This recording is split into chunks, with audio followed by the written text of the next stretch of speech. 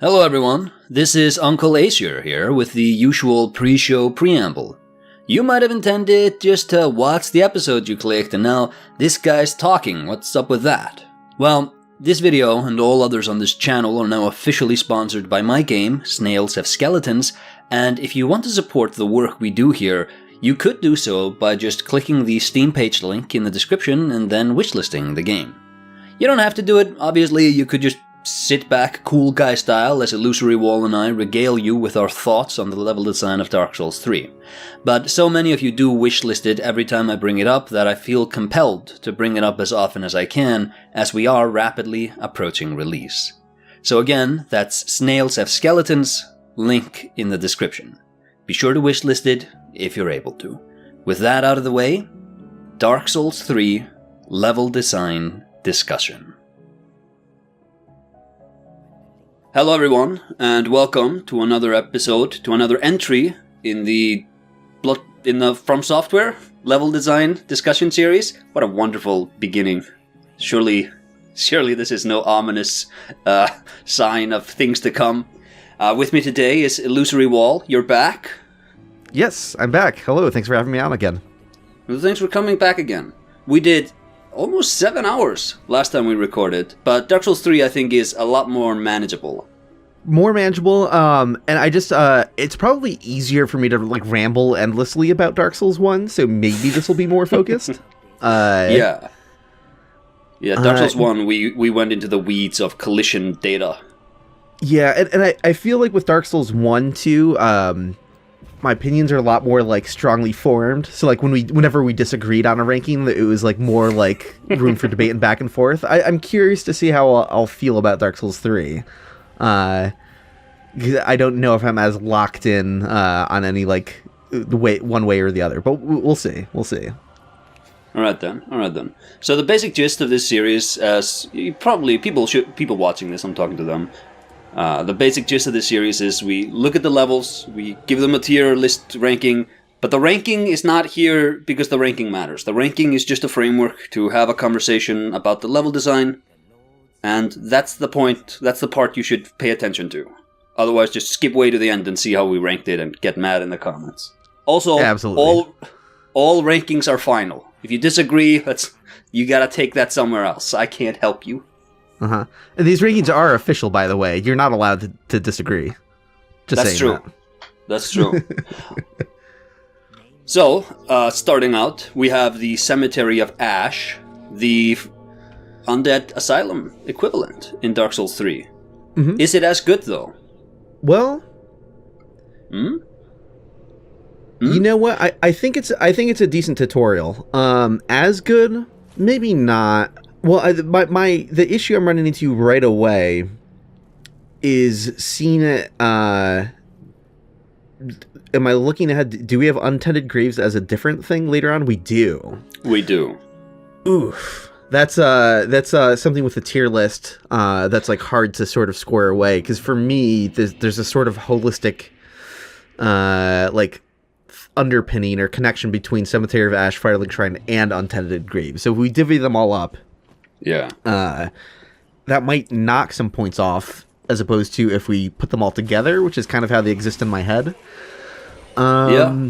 I could imagine if Firelink Shrine was attached to Cemetery of Ash, I could, as a glued together region, I would have a much more favorable view of it. I don't have a negative view of the Cemetery of Ash. Mm-hmm. But yeah, I think it's a perfectly serviceable tutorial. It's not as bad. No tutorial is as bad as Bloodborne's.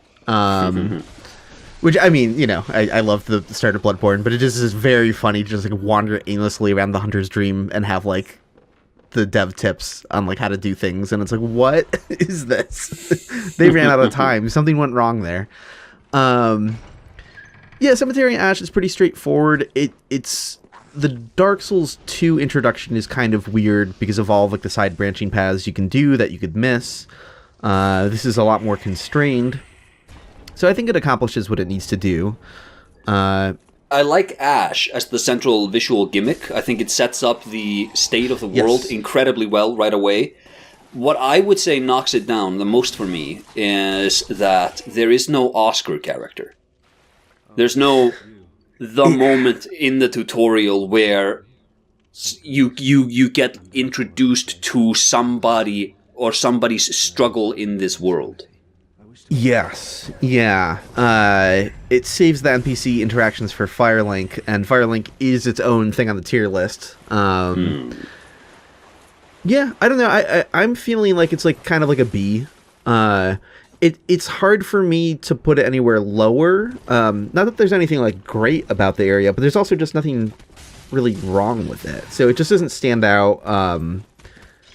It has a very good opening tutorial boss fight, one that might be almost a little too hard for onboarding newer players, potentially. It's funnier just like how much more challenging than the Asylum Demon it is. He's got two faces, for one. Yeah, but I mean, I don't know. I don't think it's too bad. I think it's a fun fight. It's a really cool fight. It's a well-designed fight. Even in spite of potentially being very visually noisy in the second phase. I'm not always a big fan of just having this big growth kind of thing where you can't really... It becomes like slightly less readable. The writhing mass approach to boss design?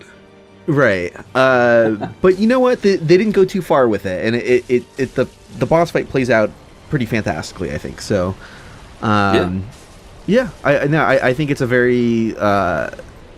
it sets expectations for Dark Souls 3 that it's a more boss-oriented game than Dark Souls 1 was. You know, you compare the mechanics of the Asylum Demon fight to this fight, and it's like, okay, this is a more, like, serious fight. Yeah, it's setting expectations for the rest of the game pretty well, I'd say. Yeah, the opening cutscene of rising from your grave a la Altered Beast is kind of cool. Yeah, I no strong feelings, kind of a B for me. No strong feelings. I think this is a B area. It gets a bump from me because there's a lot of good cliff action here. I'm a big fan of any level that takes place just on a big cliff. I also like the big crystal lizard, but that's not really level design now, is it? That's just a big lizard. Yeah, it's just a little side nook with a big lizard, which is good. You gotta pepper in those little things that where you say like, oh, I'll come back later. You know, of course. Or you stick it out. You know, you really tease out like how far away can you run from it and stuff like that, and is there somewhere I can cheese it from? Yeah. So it adds to the experimentation and like the what would I call it? Like the ability to mess around in the area is largely down to the crystal lizard. Like that's the wild card of the area. So it has that. But yeah, I think B is a perfectly serviceable place for this. Like I said, I would give it. I could see myself. I could give this higher, but a lot of that is riding on cliff action. But I like the visuals. I like. People have complained a lot. Maybe we can start. We can pat the Cemetary of Ash by bringing this up early. Dark Souls 3 is very desaturated, and yes, I don't like it. Yeah, well, they also changed the camera setup. I think they zoomed it in. Or maybe it's just not elevated quite as high, like the center, it orients around the player. It doesn't feel quite the same. Do you know precisely which one it is? Oh, so interesting. So off the top of my head, I haven't really interrogated camera differences, and that's not something that like I like really noticed. So I can't really comment on that, unfortunately. It might also just be. I'm sorry. It might also just be. I think humanoid enemies got taller. Yeah. I think in Dark Souls 1 and Demon Souls, they're kind of your height, but in Dark Souls 3, they're definitely like an extra 40 centimeters or something. It's ridiculous.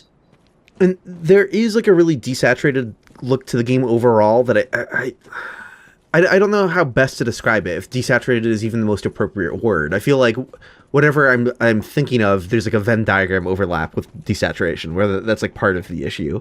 Yeah. And I know a lot of people will like it thematically, because it's about a world that's, you know, the flame is going out and it's all ashen. True. It's there's a good thematic defense of it, but I feel like you could still deliver that and have much cleaner, crisper visuals. Definitely. It's very strange. Like I could put footage of Dark Souls 1 by Dark Souls 3, and there's like parts of Dark Souls 1 that just look better. Totally. And I know it'll sound crazy saying that, because like you could easily pick parts of Dark Souls 1 that look terrible. I'm not saying it's like better overall. I don't know if you can. I think Dark Souls 1 looks incredible all throughout. It's controversial opinion. But I mean, if I wanted to get like a shot of like that looked cool, quote unquote cool, of like the character standing somewhere, like I could get a shot of like the character walking down a hallway in the depths in Dark Souls 1, and it'll just like look really nice to look at. And Dark Souls 3 just like it kind of has this fuzzy, sort of washed out kind of thing, and it's just it doesn't quite do it for me. I think the art direction is a bit over the place, because there are places like Lothric Castle at the end, or even the ring itself. Lothric Castle, I don't think suffers greatly from that sort of great shadow look. They changed their lighting engine, because in Dark Souls and Demon Souls, you enter a dark area and it's just pitch black. In this one, a lot of it is you're supposed to be in a dark area, but it's just kind of gray. And I think in the Cemetary of Ash, I think in the Ringed City, I think in the High Wall of Lothric, or maybe Undead Settlement rather than High Wall of Lothric, I think it looks nice. But then you have places like the Catacombs of Carthus or the Smoldering Lake where it looks ungodly bad. It is so bad because clearly this is, I think very clearly there, all of those shadows are supposed to be much darker. But it has that Resident Evil 2 remake thing of even when you're in darkness, it's just kind of gray, and the colors, they just don't go well together. Yeah, there's something visually off-putting about the game that I'm not maybe the most qualified to articulate or comment on. So I'm not like a graphics whiz, but have you ever programmed shaders? Yeah, I have no idea about how any of that stuff works. But yeah, in my head, Dark Souls 3 is just kind of like a gray, desaturated, heavily aliased kind of looking world that's just like, man, like Dark Souls and Demon Souls upscaled in emulation just like at times looks better than Dark Souls 3, even though they're a generation behind. So, But there is cool, so to bring it back to Cemetery of Ash, though, I got to give a shout out to the view of turning around from the cliffs and looking up and seeing Lothric Castle looming above. That is a very cool distant view. I'm all about cool distant views. So that's another thing that I think earns it a B. I think Dark Souls 3 in general has a lot of good sort of distant dioramas of areas yet to come. Yes, we'll get into that more when we get to the High Wall of Lothric, but yeah, I'm a huge defender of that. That is something I appreciate a lot about this game. So, all right then. So Cemetery of Ash, like I said, I could give this an A. You're satisfied with a B? Yeah, I'm satisfied with a B. Okay. I think B is good because we're definitely. I can imagine there are places where I would much rather be at, and I think those are better for the A's. So, moving on then, we have the Firelink Shrine. Now this is the shrine where fire is linked. We have a bunch of characters here. Some I like, some I think are kind of wankers. And I think the game could do without. There's a lot of... So, we had this talk in the last time we recorded about how Dark Souls 1 has a really, really solid grasp of character quest progression.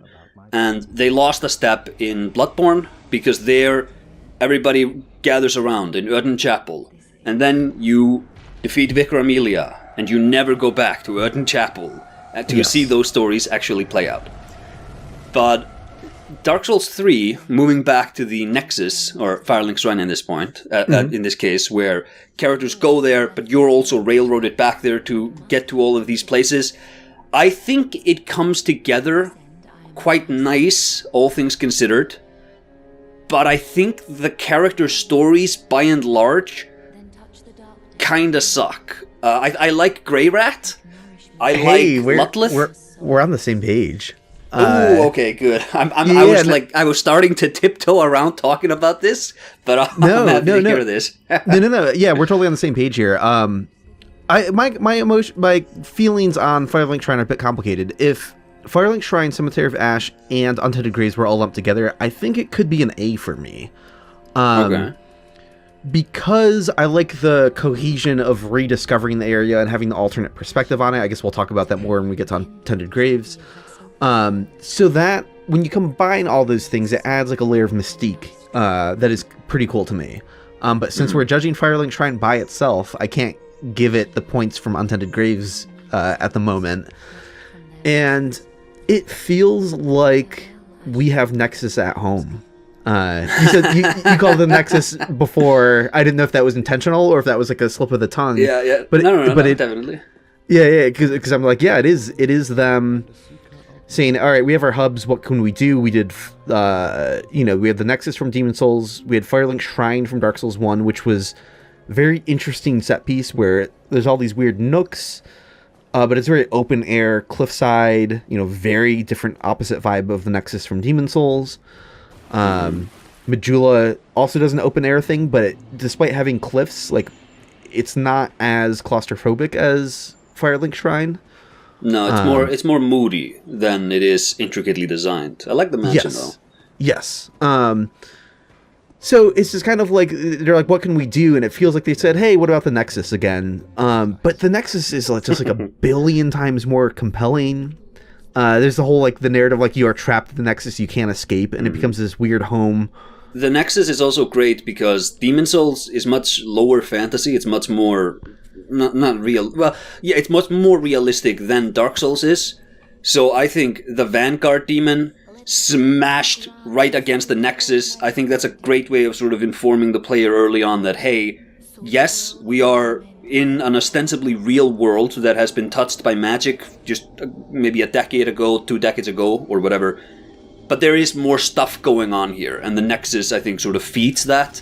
Whereas Firelink Shrine, it's more an extension of the rest of the game you play here. I think it is great as connective tissue between all of these other areas, but I do like the little side tangent in the tower with Patches and the Firekeepers and the caskets. Yeah, that's cool. Yeah, but I don't think there's a great sort of oomph again. I feel the same way. Yeah. The Nexus had something really magical to it. You felt like you were in a weird special, even though it was like largely empty, right? Like a lot of someone could go back and be like, "What? Like what? This place is boring." There's a lot of roaming around, but like something felt particularly weird and magical and strange about the Nexus. Firelink Shrine is like, okay, we're entering an area with the same name as place from Dark Souls 1. It clearly didn't turn out to be the same location. The Firelink Shrine is like a ritual that can happen in different places. And it's I don't know, something about it misses the mark for me. You get NPCs to come back to the area, you get like merchants to come back out of convenience, but it's not as, I don't know. In Dark Souls 1 it'd be kind of like, oh wait, who are these weirdos who show up? There's this party with Rhea, and they're saying they're going down to the catacombs to get the right of what now? And like I think it helped there also that the Firelink Shrine was in earlier design, it was like a water temple and symbolic of like healing and all that. But at the same time, it was kind of it was a really cool location design-wise, but placement-wise, it was sort of uneventful. It's just a path in between all these other paths. This is much more grand. It's more designed like a place where you are supposed to go. And I think that might change your expectations for what this place should be. Yeah, it also begins the sin of Dark Souls 3's numerous callbacks. Something that I have complicated feelings about. Like, there's times where I can appreciate it. There's times where it's too much for me. I'm at peace with the idea now that Andre is a blacksmith deity. Like, whatever. That's fine. I get, whatever. But it's still, I can't remember thinking like, Andre's here? And I know people are going to converging time and space, whatever. But you also have the seed of a giant's tree right outside. And, and it's kind of like, okay, I like mechanically that we brought that back, because it is fun popping those on invaders, although they made it work a lot worse than it does in Dark Souls 2, so it's less exciting than it was in Dark Souls 2. Because it's like a much more limited duration in Dark Souls 3. So he's just kind of like, here's a thing that reminds you of Dark Souls 1, here's a thing that reminds you of Dark Souls 2. And it's just sort of, and then the space, the shape of it kind of is riffing on the Nexus a bit from Demon Souls. And Yes. I feel like there could be an alternate timeline where that's really cool. We're like seeing a hodgepodge of all of the games that led to this moment, but it doesn't feel like that to me, where it just feels kind of like a bit of a dud, a bit of a swing and a miss, where it's just like, this place just really doesn't have a strong identity that I care about, although the music is very good. Music is good. I think it's interesting that, and since you touched on this, Dark Souls 3, this is we're gonna remix all of the stuff that came before. I think for better or for worse. For better or worse. I think my favorite example is the bridge leading to Lothric and Lorien. It's just Boletaria. It's just the end of Boletaria 1-3. It's just the end of Boletaria. I think it's so great, but it's interesting to me that they did that. This is 6 years after Demon Souls, and it's been 11 years since they did this. It's this is what, the 5th game you're making, and this is the point where you go, and it makes sense because it's the final Dark Souls, we're capping off as a sort of love letter to this series and this style of game that we still kept on making, They did Sekiro, that was sort of different afterwards, but they did return to this. But I think it's interesting that they sort of, this is the love letter to these series of games, but then they also sort of kept making these sorts of games, and they did it again in Nightreign. Not complaining. I think it's an interesting approach. I just think it's kind of funny that it was 6 years old. Yeah. And now we're doing the callbacks. But yeah. But yeah, I think Firelink Shrine. So an earlier build of this game, I'm told, maybe you know this, an earlier build of this game, because we had a mechanic where you would build your own bonfires. Yeah. And I think if you look at the levels, if you look at the levels and think they were designed around that, then I think it makes more sense that because the levels are so much bigger, but they don't, there's some, not just open, but just the size of them. Places like the Undead Settlement or the Road of Sacrifices, these enormous areas compared to areas in Dark Souls 1. And I think that makes more sense if you progressed through them more like how you progressed through Demon Souls, where if the game cut down maybe 2/3 of the bonfires, I think the design sort of makes more sense, and that might have conceptually worked out better if you had to commit to making the bonfires and you had to commit some sort of ritual that would have cost something for you to do. Right, create your own shortcuts, essentially. Yeah, and I'm still interested in seeing that game, just like I'm still interested in seeing Dark Souls 2, the game where you have to choose whether to use a torch or a shield. I'm still interested in. I'm waiting for that game from Soft. I still want to see it. I understand that in playtesting maybe it just didn't come together really well, but I think in a game like that, Firelink Shrine, going back to the Crash Bandicoot Warp Rooms, that makes a lot more sense, because if you have access to 5 different places like you do in Demon Souls, then, you progress, you hit at that end here, and you just sort of get soft locked out. I'm not strong enough, I can't deal with this, that's fine, because the area is still so big that I might find a different way to progress through it, or I can just go to any of these other areas. And in a game like that, this Firelink Shrine probably could be an S tier. But because we don't have that, and because the characters, there are strong characters in here. I think Grey Rat is a really strong character, but the Firelink lady, Firekeeper, wow. Been there, done that. Maiden in Black, Andre, been there, done. It's a lot of this is the character who betrays me. This is the character that's for PvP. I've seen all of these characters more or less before, and you did them better then. So no, I'm glad you brought that up, because that's absolutely right. Something that made the Nexus work better was the less linear nature of Demon Souls, where you could just go to the worlds themselves were quite linear. They'd be a little maze-like, but the fact that actually, let me counter that. Because I did the Demon Souls level design video, and I did that after we recorded the Dark Souls video, and you brought up in the Dark Souls video that the Undead Parish always has 2 routes for you to take, and I was so enamored with that, and I looked at Demon Souls and I realized, holy shit, Demon Souls does that too. Boletaria 1-2, you can run straight ahead, or you can take the underground path and avoid the dragon. Stonefang 2-2, you can go drop down or you can burrow through the tunnels. Latria, it's more linear, but then you have Shrine of Storms. There, that's kind of like a cheated shortcut. Valley of Defilement 5-2. You have like the giant swamp. You can run through the islands and fight the enemies, or you can just walk on the swamp around the islands. I think most of the levels there have at least 2 paths to route through the level with. But I'm sorry, I interrupted you. No, it's okay. It's sort of what happens with Dark Souls 3 is that it's much more linear at the start. There's one early game, diversion that you could do. That's kind of major for sort of. But yeah, the fact that it's not your hub to go off to all these different branching paths, that also kind of kills the Nexus. And like you said about the Fire Keeper too, been there, done that, lesser Maiden in Black. I think about how there's a YouTuber who makes all these videos about the Souls games. He goes by Billy S. He was holding a lot of polls, as YouTube posts, doing like character popularity, character ranking, like vote for your favorite Souls NPC or whatever. And if I remember correctly, I don't think I'm misremembering, the Dark Souls 3 Firekeeper beat Uolacile by like a huge margin.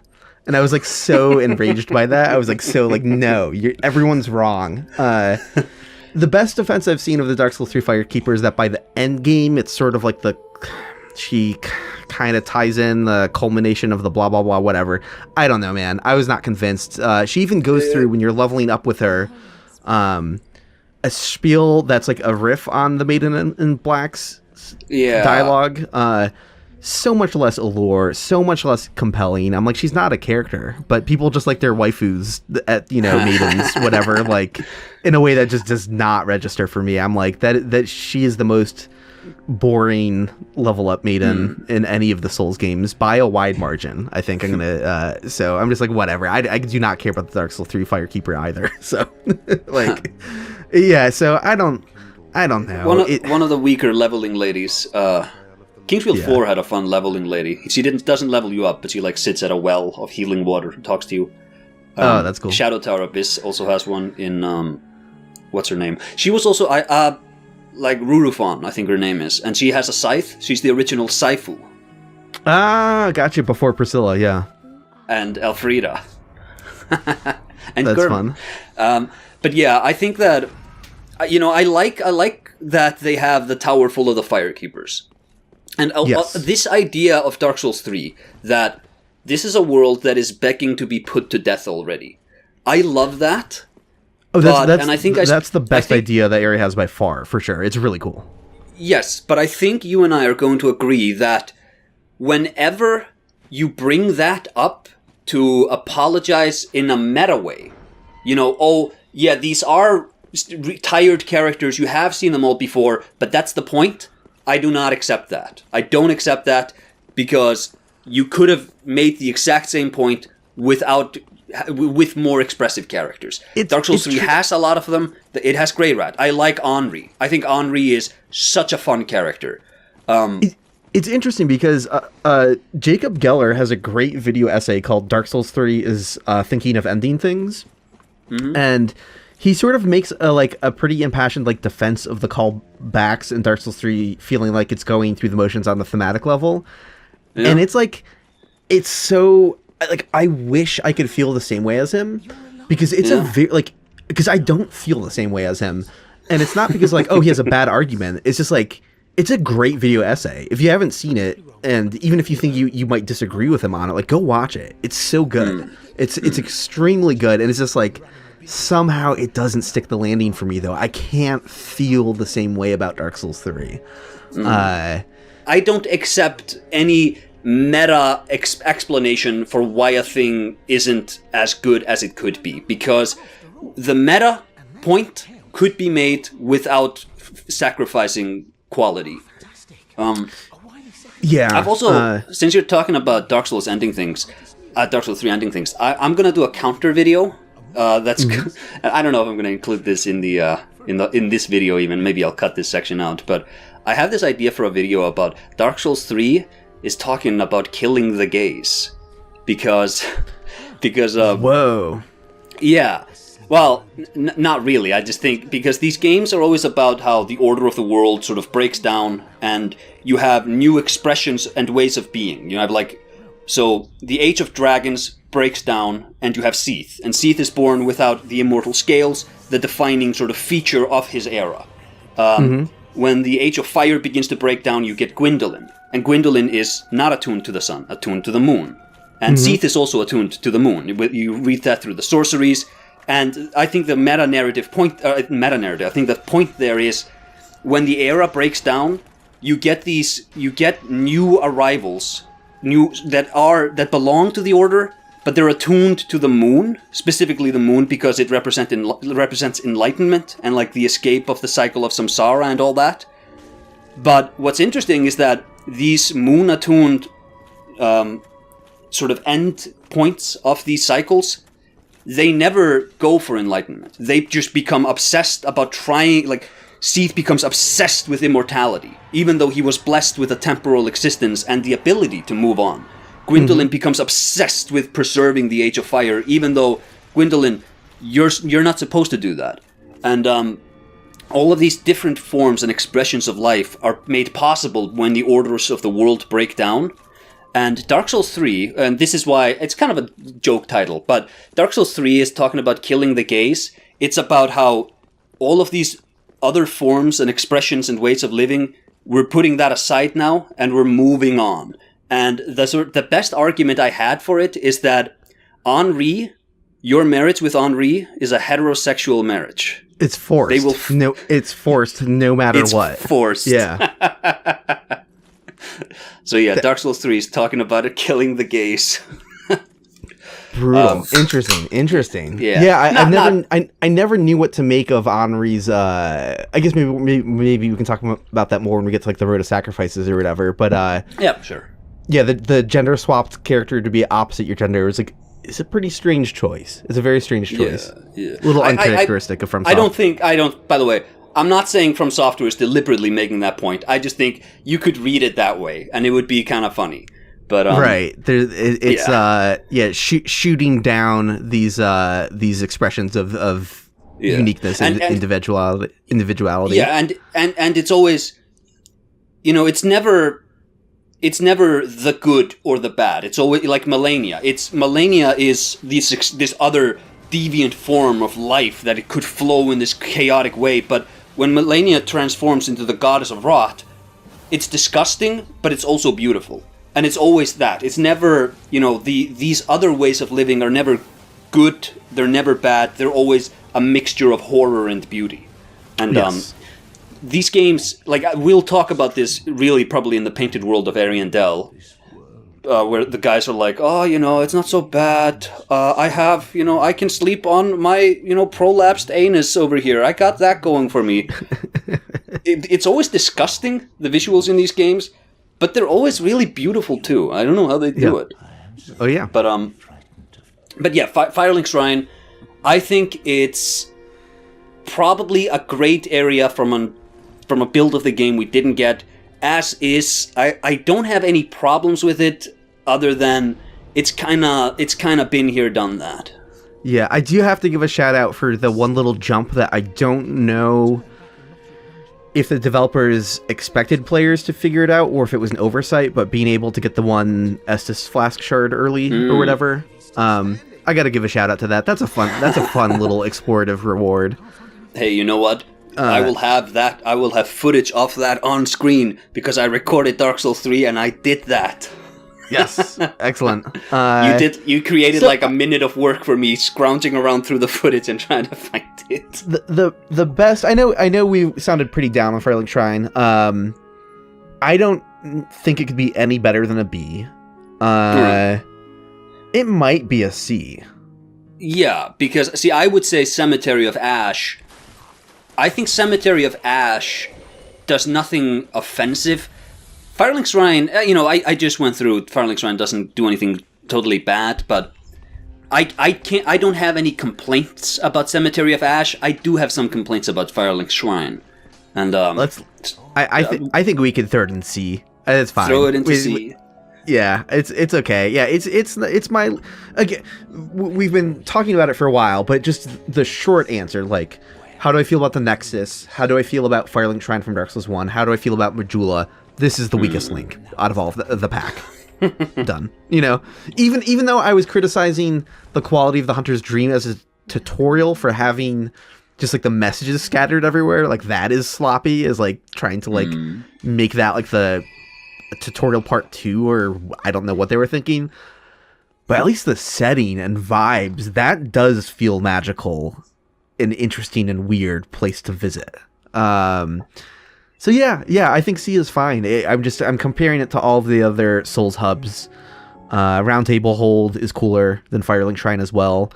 Yeah, totally. So I'm just kind of like, C is fine. It's not F because it's not that bad, or D or whatever the tier ranking says. The bitrate dropped like crazy, so I can't. It's very fuzzy. I think I'm happy with C. All right then, we move on to the High Wall of Lothric. I like this place. I think it has the same thing. I think it has the same thing as the Forest of Fallen Giants, or the Lost Bastille, even, where individually, like if you chop it down into chunks, I don't love every one of them, but it's so big and it's so involved that I just kind of fall in love with it. I love the space. The game opens up into a little bit more of the playground that it should be.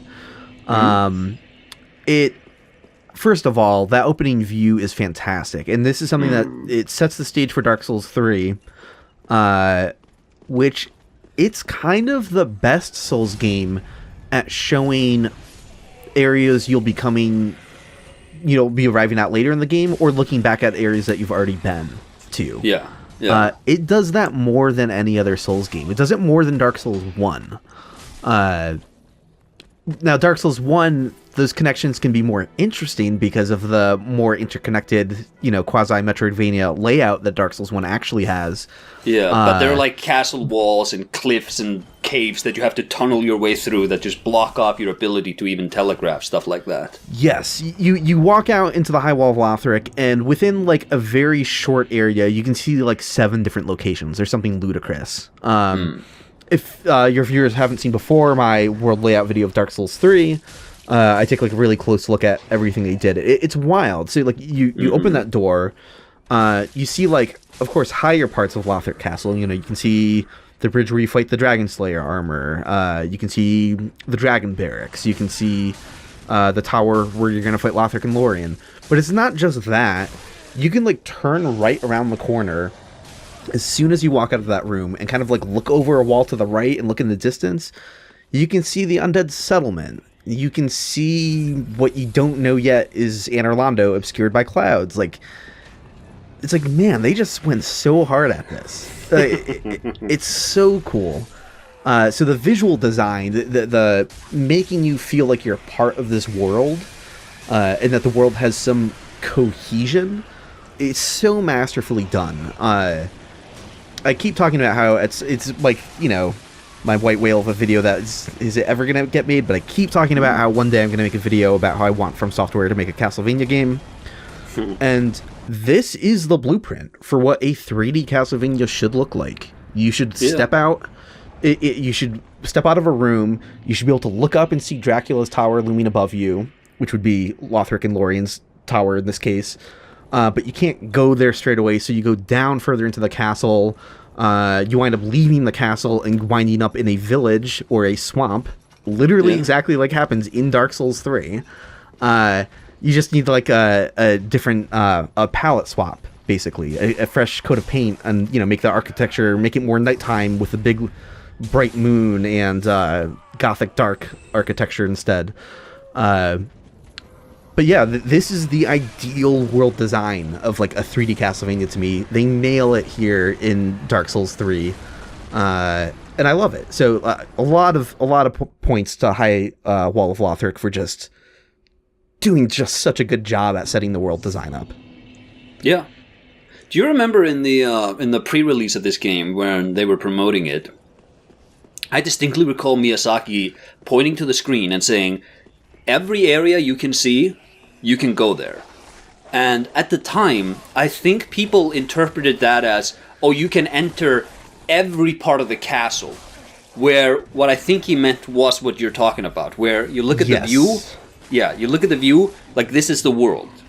Yeah, it didn't wind up being like an open world or even Metroidvania super interconnected thing, because you can't directly, immediately kind of like go to those locations, or at least have like a lot of different non-linear paths. But they were so close. They were so close to, like, you could tweak the world to do that, because the cohesion is really good and really tight. Like, all of these things are nestled near each other in ways that make a lot of sense, and like it's so well done. And yeah, just the gameplay is good. The Lothric Knights are a fun enemy. They're pretty tough for an opening area enemy. In all honesty, like I feel like they're asking you to master the combat with the Lothric Knights is almost like, hey, remember the Black Knights from Dark Souls 1 in the Undead Burg? Like, what if that wasn't optional? What if that was just an enemy in the area? It's pretty brutal, but the mechanics are fun. They really hit the nail on the head here. This is another thing we talked about in Dark Souls 1, where as combat has become more elaborate and enemy movesets more complex, an enemy in a room is more the encounter than before. Whereas in Demon Souls and Dark Souls, the setup to the encounter is doing half the job. Yes. I think these guys are a great fight, but I don't think they ever detract from the quality scenario direction. I think the High Wall of Lothric, a great showcase of this, both with these knights and the bigger, fatter purple knights. There are so many encounters here that are so fun. The moment where the big guy drops down on you, that's great. That little courtyard where one of them is walking around with all of those corpses around, that is so great. The stairway leading up to the dancers' boss arena, that's great. And I also like that that's like a forked choice. You can go to the Consumed King's Garden. I think that they get a plus from that. The Consumed King's Garden is its own little level here, so we don't add that in. But the choice to go for that early on, I think, bumps the High Wall of Lothric up a bit. But yeah, I think there's a lot of great combat encounters just glued together one after the other in this area. Absolutely. Just very cool set pieces, great combat encounters. There's fun stuff that happens here too. Like, Grey Rat is a cool NPC, so it's cool bringing him here. A callback that I don't mind is bringing back the Dark Wraiths. No. And I like how that's set up. Yeah. It's kind of fun being like, hey, I need you to go kill this Dark Wraith. And the fact that there's one at the bottom of a tower is just kind of weird and kind of cool. And it's an area you can't go to right away. So it's that fun element of like, oh, I finally got the key to that place. I'm going to go check out whatever that was. And you go down and there's a Dark Wraith finally waiting in a room for you. And I'm like, that's fun too. So just exploring the area is satisfying. Yeah. And you have weird like little nooks and spaces to get loot. There's that one rooftop you can jump to that I think in New Game Plus has like a ring that's not in the first cycle. So it uses the space well. The rooftop where the pus of man freaks out and kills all of the it's cool. It's cool. So I love this area. You would have to argue to talk me down from an S probably. Ooh. I think it's really good. Ooh, okay. I think it's From Software doing their opening areas really strong. I think it's like an Undead Burg, Undead Parish. I think it's a Forest of Fallen Giants. I think it's a Yharnam. Like I think they did it again. I think if this was the beginning area and you just woke up in a cell and then you did this immediately without the Cemetary of Ash, without Firelink Shrine, I think it's an S tier opening. One thing, so we have in Bloodborne, they widened the spaces of levels. Levels become much more open areas because combat is more elaborate. Here, I think this is a great introductory area for the weapon arts, which we haven't really talked about so far, but I think great inclusion, great expansion on the combat mechanics. surpassed, I believe, only by the stance system that Elden Ring introduced and like guard countering. But yes. But yeah, I think so. I have a lot of props to give this area for that.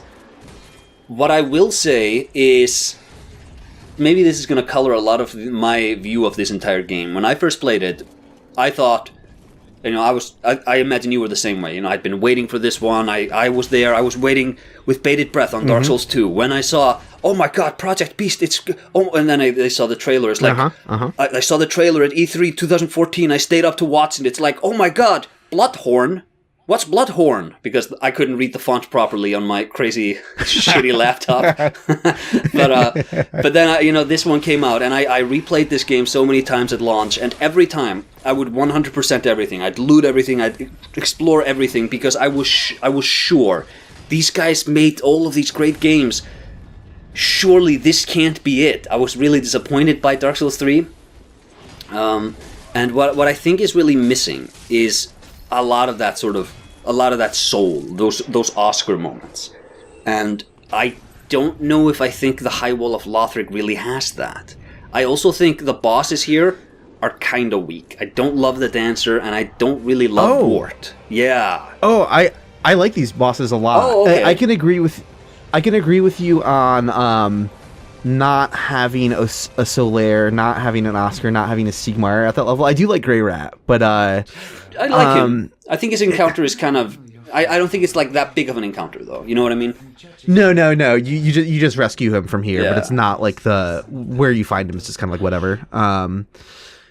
No, I do like the bosses a lot, though. I think Vort is that feels like a very appropriate, it's like a Taurus demon-ish kind of boss in my head. Him I prefer to the Dancer. I like Vort more than the Dancer. I like the Dancer a lot. Dancer is like a little too hard for most low-level players, but that's kind of the idea. Yeah. Now, I do have some criticisms on the execution of the limited routing that allows when you go past there early on, but I think they did a pretty good job of dialing that in, being like, hey, if you really memorize this fight, you can go early. It's going to be a lot easier to get Titanite chunks or whatever. The set piece, the visuals of Dancer are fantastic. The movesets are really good. I think Dancer is a fantastic fight. I love that fight. I think Dancer is a bad omen of things to come, of enemies just flailing around wildly with long combos. Not as offensive as some of them would get, admittedly. But it's sort of Elden Ring like takes. The Dancer is a little rough with having like almost just a few too many moves, maybe. It's a lot to ask for the player to memorize. But again, I kind of feel like that's the idea of as being like the optional boss, early in the game at least, optional for unlocking another part of the castle. I think they kind of designed that how they should have. So, the cool bosses, cool vibes from the bosses too. What I would ask with the High Wall of Lothric then, because if you want to put it in S, I can see it putting it in S. But for that, I would, because S is the highest rank, I would ask, is there no area here that you think is very clearly superior? Correct. Alright, so, okay. In that case, we can put the High Wall of Lothric to S. Yeah, I think that's the benchmark for the game, in all honesty. The question is there anything else in the game that I like as much as that? I have some sleeper picks. Okay. Well, speaking of sleeper picks, I'm a big defender of this next area. I like it a lot. The Undead Settlement? I'm a fan of the Undead Settlement, man. People complain about this place, or they feel like it's too big or whatever, but I'm just like, let's go. My steak too juicy. My lobster too buttery. I also love this place. Undead Settlement is cool. Great vibes. Again, I don't know how I felt about like the Batwing Demon was another call. I'm like, really? Batwing Demons again to transport us? Okay, whatever. But there's so many things that I like. Its place in the world is really cool, the Undead Settlement. The reason the High Wall of Lothric is called the High Wall is because of how it disconnected from the landmass. Looking back from the Undead Settlement, it's a tall cliff looking above you. That's not how it used to be. You can see all the pilgrims on the bridge going towards the broken bridge. You see pilgrims going up the staircase behind the Vort, and when you go out behind the Vort room where the Batwing demons follow you down, there was a path there of some kind. The only logical conclusion is it used to be on the same level as the Undead Settlement. The shifting lands literally ripped them apart. Yeah. So it's just cool. So you have to fly down there now, but it used to be connected to Lothric Castle. The Undead Settlement was like the lower village surrounding the castle, basically, at the gates to the castle. So just like the world setting is really cool. You have a view of Anor Londo obscured by clouds, so you can't really tell that it's Anor Londo yet. It's so also it's doing cool distant view stuff. It's distant view stuff is continuing down here as well. Totally. On the shifting earth thing, that is such bullshit video game logic, but man, do I love it. You know, it's just, hey, we need a pretense for the lands to be geometrically posed the way they are. They just drift. Okay, who cares? Who's gonna complain? I dig. Well, that's what I dig. That's what I dig about the Undead Settlement in the High Wall of Lothric, because it'd be one thing if you're just like, okay, some places the lands are shifting or whatever, but like they kind of thought about it and were like, how can we convey this visually in the game space? We're not just saying that it's happening, but we can also do an element of like show as well instead of just telling, and that happens here. And it's a cool vibe. Again, I like the Castlevania. You're outside of the castle, and now you have the zombie villagers. There's a lot of variety in the set pieces here, even though it is ostensibly just this like settlement of undeads. But you're going into interiors. You're going on rooftops. You go like there's different spaces. There's like these narrow tunnels. There's some good cliff action. There's not much of it, but there is some of it. You have bridges. A lot of fun combat, like the High Wall of Lothric. A lot of good encounters glued together. Love Dingus shooting arrows at us. I love that little place. I love Sigurd. I think he is the first great character encounter in the game. His entire optional quest line with the Fire Sage demon. I think that's great. I love that. Oh no, I do like that a lot. Having a side nook. I'm a little down on what's his name again? Sigurd. Sigurd, thank you. Yeah, because I have to in my head be not Siegmeyer, which kind of sums up my thoughts on him a little bit. Yeah. True. To reference again, I'm more talking about the encounter, not necessarily the character. Yes. No, the encounter is very good. Having the double-sided elevator is perfect. That is the video game thing to do. Whenever you find elevators, you have to explore the elevator shaft. It's a given. Anytime you find an elevator in a game, you're always looking at the elevator shaft. Is there somewhere I can jump off early? Is there something weird about it? And the fact that there's an NPC with dialogue relating to it, you do discover that it goes upwards, and you're riding it up, and you hear him go, as you're passing by. I'm like, oh, it's so good. It's a fun side area with a mini boss. That's cool. The Fire Sage Demon or whatever it's called. Yeah, there's a lot, like you were saying a moment ago, there's a lot of variety in this area, different nooks with different things. Every set piece feels just like very bespoke. It's the exact polar opposite of an area like the Smoldering Lake. Yeah. Where it's just like Bloodborne Chalice Dungeon lazy kind of the thing. Lazy, I hate using that word because developers are usually crunched horribly, but just the end result is not very exciting. And actually, I hear Japanese developers don't have a very strong work ethic. I hear that on the internet. Is that true? I think that's true. Internet's never wrong. Yeah, no, I love the Undead Settlement. It doesn't need a WoW, like an exciting boss to me, because I don't care about... I was about to say I don't care about bosses, which is like insane hyperbole.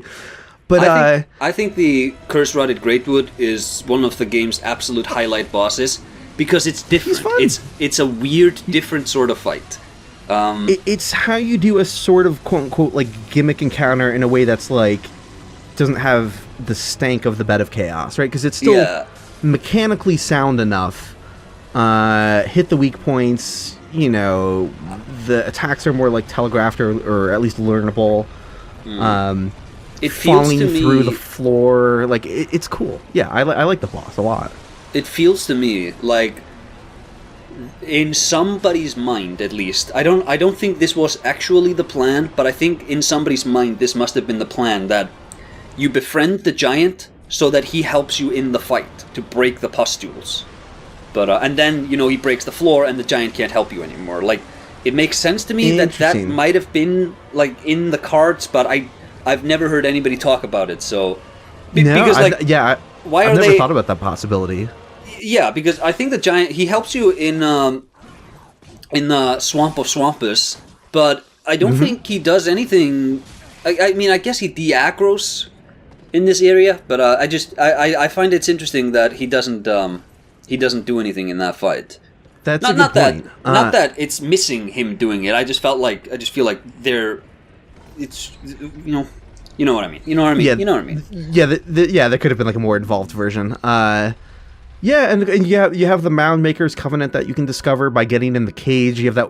I like weirdo little side NPCs where there's not some big emotional arc, but it's just this guy telling you to get in the cage and become Nana's Shade. I'm like, that's fun. That guy's a little weirdo. Genuinely distinct character concept as well. Like, I'm not looking at him being like, oh, he's so and so from a previous Souls game. I'm like, no, he's a Dark Souls 3 bona fide weirdo. So there's a lot to like about this area. And what I was trying to say with the bosses too is just like, again, we both like the boss that is here. But for an area this physically large, like in a later game, you'd expect like, oh, there's probably going to be like 2 bosses, right? Like you'd expect at the end of the church, instead of having that one like little dancer adjacent mini boss or whatever, it's sort of like, I don't need that though. I like to play these games as sort of like exploration dungeon crawlers, and when you get a really cool boss, that's nice to have, but an area can be like a thing on its own. So Undead Settlement, if I know for a lot of people aren't as crazy about the boss that it has.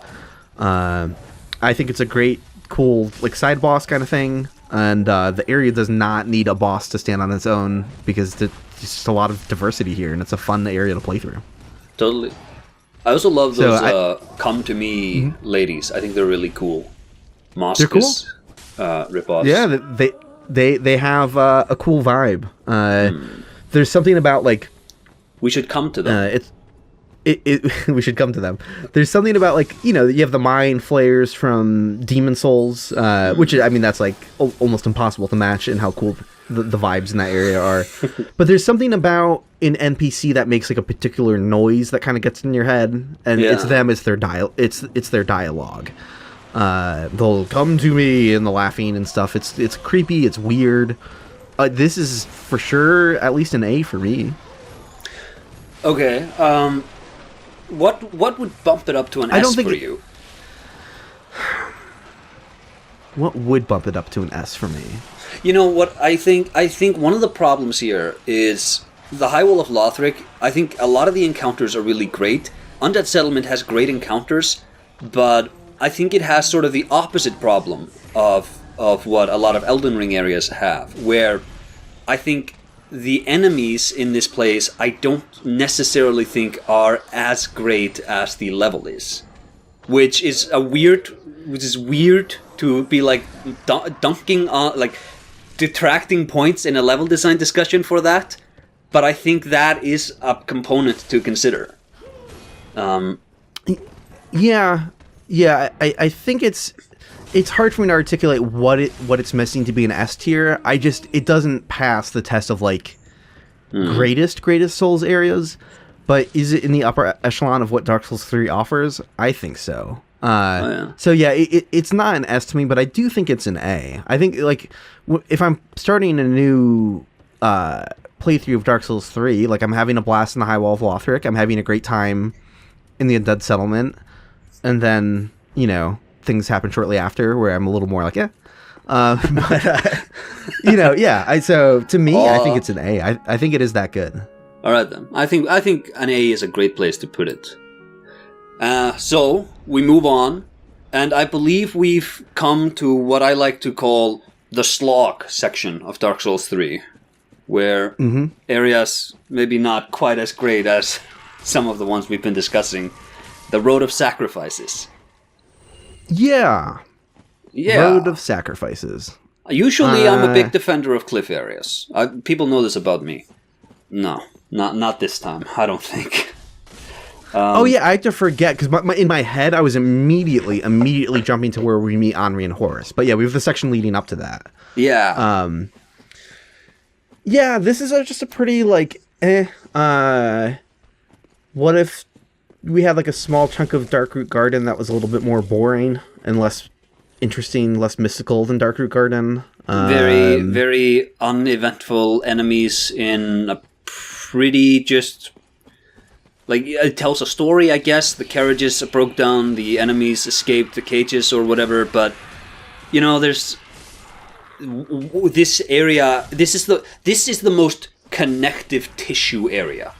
Where if you just removed this, and you had a warp between the areas instead, wouldn't notice it. Yeah, exactly. It's just connective tissue. It's a valley of drakes, which I remember in our previous video I really defended because of how it really cohesively did stuff in the world design.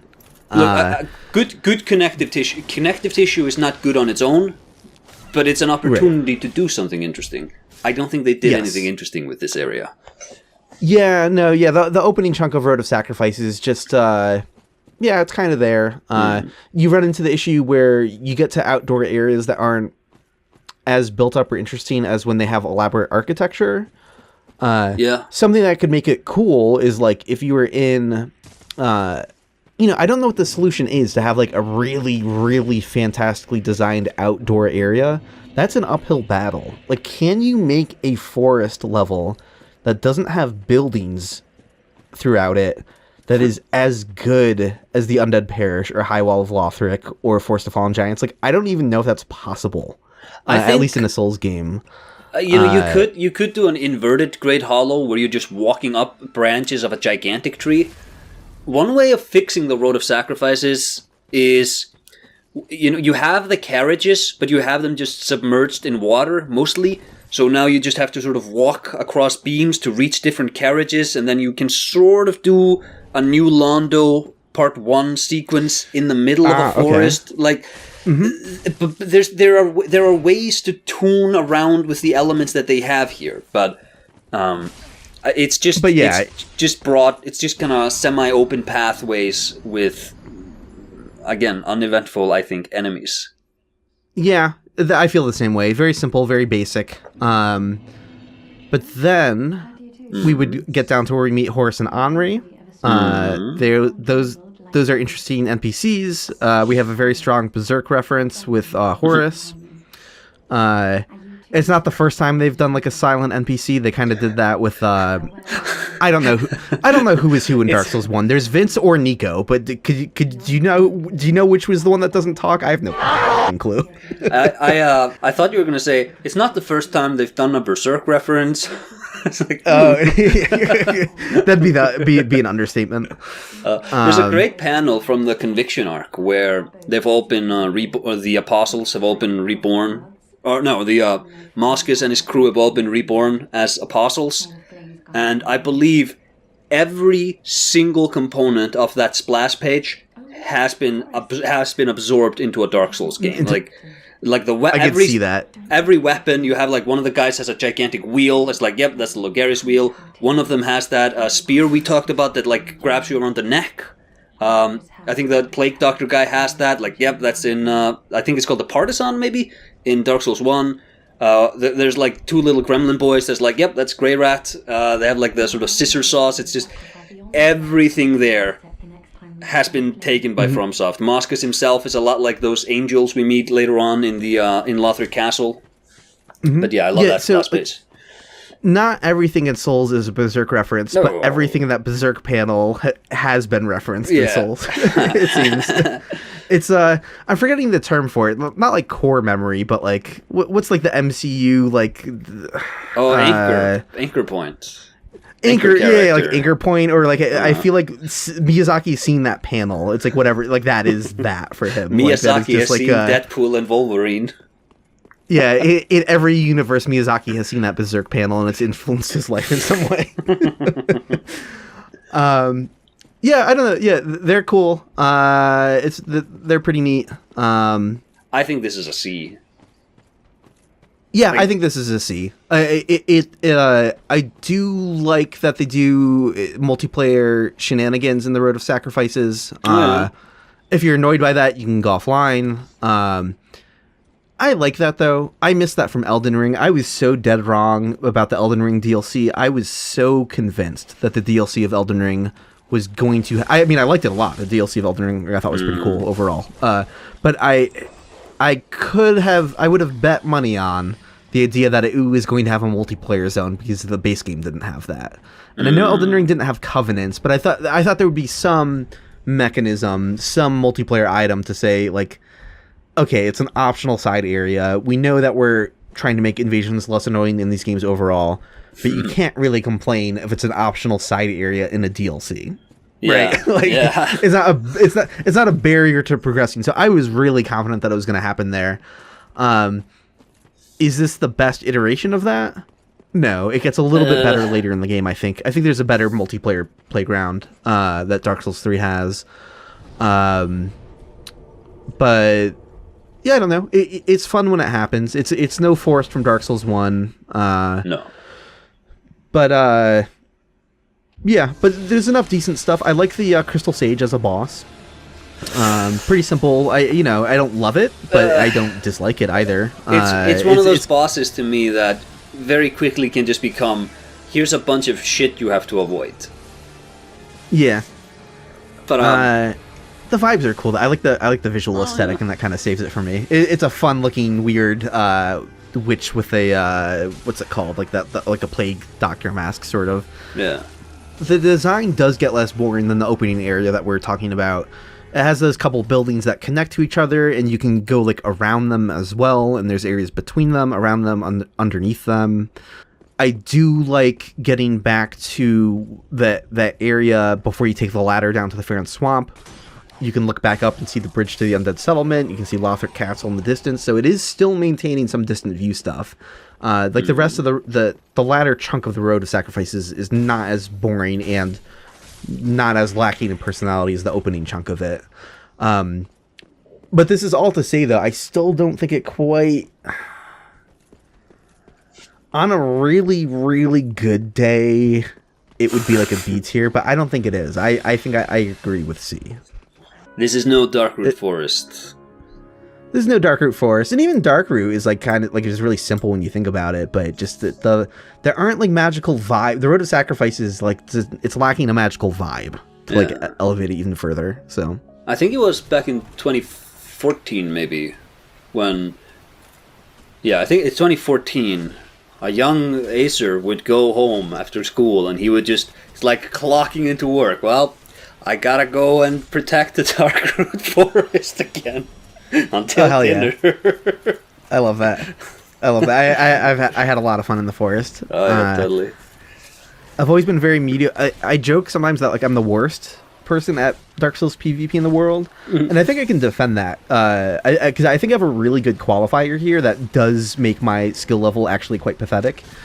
Because like if I was playing up against a complete new player in Dark Souls 1, I know the basics of backstab fishing. Like I know like some of those elements that I would like destroy someone who's a completely new player and didn't know what they're doing. So I'm not like objectively the worst person skill wise. Relative to the amount of hours I've put into PvP, you would be like, what is wrong with this person's brain? You would be like, oh, you've done like how many hours, how many thousands of PvP matches in your life, and you're like only as good as someone who's like put like 50 hours into it or less or like way like I don't know. It's like that part of my brain doesn't work. I'm not good at fighting games. PvP metas just kind of like go over my head, and I'm not like I don't get that absorbed into like trying to unpack all of it. But but I have a lot of fun with the general shenanigans of it. I don't overthink a build. I don't worry about min-maxing too much. The chaoticness, if I'm running into other people who are like mediocre-ish, like that's the best outcome for me. I kind of like meeting people who sort of know what they're doing, but aren't a complete newbie or aren't like just like ridiculously flawless at everything. And you get that in these PvP hotspots, especially when the games are new. So again, that's like another thing that adds a bit of intrigue. That, you know, Road of Sacrifices, people might be down on it, but it's definitely not worse than the sea. Again, also factoring in the multiplayer elements. So, I'm also not great at PvP. I love the idea of just invading people with a scraping spear, just breaking their armor and then leaving. But, just being a dick. But I would do a lot of invasions, and I think I said that in our previous discussion. I think Ascend's Fortress, just only equipping force and like just trying to kill people without doing any damage directly, but like using gravity. I had people in the comments talking about, I had that happen to me. Hell yeah, I love that. Yeah, I hope it was me. I also had people in the comments. So hey, do you remember the Red Salamander event I talked to you about? Yes, I do. You could have sworn you saw like almost like a vagrant version of the salamander out like in the entrance to the basin or somewhere that it shouldn't have been. Yeah. I have a lot of people who are like, well, Acer, you know, I believe you believe you saw it.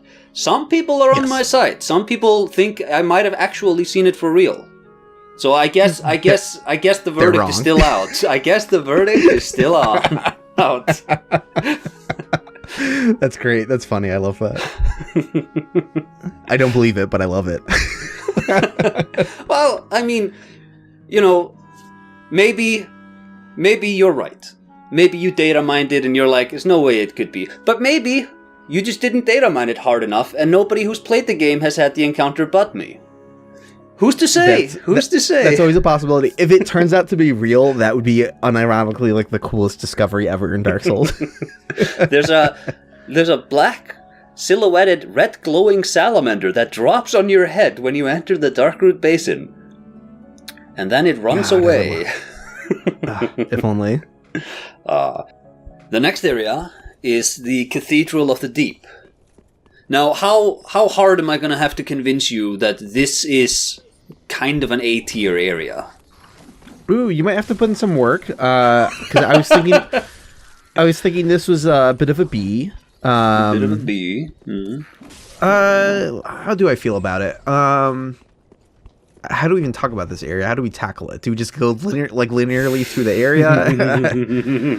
We have the outside area leading to it. You know what, the outside area leading to it's kind of cool. You have two NPCs. It's fun fighting NPC like enemies. I discovered some very silly cheese. You can just lure them back to the bridge, and an invisible enemy wall that they can't walk through, but you can. Stops them in their tracks, so that's fun if you want to cheese them. I like that there's a little side branch with absolutely no reason to go there because there's nothing there.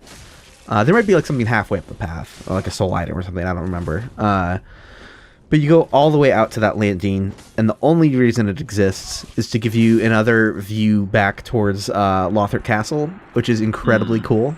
I'm just like, this didn't need to be here, but they put it there because... The Master Miyazaki put in the hours to ensure we get that vista. Yes, yeah, it's this maintained cohesion, right? Like where the further you get to the world, you're not necessarily just feeling like it's completely detached spatially from where you've been in the past. So they give you like another visual reminder. They stopped to just give you that view. Extremely cool choice. So I do respect that a lot. There's some fun stuff going on here technically too. The trees, apart from that opening, the trees here are so dense that you can't really see a skybox through them. And it's completely intentional, because when you get to that area that has like a bunch of dogs and like some crossbow hollows or whatever, that area has no skybox at all. That is a closed room. It's not like architecturally a closed room. Like there's not like a textured ceiling to that room, but the trees are so dense that if you deleted the trees, you would see just a black texture covering the ceiling of that room. It is literally no sky, because what they do is there's like a lighting and skybox change when you finally get outside that room and start heading towards like the cathedral with the bonfire area. They had to mask a transition there, so their trick for that was absurdly dense foliage. And I find really that fun. I find that really interesting, because like if you try to imagine like a hyper like ultra high quality remake of Dark Souls 3, if you tilt the camera up while you're in that room that doesn't have a ceiling, you could start to think about it being like, oh yeah, this is really cluttered kind of visually. Not in a way that is a problem, because it's kind of high above your head, so you're not thinking about it. But if you look up, you're like, oh yeah, they really were just trying to hide this. I don't know how you would handle that, like in an ultra like HD Bluepoint-esque, remake from the year 2035 or whatever. Not saying that'll ever happen to a game like Dark Souls 3, who knows? But it's kind of rumor. There was right? that rumor. It has me curious, being like, what would they do there? Because you can get away with that when the graphics are like a little bit simpler and you're not asked to think about it too much. But like to do like an ultra like photorealistic world type approach to a world design, could you have trees that are so like absurdly dense that they cover the ceiling above you, but then the room would be pitch black if that were the case, which it's not. So it's kind of like none of that makes perfect sense. You're just not really supposed to notice it, but I just thought that was funny, so I like that. You could just lock the camera so you can't look up. Right? Yeah. You turn into a dog in that room and you can't look up. Yeah. Yeah. I don't think anybody but you would ever have the impulse to like, what are they masking a lighting change? So only you would notice it. Thank you. Free my camera, please. It's very funny. Yeah. What are you? I'm kind of like stalling the inevitable because I don't know how to tackle the whole area. What are your thoughts on this? I think this area, when you get playing it, has a lot of telltale signs of being undercooked. By which I mean it's a bunch of rooms that are mostly empty, there's some clutter, and the enemies, for the most part, don't have the most... I'm talking about the interior now. Don't have the most... Yes. Yeah, interior, yes. Don't have the most inspired placements. I think on the route up, there's a lot of great stuff. The grey rats that ambush you on the rooftops, I think all of that stuff is great. Yes. I love the giant as the area set piece. You can cage him in there. The giants. There's two of them. I love that. I think that's such a great gimmick. I think this is something that these levels they used to do really well in Demon Souls, where every area would have like the thing. So you have in Latria 3-1, it's the ballista, arguably. In Shrine of Storms 4-1, it's the Vanguard demon. A lot of there would always just be an area where you go, oh, it's this thing, it's this out of the way thing that exists basically just to be cool. Old King Dorin in Boletaria 1-1, Stonefang 2-1 probably had something cool as well. Nothing comes to mind. Maybe the elevator. I don't know. No, right, but I think this is something that has largely been lost in these games, but I love it whenever they have them. I was programming in my game. This is a little bit of I'm shilling for myself, but bear with me. I was doing an area. It's sort of a lake area, and there's the main enemy type is just giant flying mosquitoes. I learned from the best. You want to have a really annoying enemy, you put in a bunch of mosquitoes. And on the top of that area, there is a mountain that sort of blocks off access to anything higher. That's just the collision. And I decided, you know what? This is like a couple of years ago I was working on this. I decided, you know what? That's really boring. Why don't I add an earthquake next to that mountain? So there's boulders that fall down and then they just crack. And if a boulder hits you, you take damage. That's that. Like, you don't die necessarily, but you just take some damage. And I thought, that's a fun way of giving some character to this, what was just scene dressing. And I was playing through that area recently, and I realized, wow, the mosquitoes don't die when the boulders fall on them. That is a humiliating failure on my end, because you have the set piece, and it's a great way of dealing with the enemies, and players might put one and one together, and if you don't reward that, then you kind of screwed up. All of which is to say, I love the giants. I love that you can raise those cells up. I love that you can lower them, raise them up. I know it doesn't accomplish anything. I get that in the grand scheme of things, but just that you can do it. I love that. Yeah.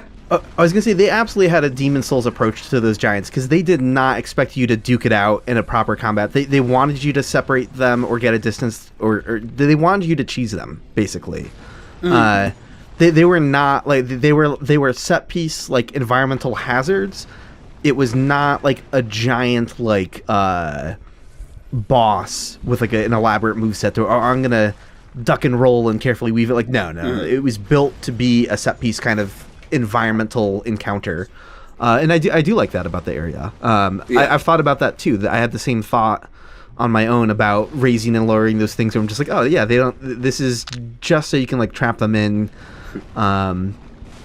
And we get a cool NPC interaction relating to that too. That cutscene with Patches is so funny. Because he has this whole dialogue where he's like laughing about like, have fun with the giant down there. And you're just thinking to yourself, I already killed it though. Like, did they screw up? Like, is this like, did From Software screw up? And their solution to that was just after the cutscene ends, there's another line of dialogue from Patches being like, "Wait, what happened to the giant? What did you do?" Like, that is good. That is great. And I'm very forgiving of, some earlier in this discussion, I'm sort of critical on some callbacks or whatever. Free reign for Patches silliness. Of course. He is a staple in these games. He's a trope. He does not count as a lame callback. And they did fun things with him. It's here particularly. So it's not a proper first playthrough of a new FromSoft game unless I fall for one of Patches' tricks. It's so good. Disguising as an NPC is a new trick that they finally had up their sleeve for him too. So I'm like, it's good. It's good. Okay, you got me. You got me for real this time. I didn't have to pretend to be tricked. Patches, the voice actor of Patches, like pretending to be that character in Patches' voice still though. Like it's Siegward. So Siegward. It's not Siegmeyer. I'm like, it's not Siegfried. It's not like Siegroy. I have to. Yeah. It doesn't stick. It doesn't stick. It's very sad. In any of these, I've been playing a lot of Resident Evil recently. And something I love about those games is that in the earlier games, once they got to the fourth one, they became more action-y. They've sort of tilted back, but it's a balance they strike now. But in the earlier games, encounters were always choice-oriented rather than challenge-oriented. So tank controls, when you're shooting somebody, you press L1 or R1 to auto-aim, and your character just rotates directly to them. It's not an execution challenge. It's a choice. You are choosing to do this. When you have like reticule aiming, then that's an execution challenge. There are choices tacked on to the combat, like in Resident Evil 2 Remake, like you get grabbed, and maybe if you have a knife in you, you can get out of the grab or a flashbang, and then like that's a whole choice branch tree or whatever. But and I think this is true of the FromSoft games as well. I think encounter design is best approached with choice first thinking. So if you use your brain, situational awareness, we've talked about this. I like the encounters where you just need to make the correct choice, more so than you need to execute perfectly. These are action games. There is an execution challenge attached to it. And I think Cathedral of the Deep showcases some of that. Not just in the Giants, though. I am a big fan of the Deacons of the Deep boss fight. I don't know where you are on with that. I think it's pretty good. You could do much, much worse for a boss that's like a quote-unquote like mob spam. It's not bad. I was doing a soul level 1 playthrough of Dark Souls 3, And I was just like kind of worrying this because I worried about this encounter because I thought this would go really, really poorly. I can't remember if I got it on my first try or second try, but it actually wasn't a total stopping point, and it was pretty cool. I think it accomplishes what it needs to do. You have like the glowing, like, okay, that's the enemy that I need to take down to reduce its health. There's Swaps. reasonable, you can round a corner if you're getting overwhelmed from the core mob. It just kind of works. That could have easily been much more obnoxious. So I think it's decent. I think in terms of like a boss that's just like a bunch of mobs put together, that might be one of the better ones, right? You know, like Prowling Magus and Congregation from Dark Souls 2 is just like, all right, whatever. It's funny. Like that's whatever. People always give so much crap on the mob boss fights. Like Prowling Magus, what a terrible boss. I don't think it's a terrible boss. No, it's just okay to me. I don't hate it, but I also don't love it. This is a step above that, for sure, I think. I also think there's a lot of cool visuals on the road to the Cathedral of the Deep, like, you know, the guys in the bottom where like their intestines have sort of been animated and are attacking you. I do have to complain though. Criticism of the enemy design.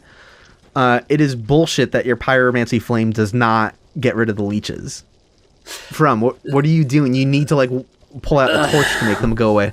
The fact that you can't just like cast a spell or even just have the pyromancy flame equipped and also make it go away totally like takes the wind out of the sails on how cool it's just something that would make a pyromancy build a little bit cooler.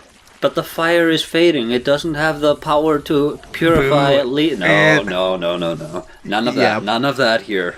The pyromancy flame absolutely should have been viable for making the leeches go away. Yeah. Okay, so Cathedral of the Deep. Maybe I can't talk you into an A. Can I talk you into a B though? Yeah. I think it's a B. But again, my thoughts are very scattered on how we talk about it. I agree with what you were saying earlier about the interior is not necessarily being the most interesting, but it's not bad. It's not ever like, oh, this sucks. We didn't talk about the one room that you walk into, where there's the giant enemy that drops from the ceiling, like the mini boss. Again, it's part of my thesis on like sometimes From Software just wants you to cheese things, because clearly the obvious correct solution is to run out of the room because it can't fit through the doorway. It is so like, I don't know if anyone ever felt pressured being like, oh, big thing, I have to fight it in this honor duel in the middle of this room, like maybe as like a challenge run. But if you're just trying to not die, 99% of players know to leave the room. Also, you've tunneled, like, you don't have a perfect idea your first time around where the hell you are. You've been tunneling in and out of different rooms. You have no orientation device. Like 10 minutes ago, maybe you knew where you were. And it's also such a great, like, come on. What do you think's gonna happen when you go in there and loot that? What do you think is gonna happen? And then you're surprised by like a bloodborne enemy dropping from the ceiling. It's very fun. It's very silly. It's also really cool design. Yes, the visual look of that character is so good. The spider monkey kind of guy. I also love the Bloodborne. I forget what the name of it is. Berserk dogs. In Irythyll. What is the name of these guys? It's like, I don't remember. I know they drop like. Is it Sullivan's Beast? No, Sullivan's Beast is the big dog thing in Irythyll. Yeah.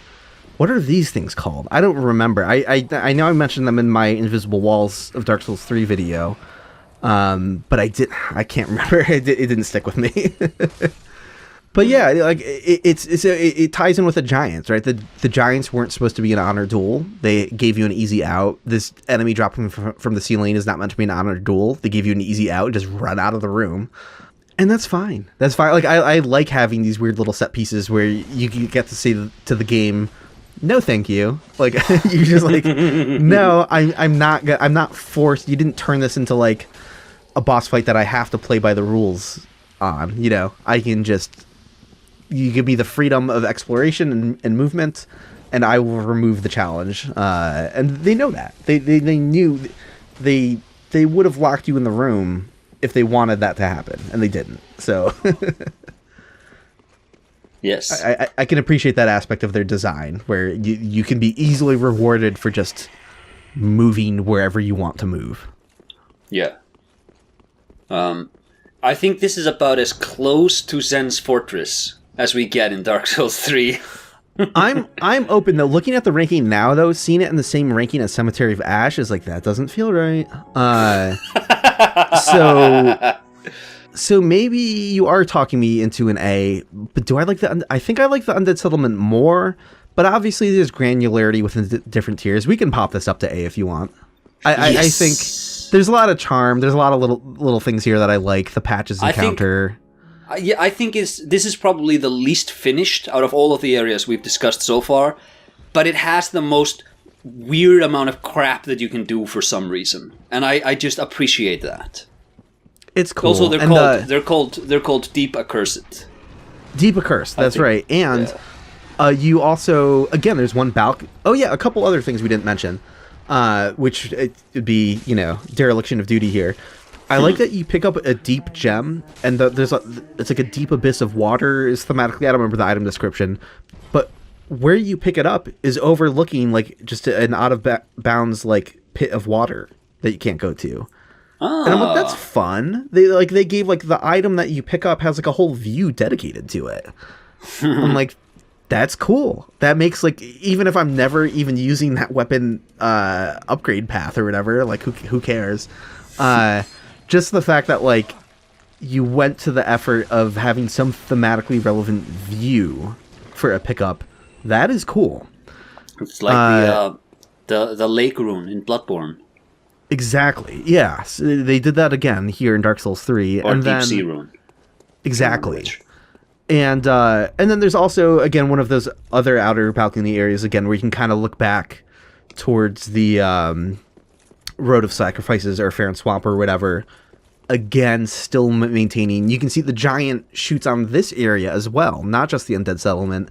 And map design wise, it makes sense. He would have a view of that area that he shoots at. So I'm just like, they did it again. The world cohesion is still good. There was a little bit of trickery in the Undead Settlement. When you're in the Undead Settlement and you look at the Cathedral of the Deep, it's not exactly where it is. They massage the view. But the spatial relationship is still accurate enough that when you're there, the giant would be able to shoot at that area. His the position of his tower that you see it from, if I remember correctly, is like exactly accurate to its exact placement in the Undead Settlement. So good work here with the world design once again. So yeah, I'm content in bumping this back up to A now. The more I think about it. Very cool. Very cool. Speaking of an area that I can't imagine getting an A though, is Farron Keep. Yeah. Is this C? Yes, this is not the worst area in the game, but this is circling the drain here. Yeah. Again, it's not an area that I hate, but it's in the area that the word you used before was slog, and I agree. I don't hate it, but it's just kind of a chore to get through, especially because there's like a bunch of potentially actual useful stuff here.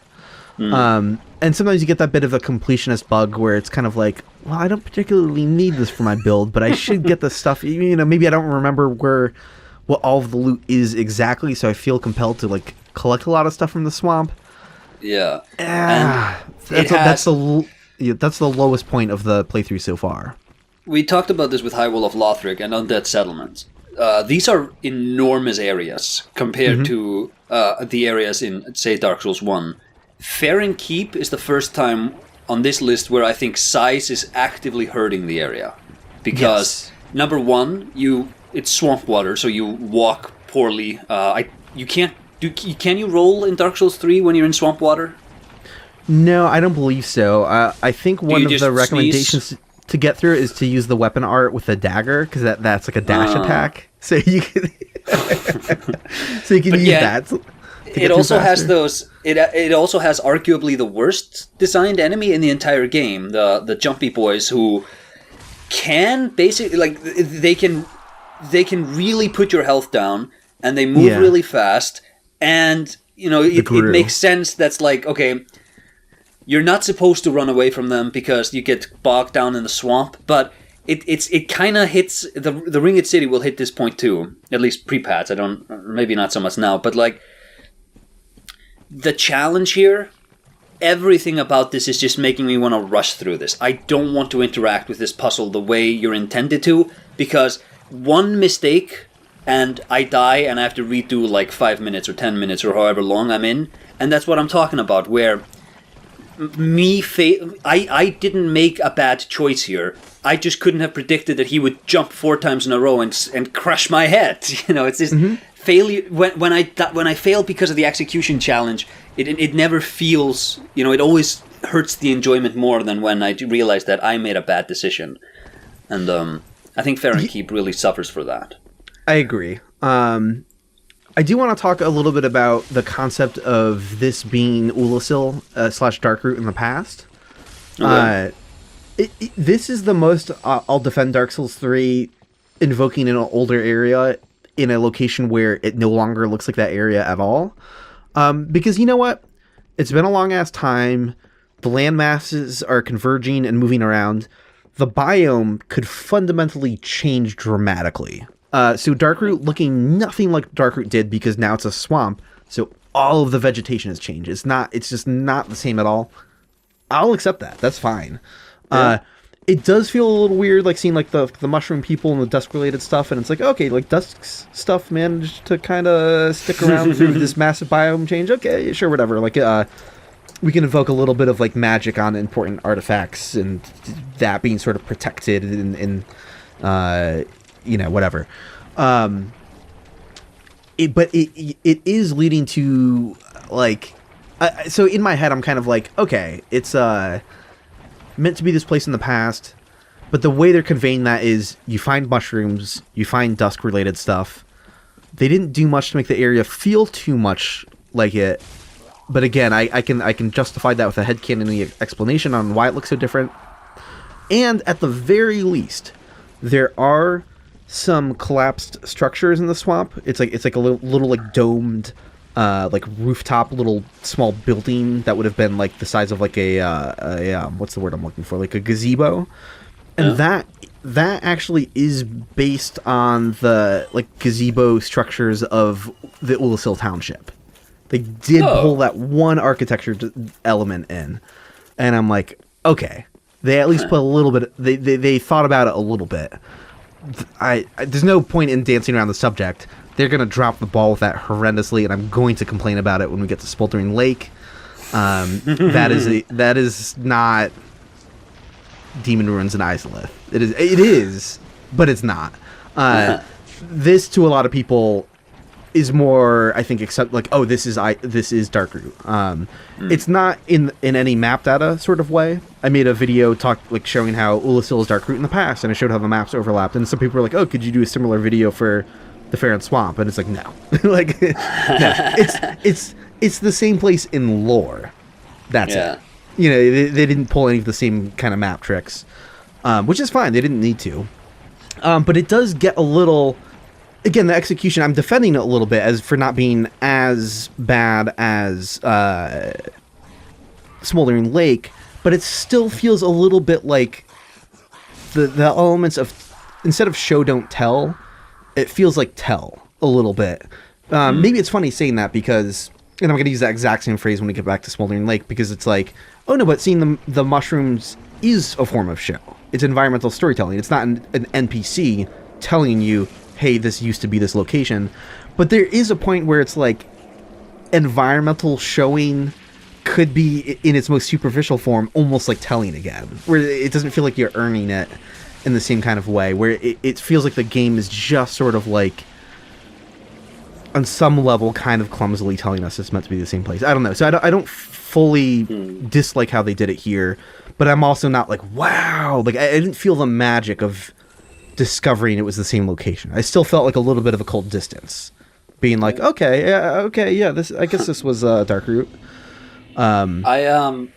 That's kind of how I feel about it. I don't know what to make of the bridge, because it's a cool extra side tangent you can get to, but it just goes nowhere. I kind of dig it, just because we're getting to see the other side of the bridge from the Undead Settlement. It gives you access to the Covenant, I guess. Yay. Yeah. Which has no personality because it's a dead wolf, so it's not like as cool as a Dark Souls 1 Covenant. Oh, but it bleeds when you hit it. How can it be dead? It's like, And like a lot of things in Dark Souls 3, you'll be seeing this model again in a DLC because they repurposed it. I do give them credit for making that spatially accurate. The far side of the bridge that you climb out on is accurate to what you see from the Undead Settlement. The actual model of it, like the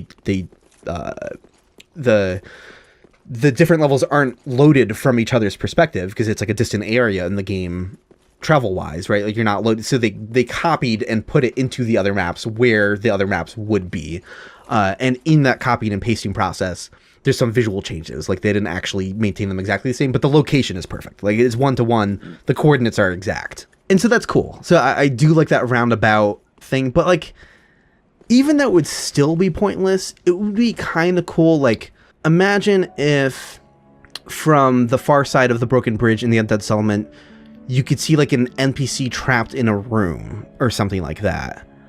Yeah. And or there's an NPC trapped in a room, but you can't open it from the Undead Settlement side. But then from the other side of the broken bridge, you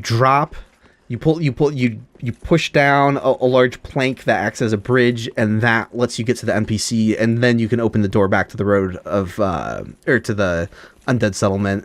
Even though at that point the shortcut would be pointless because you can warp everywhere, but at least like I don't know, you can see a couple pieces of loot from the Undead Settlement, but I feel like the connective tissue between them, like you said, it is kind of pointless, gameplay-wise. Yeah.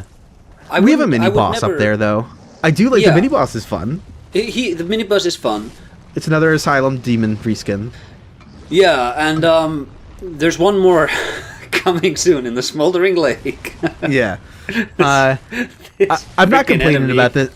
I'm not complaining about this Asylum Demon reskin though, because something that we talked about was the Demon Fire Sage not doing enough to be different.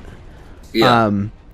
This is like, if you had a fire version of this, that's what the Demon Fire Sage should have been in Dark Souls 1. Yeah. Like it's clearly another Asylum Demon reskin, but it's actually distinguished enough this time around. It has attacks that are different. It looks visually different enough. You can even like break its legs off or whatever, which is extremely cool. Mm-hmm. Fun bit of experimenting there. Yeah, so fun little detour. Like you said, I do get it being a little pointless, but at least it's fun. You know what else is fun in Farron Keep? So first of all, the giant will defend you. He'll shoot arrows to defend you, which is cool. A lot of fun you can have with that. The elders in the swamp. I don't know anybody I've talked to about this game who was not tripped up when a tree started moving and oh shit, it's a gigantic enemy. I think that is a great moment. They're the coolest like enemy vibe wise in the area for sure. The spatial connection of like the giant wouldn't have view of where he's helping you. Like that's one where you have to ignore the whatever. You couldn't possibly be aware of that unless you're poking around in the map data or whatever. But that is an impossible view. Like, it's such a great sort of yes, like the choice I made mattered. Yes. And there's a hint that he's going to help there too, because it's that tree again, and he was helping at those other trees.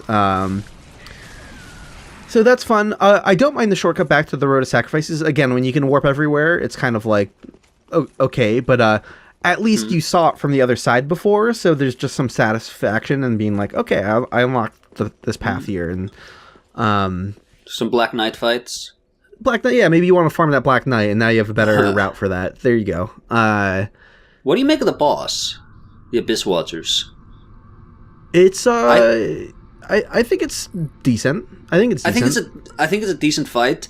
I think it's maybe the most egregious nostalgia bait in the game. Interesting. I'm kind of okay with it.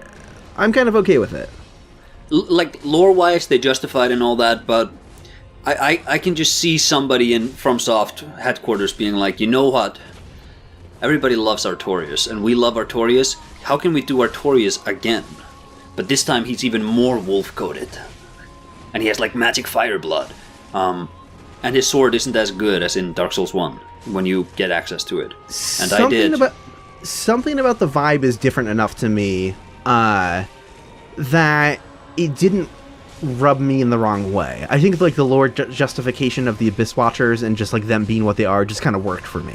Alright. But that being said, it's not like a fight that I love. Like Dancer is like a billion times cooler than this fight.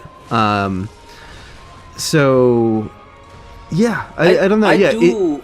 I do really like that they give you an ally, like an unreliable ally, but an ally. Yeah, Another one wakes up and is like, okay, well, this is a dynamic component of gameplay that has been thrown my way, and I can make some use of it, or I can fumble that. But you know, I think that's really cool.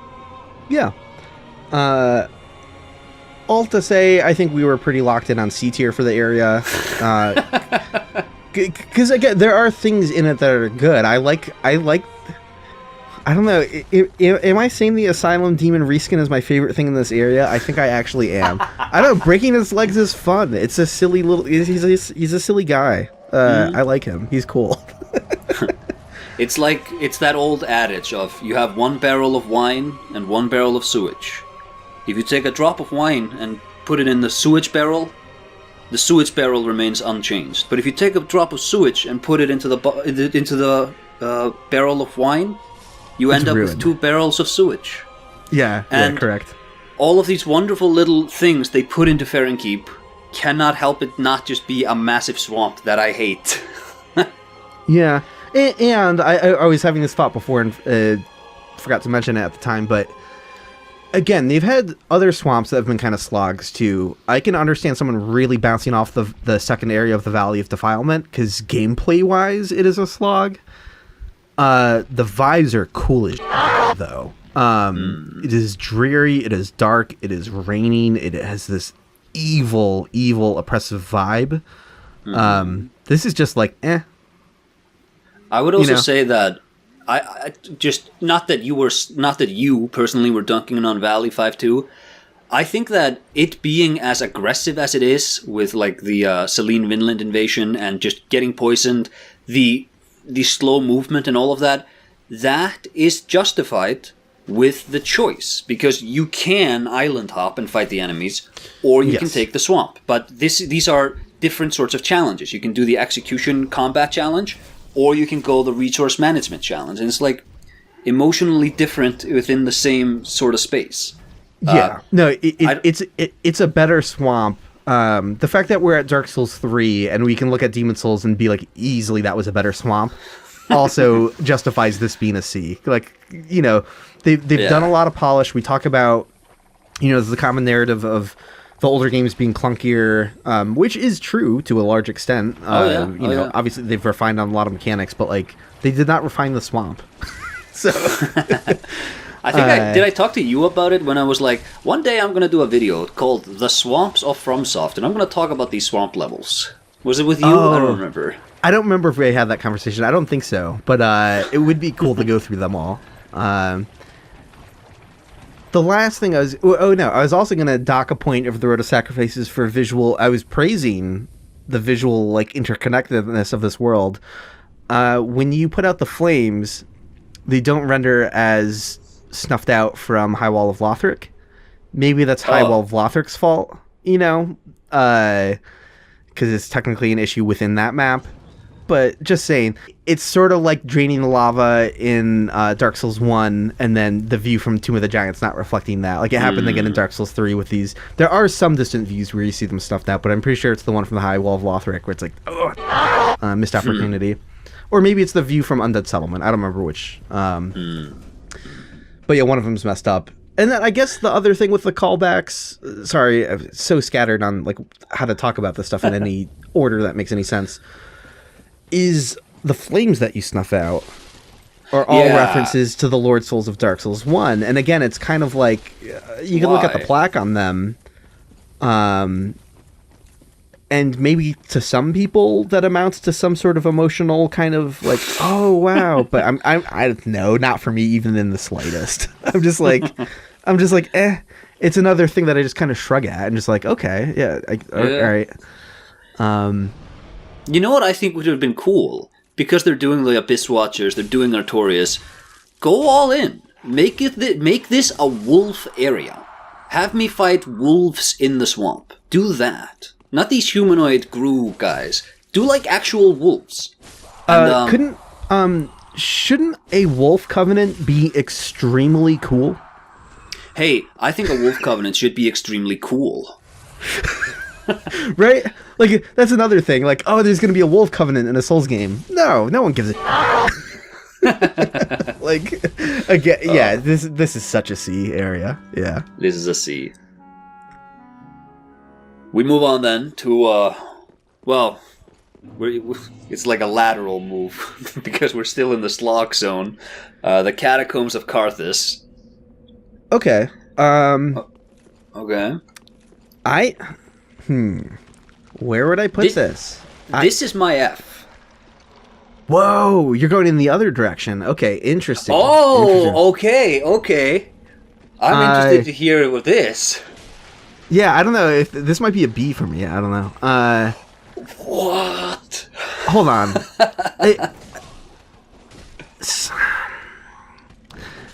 So Catacombs of Carthus. Okay. How do I feel about this? The Catacombs of Carthus. No, it's probably a C for me. This contains the Chalice Dungeon stuff, by the way. The Smoldering Lake does not have that. No, that is Smoldering Lake. Is that Smoldering Lake? That's where Smoldering Lake goes hardest on it, because it's when you go underneath ground in Smoldering Lake where you really get to the repetitive interior layout. So I feel that way more. I retract. Yeah, I feel that way more about Smoldering Lake. Catacombs, it's a bit simplistic, but like, I don't know, you first walk in from after the Abyss Watchers, you have that bridge that you go across, there's like a side area with an illusory wall. You can find... There's a shortcut. You could not to go through the bridge. I like that. Yeah, you can skip the area, basically. You can skip the area. You can find Henri looking for Horus, which is just a fun little interaction that I like. I like the silly necromancer skeletons who animate the balls. I think they are fun. The silly there's a lot of funny skeleton shenanigans here with the balls, with like a million skeletons running after you over the bridge. Volnir himself is quite a silly figure. Skeletons, good silly skeleton fun. A lot of good silly skeleton fun. I think the level design is kind of shit. It's kind of boring and basic, but I don't hate, like, to me, it doesn't really get too, like, you know, Bloodborne Chalice Dungeon until you get to the Smoldering Lake portion. Because at least it feels, it's a bit boring, but it's kind of similar to a lot of the interior of the Cathedral of the Deep for me, where it's just like, it's not that interesting, but it's also not terrible. But yeah, the best thing going on is the little crab that comes out of the giant skeleton ball that drove everyone mad, thinking there's some super secret relating to it. I don't know, because you have the breakable bridge. That's like a fun little room and set piece with all the skeletons chasing after you. True. Wolnir is cool too. I like Wolnir. Wolnir is fun. I've got time for Wolnir. He's a different sort of boss. He's a different sort of boss. Again, it's another simple, like, puzzly, I don't know if puzzle is the right word, but, you know, just simple break the rings on his arms kind of thing. Visual, the vibes of him aesthetically are great. He looks super cool climbing out of the darkness. Yes, it's a great moment where you're walking down there and it's like, out of the darkness, just a gigantic skull appears. It's really cool. Giant skeletons are a vibe, and they're a great vibe. Here's one. Catacombs of Carthus might be the ugliest area in the game. Visually speaking. The most washed out. It's not great. Yeah. There's not enough visual flair. It'd be cool if there were, like, torches or candelabras with, like, a harsher, like, a warmer glow in certain corners of some rooms. And, the necromancers had an art like a little library corner with their own books and stuff like that. Like something. Yeah. So yeah, it is quite basic. But when I look at all the other C tiers we have, I'm like, this is more fun to traverse through and play through than all of them. True.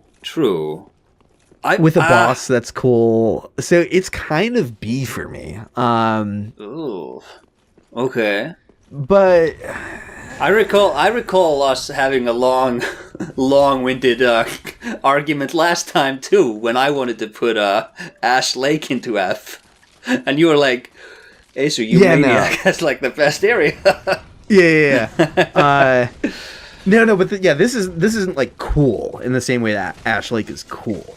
No, this has the redeeming quality here for me is that this is not a slog. Like Farron Keep is a slog because you can bolt straight through this area, and even the worst elements of it, the worst parts, you can skip that. Yeah. Lore-wise, this is probably the weakest area in the game. Also, I believe Volnir was originally fought in the Profaned Capital, I believe. I believe we have him in a trailer showing him there. Interesting. That sounds right. A lot of boss. What do they call it? Boss roulette played at the final stages of development. We're like, you're the final boss now, and you go over there, and you go over there. So I think I fought you hard enough on Ash Lake in the previous video that I'll just have to give you C on this one. I think it's only fair to exchange that as the guest I do have to concede a bit, but let it be known for the viewers that I was defending this area a little bit. I was putting up a little bit of a fight, but also this area is not remarkable enough like Ash Lake for me to give a shit about it being slightly lower than I want it to be.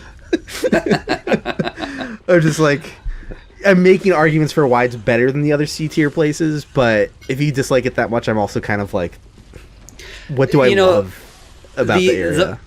The Road of Sacrifices, Farron Keep, Catacomb of Carthus, Smoldering Lake, like these 4 areas I think are the dip, and then I think the rest of the game is immediately just, it's like a rubber band that somebody's just like pulled at one side, and that's these 4 levels back to back to back to back. And then you just immediately spring back up.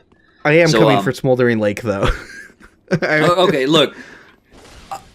We can put Catacombs in C if you want. Sure, but that's fine. That's fine. But then Smoldering Lake is going into F because it's going to be one of these. It's going to F. Yeah, we're not arguing on this one. I'm here to back you up on this one. You know what's the most offensive thing about Smoldering Lake is that they have a ballista that does nothing. They have a giant sandworm that's just placed there for no reason, no rhyme or reason. It's not a good fight or anything. There's a boss that was much more interesting and involved that they removed with the giant bat and the sandworm that would have come in like phase 2. They gutted everything out of this area. Yeah. And then they still put it in the game. There's nothing left. Yeah. It's the most interesting visual part of the set piece is the giant ballista, which again you don't get to do anything cool with it. You can have it help break a floor, but it gets you to an area that you can get to from the rest of the level. Like, it would be cool if it dropped you into a room that you could see from the other part of the level, and there's like an item up on a ledge that you can't get to, and that's how you get it. But they didn't even do that. It just leads to an area that you can already get to. So breaking up the alternate entrance is just so like underwhelming. It's just really lame. And this is where kind of what you were feeling about Catacombs of Carthus, where I completely agree, where it gets to the Bloodborne Chalice Dungeon reskin kind of vibe, where just the interior layout is like so basic and uninteresting. Is it kind of interesting that there's some narrow hallways that like you could maybe do a running jump to get an item and it connects around? Like I guess if Dark Souls 3 had launched with its own Chalice dungeons, I would have spent probably 200 hours in there. I love the Chalice dungeons. They're very basic, but like the Chalice dungeons, they're an S tier for me because you can have so much fun in there. And if this were the entrance to a Chalice dungeon kind of ordeal, where you just have rotating maps and game would just generate it for you, and it could be like an endless sort of dungeon crawl, I think that could have been fun. That could have been super cool. But yeah, it feels like a basic lockdown Chalice dungeon. It's just not interesting. I also feel like the whole, like the tragedy of Isolith, I think it's really poorly handled here because you can find like the corpse of a girl.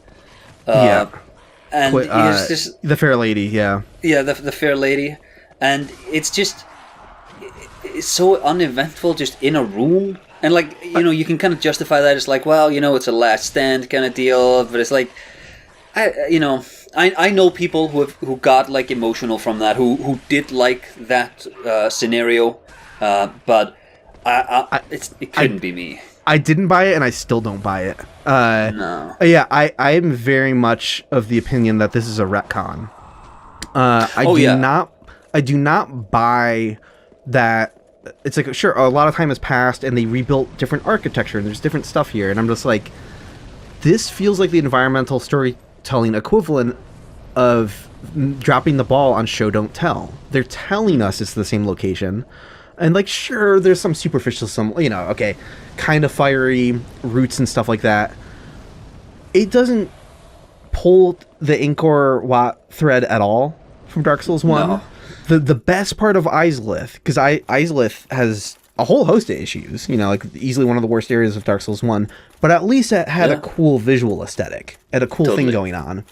And this loses merging of like root systems and the Angkor Wat, yeah. Exactly. So this loses all of that personality in the architecture.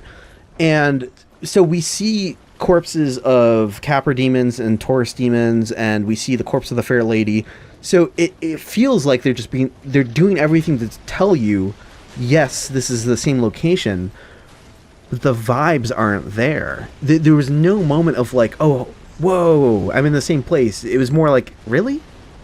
Like it completely missed the mark. Like, I, of all people, you're the target audience of people who love these games. Like, you think it would be an easy win to get me excited about revisiting an area, and this loses it entirely. And there could have even been a world where we basically got this exact same Smoldering Lake that we got, but at least there could be like a crack in a wall that lets you see to an area that you can't physically travel to, but you see some of the same distant buildings that you see in the Demon Ruins and Lost Islith, right? You see like the same kind of things along the wall, or you see an Angkor Wat temple like in the corner of a room, anything to feel like it was a new place built over the old.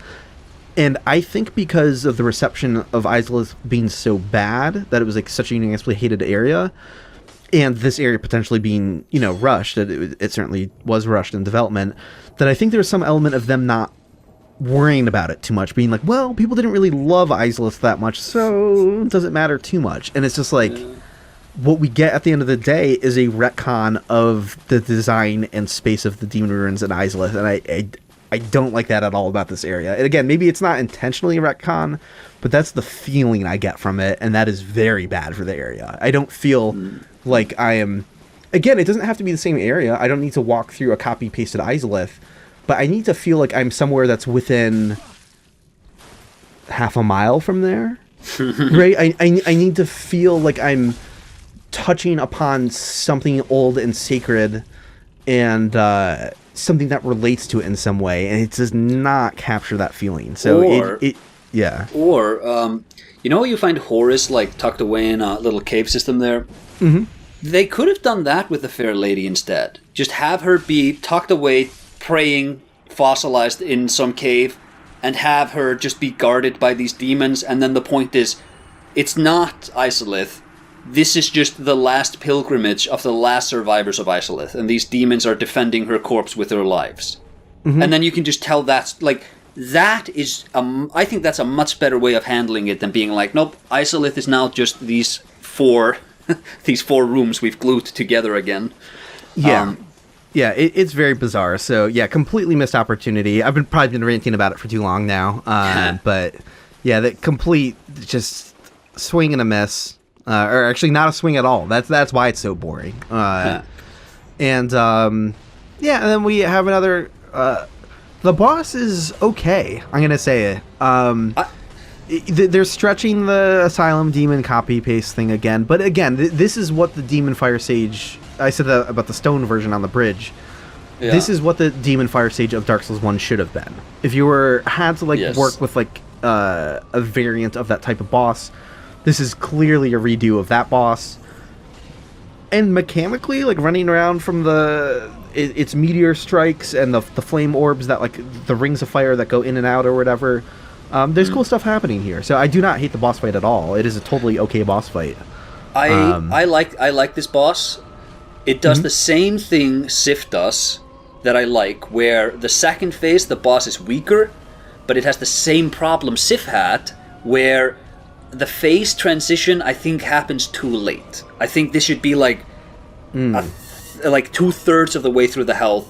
He should just do his explosion and then just, basically keel over, and then he's just there for you to put him out of his misery. Because... mercy killing phase of the fight would be cool. Yeah, that could be cool. Yeah. And I'm not saying he should have less health. Just add a bit of extra health to the end. Same with Sif. That fight is long enough, but that final stretch should just extend a little longer, so that they sort of sell the moment a bit more. Yeah, I could see that. Yeah. So. Yeah, F. This area, it's a down point of the game. Mechanically, actually, I don't even mind playing through it. Farron is actually still more of a slog than this is, in my opinion. But not by much. And then just given the total miss on the vibes and how cool finding remnants of Izalith again should have been. This is Dark Souls 3, right? We talk about how the older games are clunkier and they refine and they improve all these things in the sequels. They did not improve Izalith with a revisit at all. So that's why I'm so down on this area. It's just such a bummer. Yeah. So F. F tier. Hey, I got you to put Ash Lake in F tier after all, didn't I? Look at that. We move on then to a drastic increase in quality, I think, in Irythyll. To me, Irythyl's cool. I think Irythyll could be an S tier. Interesting. My initial gut reaction was A, but let's go through it. Let's go through it. Let me first point out, Anor Londo is not its own placement here on the list. So that seems like a screw up, because for Untended Graves to get its own location, but Anor Londo's not on here. We're gonna okay. We didn't do this for the Undead Burgs. We didn't do a proper separation of everything there for Dark Souls 1. We're gonna do it here. Anor Londo. Yeah, we have to. That's Anor its Londo own has thing. Yeah, Anor Londo has to get its own little thing here. So we'll separate that out. First thing you see when you walk into the area, fantastic view. Vibes here are seeing this area when you step out from behind Wolner or whatever. This is so the best the game looks. This is the best utilization of that sort of desaturated look. Yes, because at least you're starting from a these more deep, vibrant dark blues and stuff. Yeah. So you're because it still looks a little desaturated if you really look at it, but you're starting with a more interesting color palette in the first place. Mm-hmm.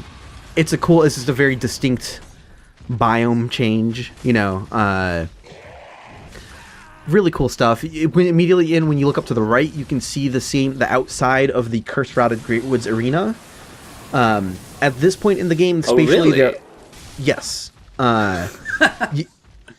Yeah, so you can see the Undead Settlement from here. Yeah. And at this point, they are starting to exaggerate distances a little bit. It's not completely spatially accurate. In the map data, the Undead Settlement would be, at least 100 meters closer or something like that. They're starting to lie. Because the visual trick that the game does, and I talk about it in my world layout video, is that you feel like you've descended a lot to get to this point, but you haven't.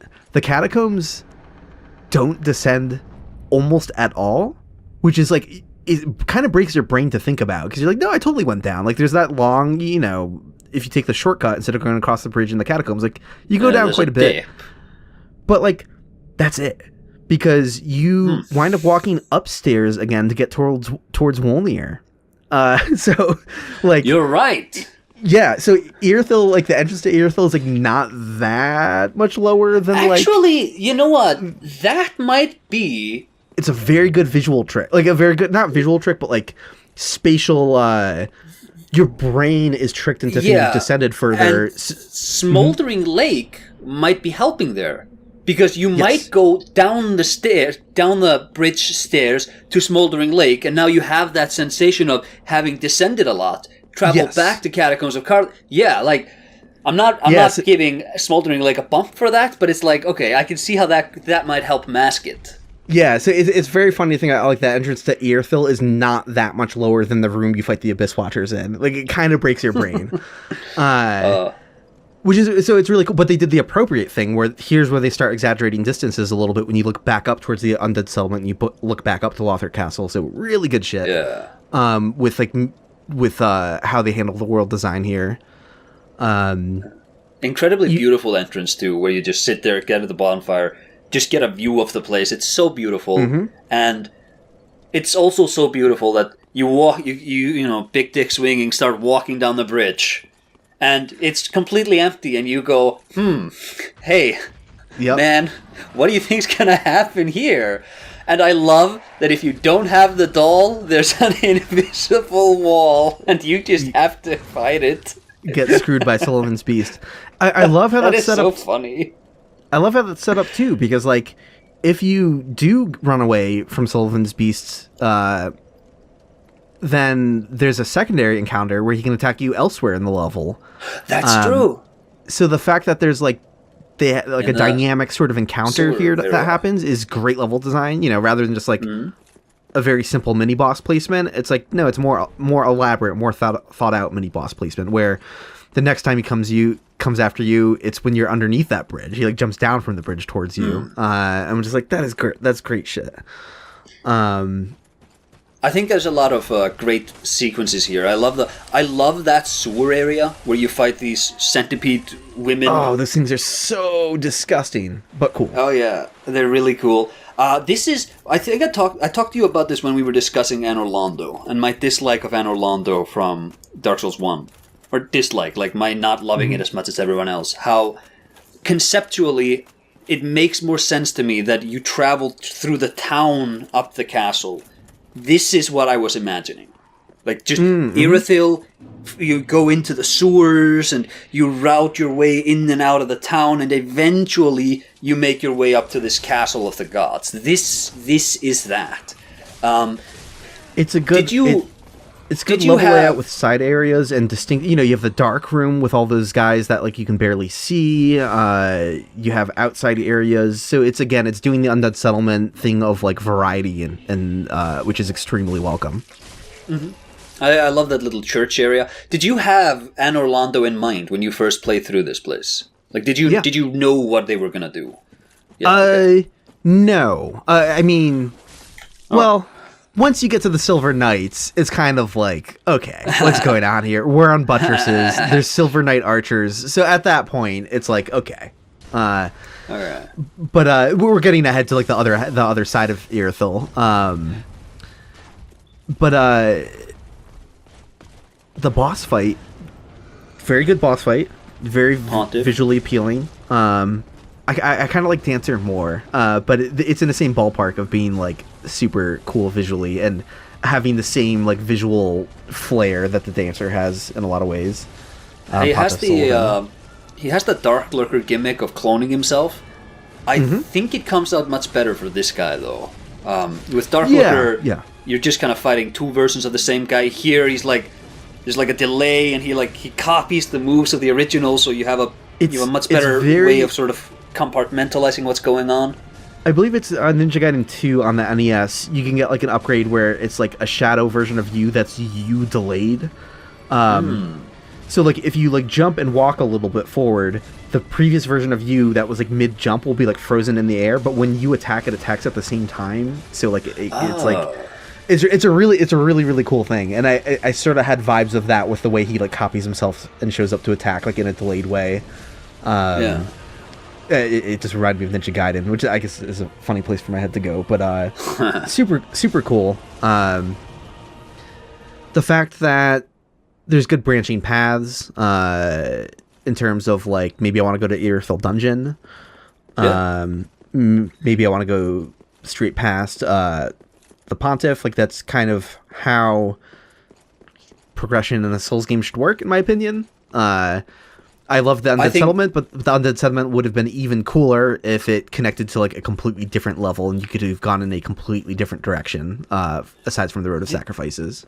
This, to me, makes a lot of sense, because as is, you're just sort of vomited out of here from Carthus. But if we go back to this, like, you warp into these areas, like in Demon Souls, that opening at the bridge, this is such a, like, the beginning level of a Demon Souls level. And this entire sprawling area just feels so Demon Souls-y to me. With maybe the exception of the dungeon into Profaned Capital, which might have been just glued onto it, but I still like it as it is. I think that the only part of this I don't love is that sequence where you run up the stairs and a bunch of invisible enemies shoot laser beams at you. But it's such a short sequence. I love the part. Yeah. I love when you're in the room with the rafters with the little beggar hobbled enemies that attack you. I love that. I think there's some decent cliff action, not a lot of it here, but there's some of that.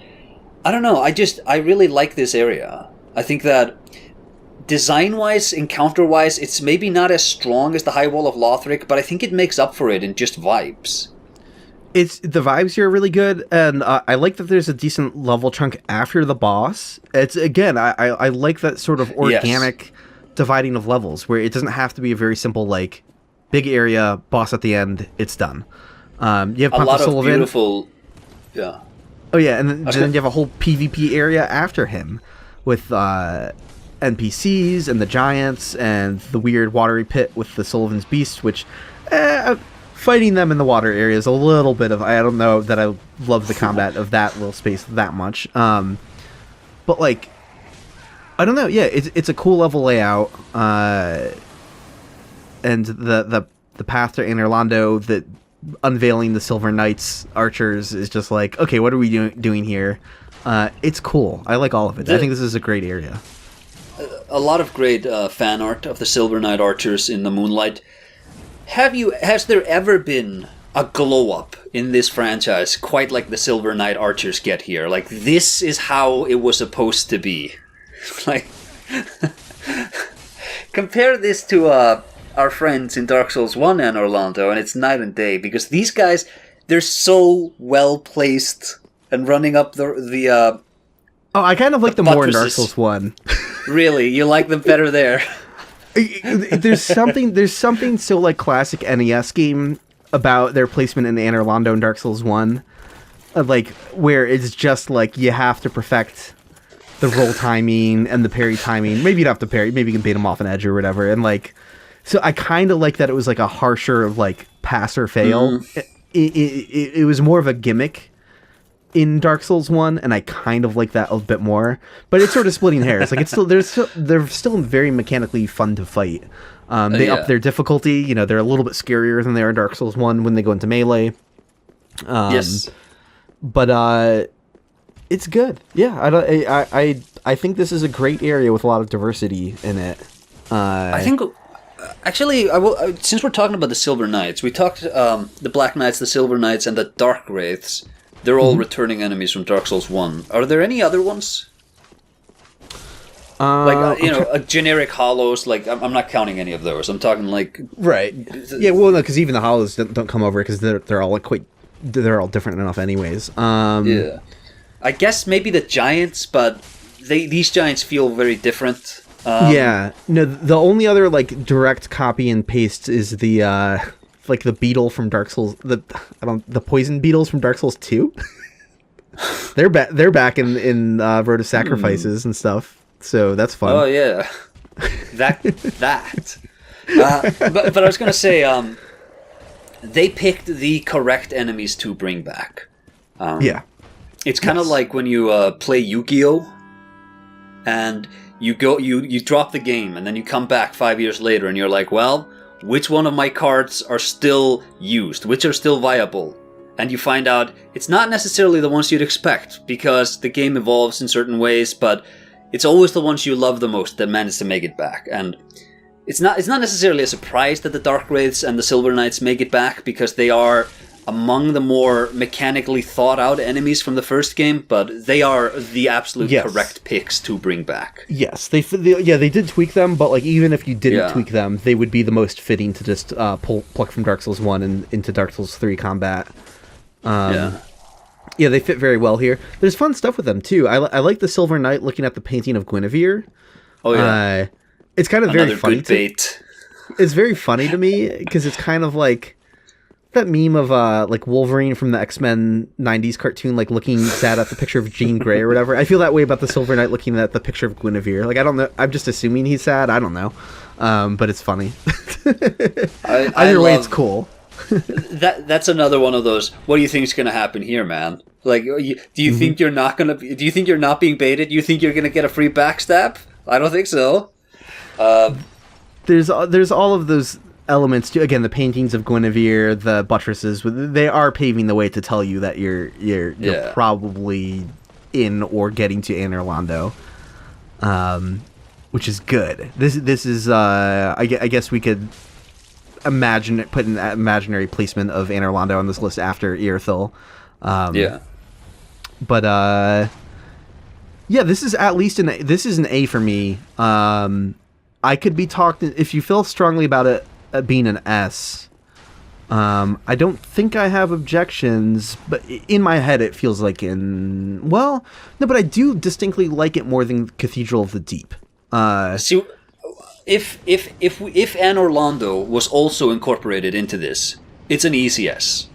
Yeah. I guess one thing I would say against this is, so if it has Anor Londo, it has like a massive catharsis. Like the entire level is building up to something. And if we don't have that in the level itself, like maybe we don't put it quite as high. I don't know. Here's the thing though. Anor Londo, to me, what makes it special is the unfolding of it. More so than the entirety of the Anor Londo copy-pasted chunk. So I still give Irythyll all of the points of like teasing and hinting at being like, this is happening. And the Dark Moon Tomb portion is before the Anor Londo title card drop. That's kind of part of Irythyll as well. True. So it's sort of I still give it like the Anor Londo coolness points. I still think Irythyll earns it because it's the unfolding of Anor Londo that makes Anor Londo's reappearance special to me, more so than physically. Like once you're in the same rooms, it's kind of cool, but the gameplay is nothing like, it's not an improvement on Anor Londo. So I think Irythyll gets all the credit still for Anor Londo, even though we're separating them. I would put this in S, but if you want to put it in A, we can put it in A. Let's put it in S because I do like it distinctly more than Cathedral of the Deep.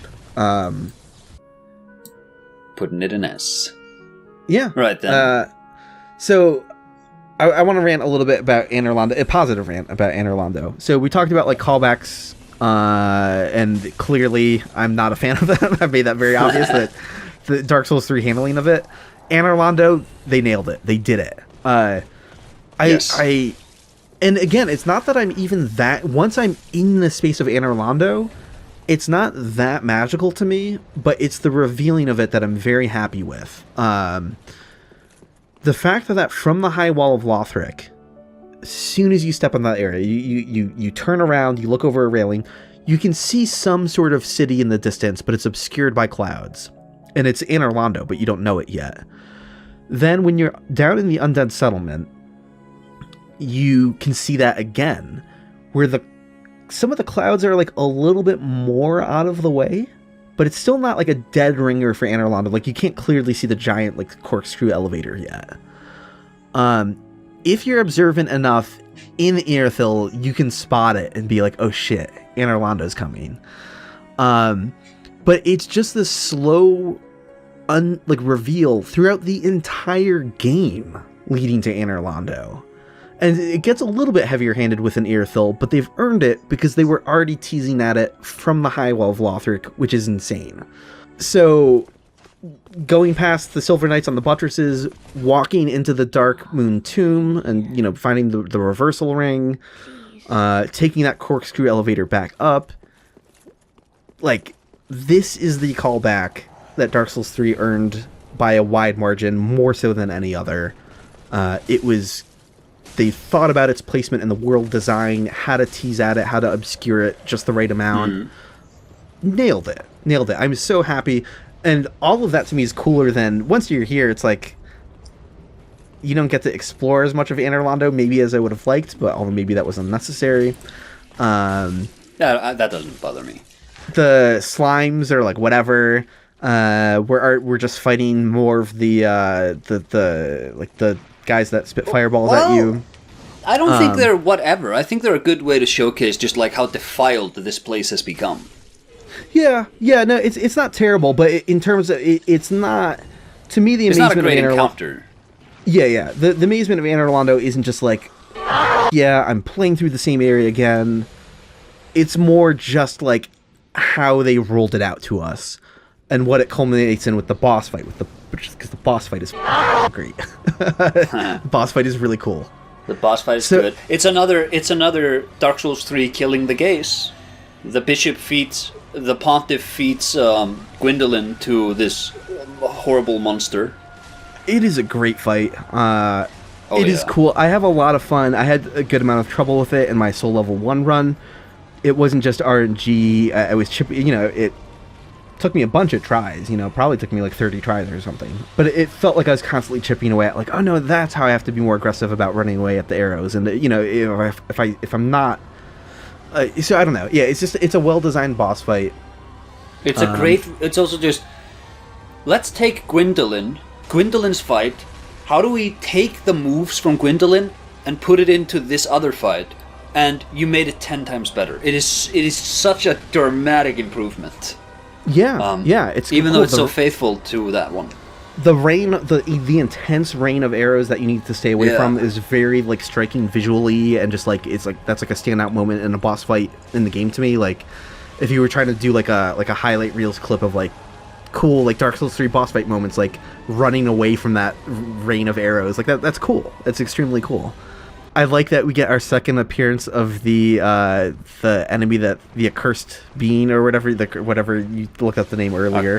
Deep accursed. Deep accursed shows up again. Yeah, love that guy. He's very goofy. I want to give him like a top hat and a cane, and just have him like dance. The encounter with a giant is pretty fun. Yeah. The encounter with the giant, again, that works because it's Anor Londo. We know it's Anor Londo, so that works in a way to me that like finding the fair lady down in Smoldering Lake didn't work for me. So and this is Dark Souls 3 being like depressing, and things didn't go right here. The fire's fading, everything sucks. Your friend, the giant blacksmith from Dark Souls 1, is dead. Something horrible happened to Gwyndolin. Anor Londo is like very depressing now. Which is what it should be, and the unveiling of it was cool. The transition throughout the entire game to get here. So it's hard to know how to rank it because it's such a small area that it's like it's a B, I think. It's funny that I'm talking about how much I love it, but it's all about the unveiling, which is largely the layup happens in Irythyll. But in terms of like, I like where it fits thematically. Yeah. But it's not like some amazing area to play through. So it's, I don't know. To me, it's like kind of like a B. It's a very abridged, because you don't, like you said, you don't get any of the interior really. It's just the main hall. Yeah. The original design had this area be covered in ash. and they changed it to snow, which I think I complained about it back in the day, but in hindsight, visually, it is absolutely the correct call. That this is like the seed of the god king of fire, and now it's just frozen over. I think that's a really cool visual. The idea of Anor Londo, you go there and then it's covered in ash. That was an idea recycled in Elden Ring for Leyndell when it's covered in ash your second time around. Like a lot of things were born here that would later a lot of bear fruit later on. I think, if we count Anor Londo as beginning right when Pontiff Sullivan ends, I can put this into A. But if we count it as beginning when it actually begins, I feel it's a bit like it's a great sequence that doesn't overstay its welcome, but it doesn't have enough stuff going on, I think, to put it much higher than like a B, even though pound for pound, it's much better designed than something like the Cemetary of Ash. Yeah. So because it's not on the thing, I think we don't have to stress it too much, but like it's straddling like a B and an A, and it's hard to, again, lump it in with Irythyll the way the thing was designed, then we're just giving it an S, which we already gave Irythyll an S anyways. But yeah, they seem to be giving every like titled area its own thing, so they screwed up the tier list. How dare they? Also, do want to give a shout out to being able to see what's it called, the Archdragon Peak from Anor Londo. Oh yes. Shockingly enough, the thing that they did not have to do this because it's so the distant terrain is just like a nebulous mountain, like it doesn't matter. But when you're down in the Irythyll Dungeon and you can see the Archdragon Peak structure from a distance, it's geographically in the exact same spot that you see it from Anor Londo, which is just like, what? And again, the actual level space of the Archdragon Peak isn't really there because that's like a low poly distant thing that's like whatever. But just the fact that the distant view from Irythyll Dungeon and the distant view from Anor Londo is actually congruent. It's actually coherent. So again, that's me gushing over Dark Souls 3. Again, it doesn't have the interconnectedness of Dark Souls 1. So I know a lot of people get down on the world design be more linear. Completely agree. I would love Souls games to return to a more Metroidvania-inspired layout. But in terms of showing distant areas and areas that you've been to, Dark Souls 3 does that the best out of any Souls game, including Elden Ring. I think... Elden Ring DLC, I think, has a really good grasp of this. I think DLC does a better job with the overworld, being able to see upcoming parts of the overworld. They stepped it up there. Yeah. And it has a lot of the interconnectedness from Dark Souls 1 as well. So it's kind of like, it's a good sort of middle ground between the two. I have a lot of love for that DLC. But yeah, okay. Anor Londo, we want to put that into B then? Yeah, sure. B imaginary, B placement, B plus, A minus, again, because it's not even, you can't visually see it, just you, the viewer, if you're unhappy with it being in B, imagine we put it in A. No. No, it's in B. Okay, it's in B. Yeah, that's fine, whatever. I'm telling the viewers they can lie to themselves. Yeah. Okay then, moving on, we have Irythyll Dungeon. I'm a defender of this area. I don't hate it, and I don't hate that enemy that drains your health. I said it. Okay, the enemy that drains your health, I quite love, but I do think this area is kind of Temu Latria. Yes, yeah, that is correct. And also, I'm just saying I didn't hate that enemy, but I'm realizing now that I'm saying that I don't hate it conceptually, and I don't hate it throughout most of the level. The bottom area that has a ton of them is way too spammy with them, though. That is actually, like, there are too many of them there. If you're trying to it feels like they should have a patrol route where you could clear them out easier, but they travel in groups, so what are we doing? Yeah. Yes, something isn't right about the group at the bottom, where if you're trying to be completionist and want to be able to explore freely, it's just a slog. Shooting one with a ranged attack and luring it over to the room that had the two giant rats in it and then killing it off when it's away from the group, and it's boring. Yeah. So that is a negative mark on it. I think the vibe and aesthetic here is cool. It doesn't live up to Latria, but that Latria sets a very high bar, which doesn't mean the vibe here is bad. The vibe, like, we talked about like Catacombs of Carthus having like a boring visual look and just being kind of meh. I don't feel the same about the Irythyll Dungeon. Like, this is a pretty cool place.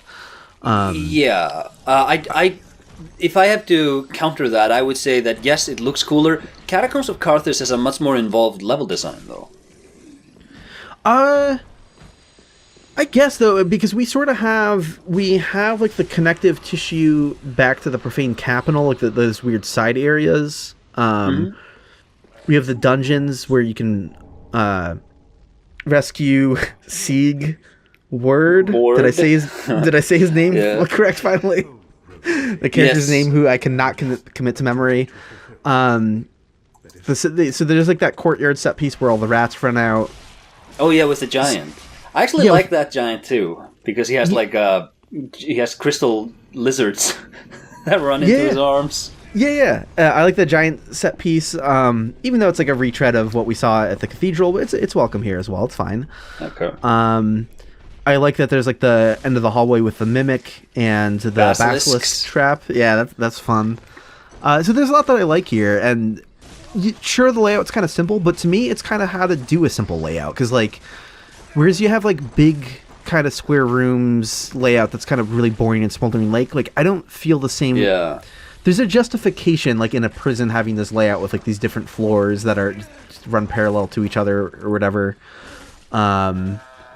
And the fact that it has, like, you can go out a window to this outside area that connects to a side courtyard, it's a lot more interesting. I would defend it as much better, more interesting level design, more varied level design than the Catacombs. Sure, okay, I can see that. I'm mainly talking about the opening area, where you do, like, the double loop to get out of the that sort of opening sequence. It has some funny stuff too. It has the jump scare item corpse. It has the non-hostile guy in the cell who looks like he's like leaning up on the wall with the weird large eyes and the ugly face. That's always wonderful to watch streamers encounter that guy. Yeah, it's like, see, that adds a lot of personality. You know, it's like when we look at some areas that are just boring, it's like whatever. But like that's a moment where you can be like, oh, look at that freak. Like, how's this person going to react to that ugly ass creature? Like. I love the caged hollows. I think that's a great enemy design. I had a theory a while back that, and I don't stand by this theory anymore. I get the feeling that, or I had the feeling that might have been an enemy originally intended for the Nightmare of Mensis, but because the Nightmare of Mensis is designed like a panopticon, and it makes sense when you think about like Bloodborne as like a spiritual sequel to Demon Souls. Oh, the final area, Nightmare of Mensis, that's Latria. That's why you have like the winter lanterns, and it's a prison area. It's supposed to be a prison. That's why they all have like those cages on their heads, and that enemy visually makes so much sense there. But then in hindsight, I was like, Bloodborne doesn't really have hollows though, so yeah, I mean, so probably not. But yeah. So yeah, I like this area. I like this area quite a bit. Again, I don't hate the enemy that drains your health, but there are too many of them in that batch at the bottom of the level. That's just not fun. It is a different sort of challenge from the Mind Flayers. That here you have an enemy, when he sees you, your health starts to drain. Conceptually, I love that. I don't hate the execution, but I don't love the execution either. I think this is... I think it works really well at in the opening, but like you said, the moment you get to the lower levels, it's kind of excessive. I sort of like the execution more than the Winter Lanterns from Bloodborne.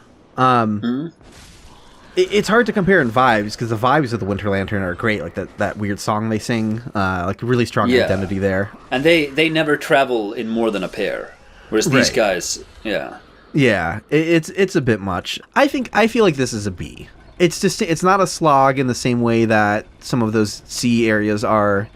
No. It has enough personality and visual flair and different things going on that I think it's pretty good. This is a solid B for me. I think so. I think this is the sort of ultimate B level. because there's nothing to hate about it really, but it's missing that refined craft of the A tiers and above. Yes. Although, I mean, it's tricky, because looking at it now, it's like, but do I like Irythyll Dungeon as much as Cathedral of the Deep? Almost. So it's a little nebulous. It's hard for me to know. You know, on a different day, I might feel differently. But I am here to generally defend the Irythyll Dungeon. Not saying I love the area, which is why it's getting a B, but I know some people hate it and really don't like that health draining enemy, but it's cool. Yeah. I also want to give a shout out to, once again, the whole like converging lands showing up in the environmental storytelling here again, because something really cool that happens in the Irythyll Dungeon is you get the key to the window that gets you to that outside area, but the item description to the key tells you it's a nasty prank to the prisoners there, because outside the window it's a bottomless pit. It was meant to be a false exit. But here's the thing. When you go outside that window, it's not a pit. There's like rocky land up against it, and that lets you get to another part of the level. And that's not a... I'm quite certain that's not a mistake. They very clearly, just like the item description says, like, it's a false door that's actually just a window to a pit. And then it's not in reality. And I'm like, there's that High Wall of Lothric Undead Settlement connection again. It's converging land showing up in the lore and the world design. It was supposed to be a pit to nowhere, and it wasn't, because shit is moving around, and that is super cool to me. So if anyone else was also feeling like they hate Irythyll Dungeon, come on, that's pretty cool, and that's why this is at least a B. That's why this is at least a B. All right then. Moving on to the Profaned Capital. I think the Profaned Capital visually is very, very interesting, but I also think it's probably one of the less engaging areas just in terms of the actual encounters we get to have with the enemies in it. Yeah, again, this is one of those areas that's tricky to judge on its own, because it's sort of one area combined with the Irythyll Dungeon in a way. I know it gets its own title card, but it's connected. Not only because Irythyll Dungeon leads to this, but you can go back out of the Profaned Capital into a side area that leads back to another part of the Irythyll Dungeon. And then, you know, Irythyll Dungeon doesn't have a boss, because, you know, this is the boss to that area. So when you put these two places together, I think it's all pretty cool. But yeah, Profaned Capital on its own is just a small slice. You go across a bridge, you fight a few gargoyle enemies, you fight a few of those other enemies. I like that. I like that ambush on the bridge when the gigantic gargoyle comes for you. That's pretty cool. That's pretty cool. We have Dead Gilligan, which is pretty sweet. That's pretty nice. You love to see it. You love to see it. It's a cool character to bring back. That's a callback I don't mind, because that's a fun one. That one's kind of interesting to me, just because like he was always very shady. Selling you like short ladders that don't do anything unless you buy the like really long one in Majora. He's on the run from something, you know, when you first find him in the Earthen Peak. So he's just like a shady guy. Reformed slaver. Well, I was gonna say the cut content was like he wasn't just shady; he was a straight up like child slave driver. Like, like total scumbag. Greedy guy. So to have him like dead surrounded by like piles of like jewels and stuff and gold is sweet as hell. I like that's a fun moment.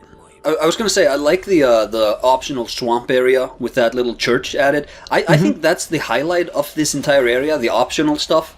The main thing going into that Colosseum looking place, and then it's just kind of a track until you get to Yorm, whom I like that fight.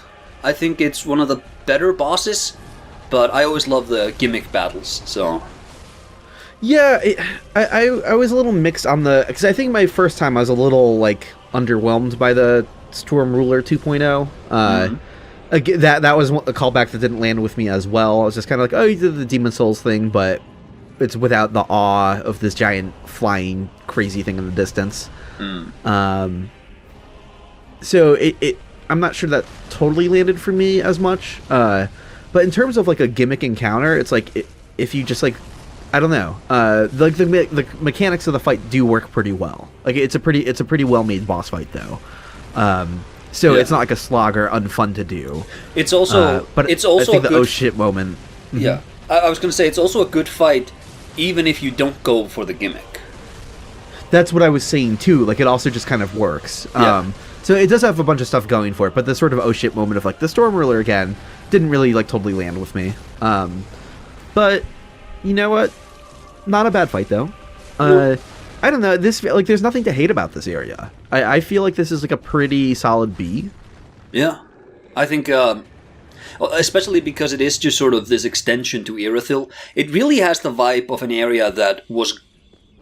This to me is really emblematic of. There probably used to be a different way you came across this place because it's so. But then it is so intricately connected to Irythyll. But it feels like it feels so weird that this area is connected to Irythyll of the Boreal Valley this way. Part of me wonders if it's like the converging lands again, because we did find evidence of outside Irythyll Dungeon of like something that was supposed to be a pit previously, and now it's like brushed up on like a landmass.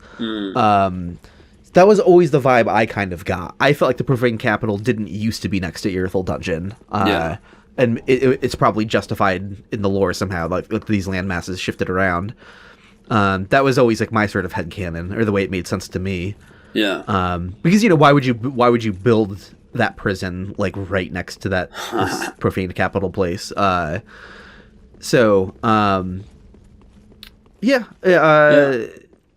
I think it's an okay area. This is one of those things again. If you combined Profaned Capital with Irythyll Dungeon into a single area, would my impression be higher? Would it be more of an A? Possibly. But we're gonna stick to how these things are divided up, and on its own, it can't be an A. So no, I believe at some point either the Profaned Capital or the Catacomb of Carthus, it may have been the Catacomb of Carthus, was accessed where you fight the curse-rotted Greatwood.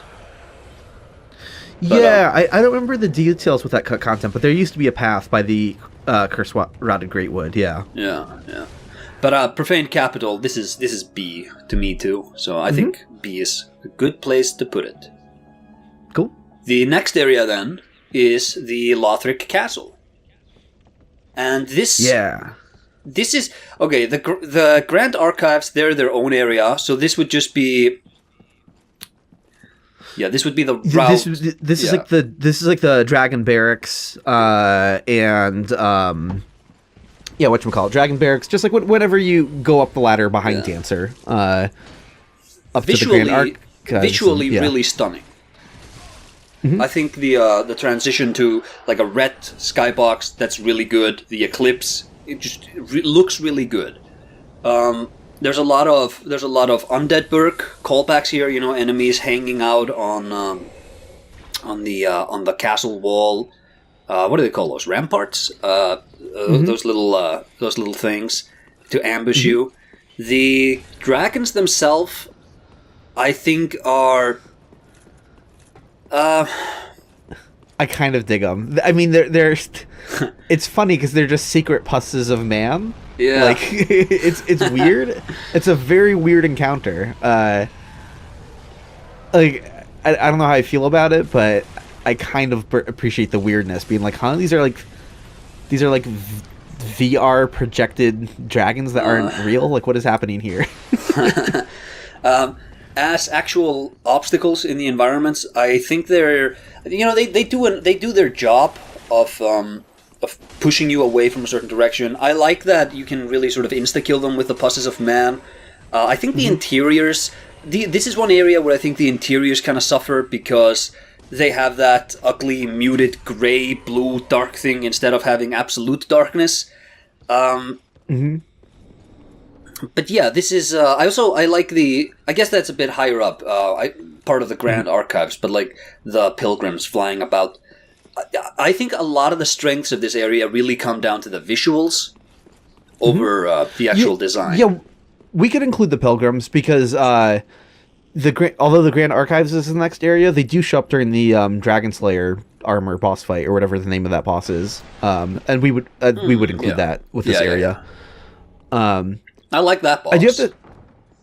The boss fight is fun mechanically. I had a lot of fun with that during my soul level 1 run. Yeah. It's just like a well-refined, fun fight to do. And it actually has like a small gimmick that people might overlook. It's like an incidental gimmick that's not like super central to the fight. But all of the railings along the bridge are breakable objects. That I don't think they're not breakable to your own attacks. But I was just going to call them Ornstein. Ornstein can break them. And it's like it's kind of a cool because as the fight progresses, like your odds of getting knocked out of the arena increase if you're not like paying super close attention to that. And it's not like a hugely dangerous hazard. Like I think people probably die much more often to just getting killed by the boss. It's not like an Iron Golem situation where like a lot of people are getting thrown out of the arena, probably. But it is like an additional little extra hazard that's there, and that's really cool. I like that a lot. Yeah. His weapon is, I believe, I don't know if it still is, but I believe that weapon at some point was one of the highest sort of max stats upgradable weapons. Because I distinctly remember the first time I played through the Ringed City having so much trouble with Gale. Can you believe that? Mm-hmm. And eventually just leveling my way up into that weapon at max stats to try to take Gale down. Great success eventually. Now, first try, because man, have the bosses gotten more elaborate and has Gale. We'll talk about Gale later. Talk about Gale later. Yeah. But Lothric Castle I think is. I think it is. Fine. I think this is a B level too. Interesting. Yeah, to me, I'm kind of torn between B and A. Because I think it is tapping into you're returned to Lothric, and you are getting some of the highs of the High Wall of Lothric in here again. Mm-hmm. You're getting some of the fun enemies to fight, good level design, variety. It's not quite reaching the same highs, but a lot of variety, given that this is one sort of castle biome. There's a lot of all of the little segments are very distinct from one another. Yeah, although I do have to say this is where we start seeing useless shortcuts. I don't know if we can. It's fair to put that all on this area, or that's kind of in conjunction with the Grand Archives. Yeah. Just like getting a shortcut elevator back to an area in a way where it's like, I didn't need that connection. And I don't know how to explain it, but there's something more egregious. I've been playing a lot of Abiotic Factor recently. All right. Have you ever played that game? No. Well...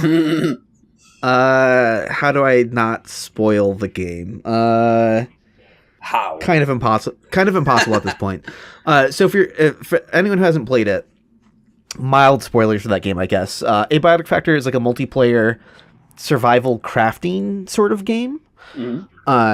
The setting is very Half-Life inspired. Science gone wrong and the things are breaking out of containment. Blah blah blah. So none of that rings to a Souls-like, right? You're just this is a very different multiplayer crafting base sort of building, sort of whatever. The world design of that game goes hard as hell though. It is so goddamn good. I cannot speak highly enough of the world design in that game, where it is, for the type of game I'm describing, you wouldn't imagine a very meticulously handcrafted 3D world layout. Environments are not copy and pasted at all. I'm just in awe of the world design, and things loop back. It looks like the people who made that game, it feels like they looked at the first half of Dark Souls 1 and said hold my beer, because there's never ending shortcuts. And some of the shortcuts in that game though, the reason why I was bringing it up, are a bit useless as well. There's a lot of incredibly good and important ones, but there's other ones that's at the point they're doing it so much that you're just kind of like, okay, here's a path that like I really don't need this at this point. But the thing is, they do it so much to the point where it's like almost kind of funny, and it's just kind of cool. Like it wraps back around to being cool again if the shortcuts are kind of even useless at a point, because maybe you have an unconventional base building layout and you want to route between these two specific locations for some reason, even though it seems very unlikely. And you don't really have that in Dark Souls 3, where like if a shortcut is useless, the novelty isn't quite there for me as much. So we start running into some issues here where it's like the two bonfires that are closest to each other. It's like you defeat Ornstein or Dragon Slayer armor. Yeah. You get a bonfire, and then the other bonfire is in view right down. And I'm like, what are you doing, Dark Souls 3? And then you get these elevators that like, what's the point? You have warpable bonfires. Why do I want to go back here? Yeah, it's very strange. It's very strange. It just feels like, again, this probably goes back to the older design where you're like placing bonfires. So if you didn't have always a guaranteed consistent layout of bonfires, maybe you would say, okay, well now I'll go up the shortcut elevator and I'll put a bonfire at the top of it, or so. You know, like if it helped you place a bonfire yourself, then you didn't need the shortcut afterwards.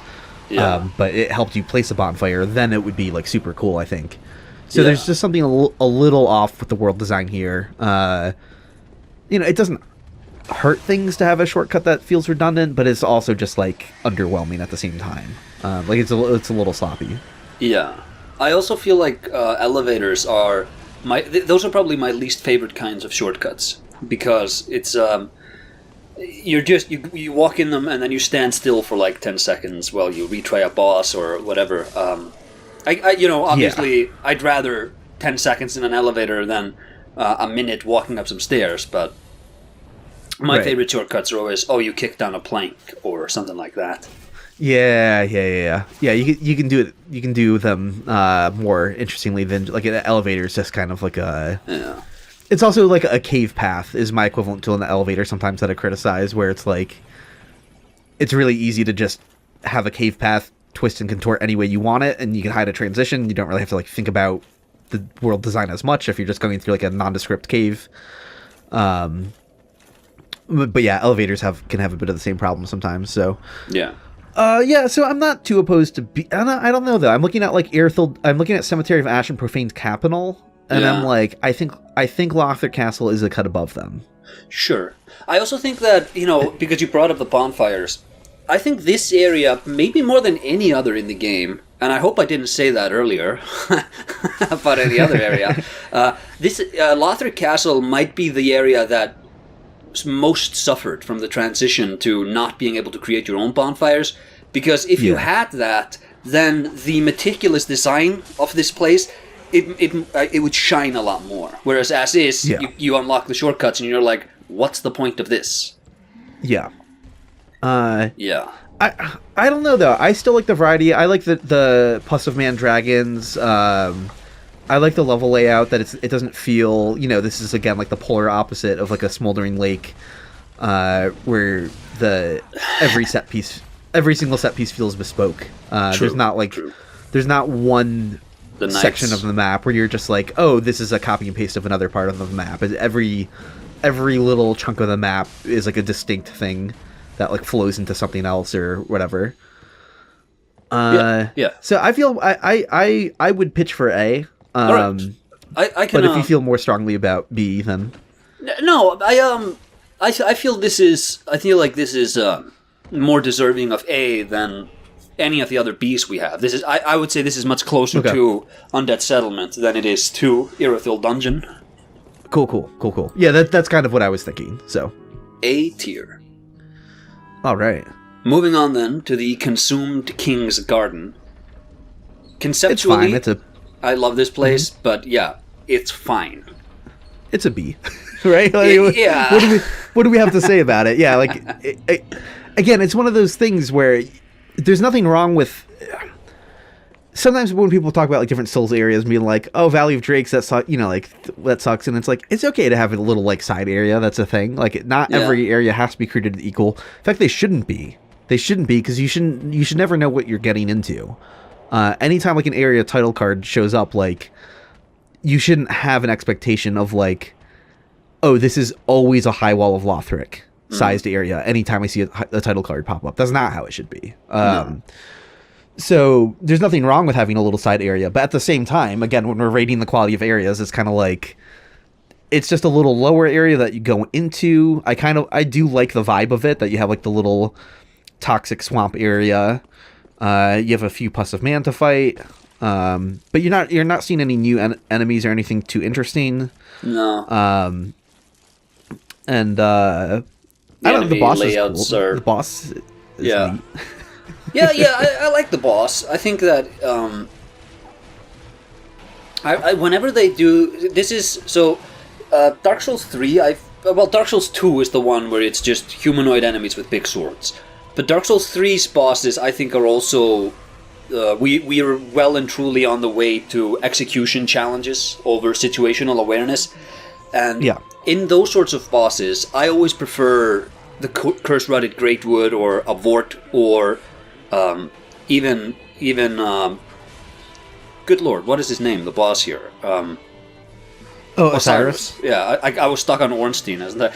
No, Osiris. I love these guys who have unconventional biology and who fight in really weird ways, even if they are just sort of, I don't want to say rolled slop because the word slop has lost all meaning, but it's more a fight than it is a puzzle you sort of solve in your head.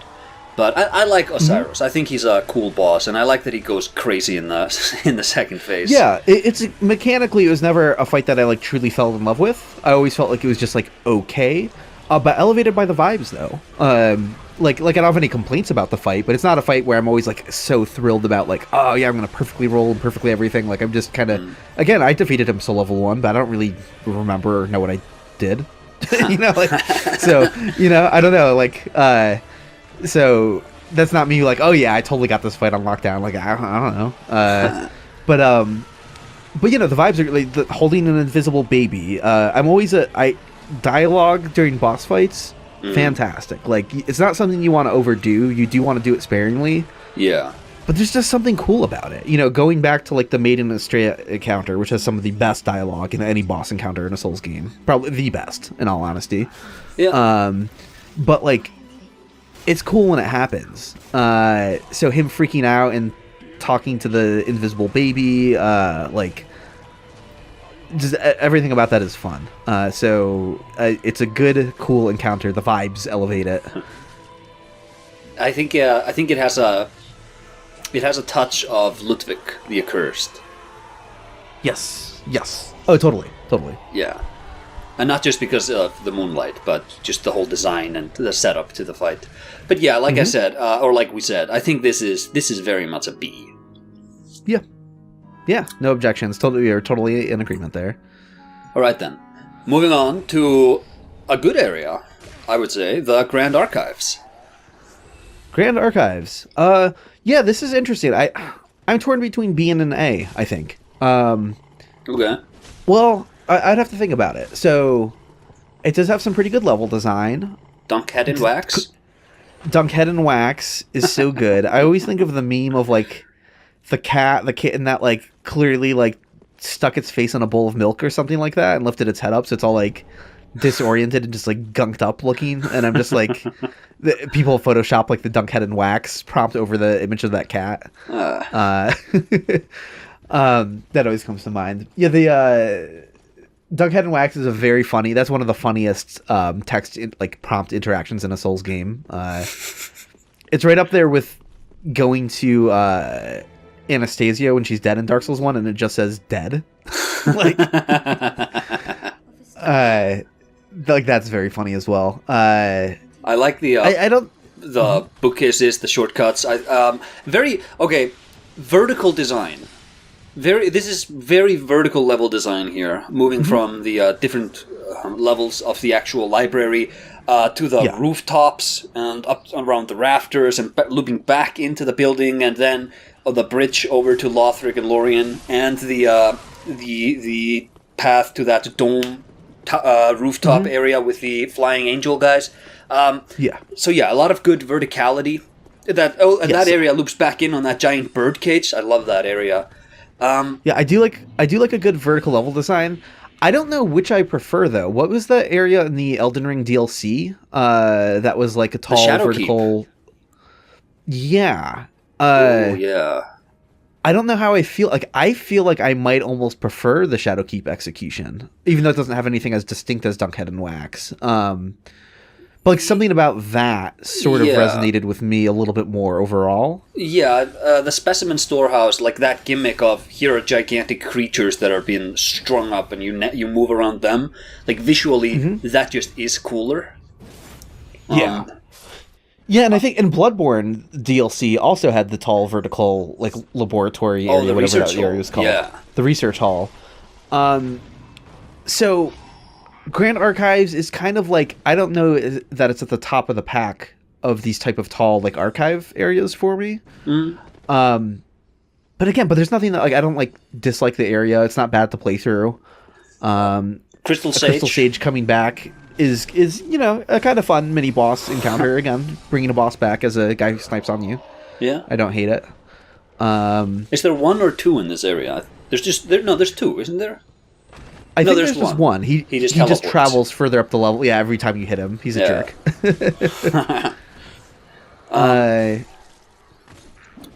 These research institutes vary in quality. I think I said in one of these level design discussion videos that they always suck. And then I was reminded of the research hall. Because I was thinking of, the Duke's Archive.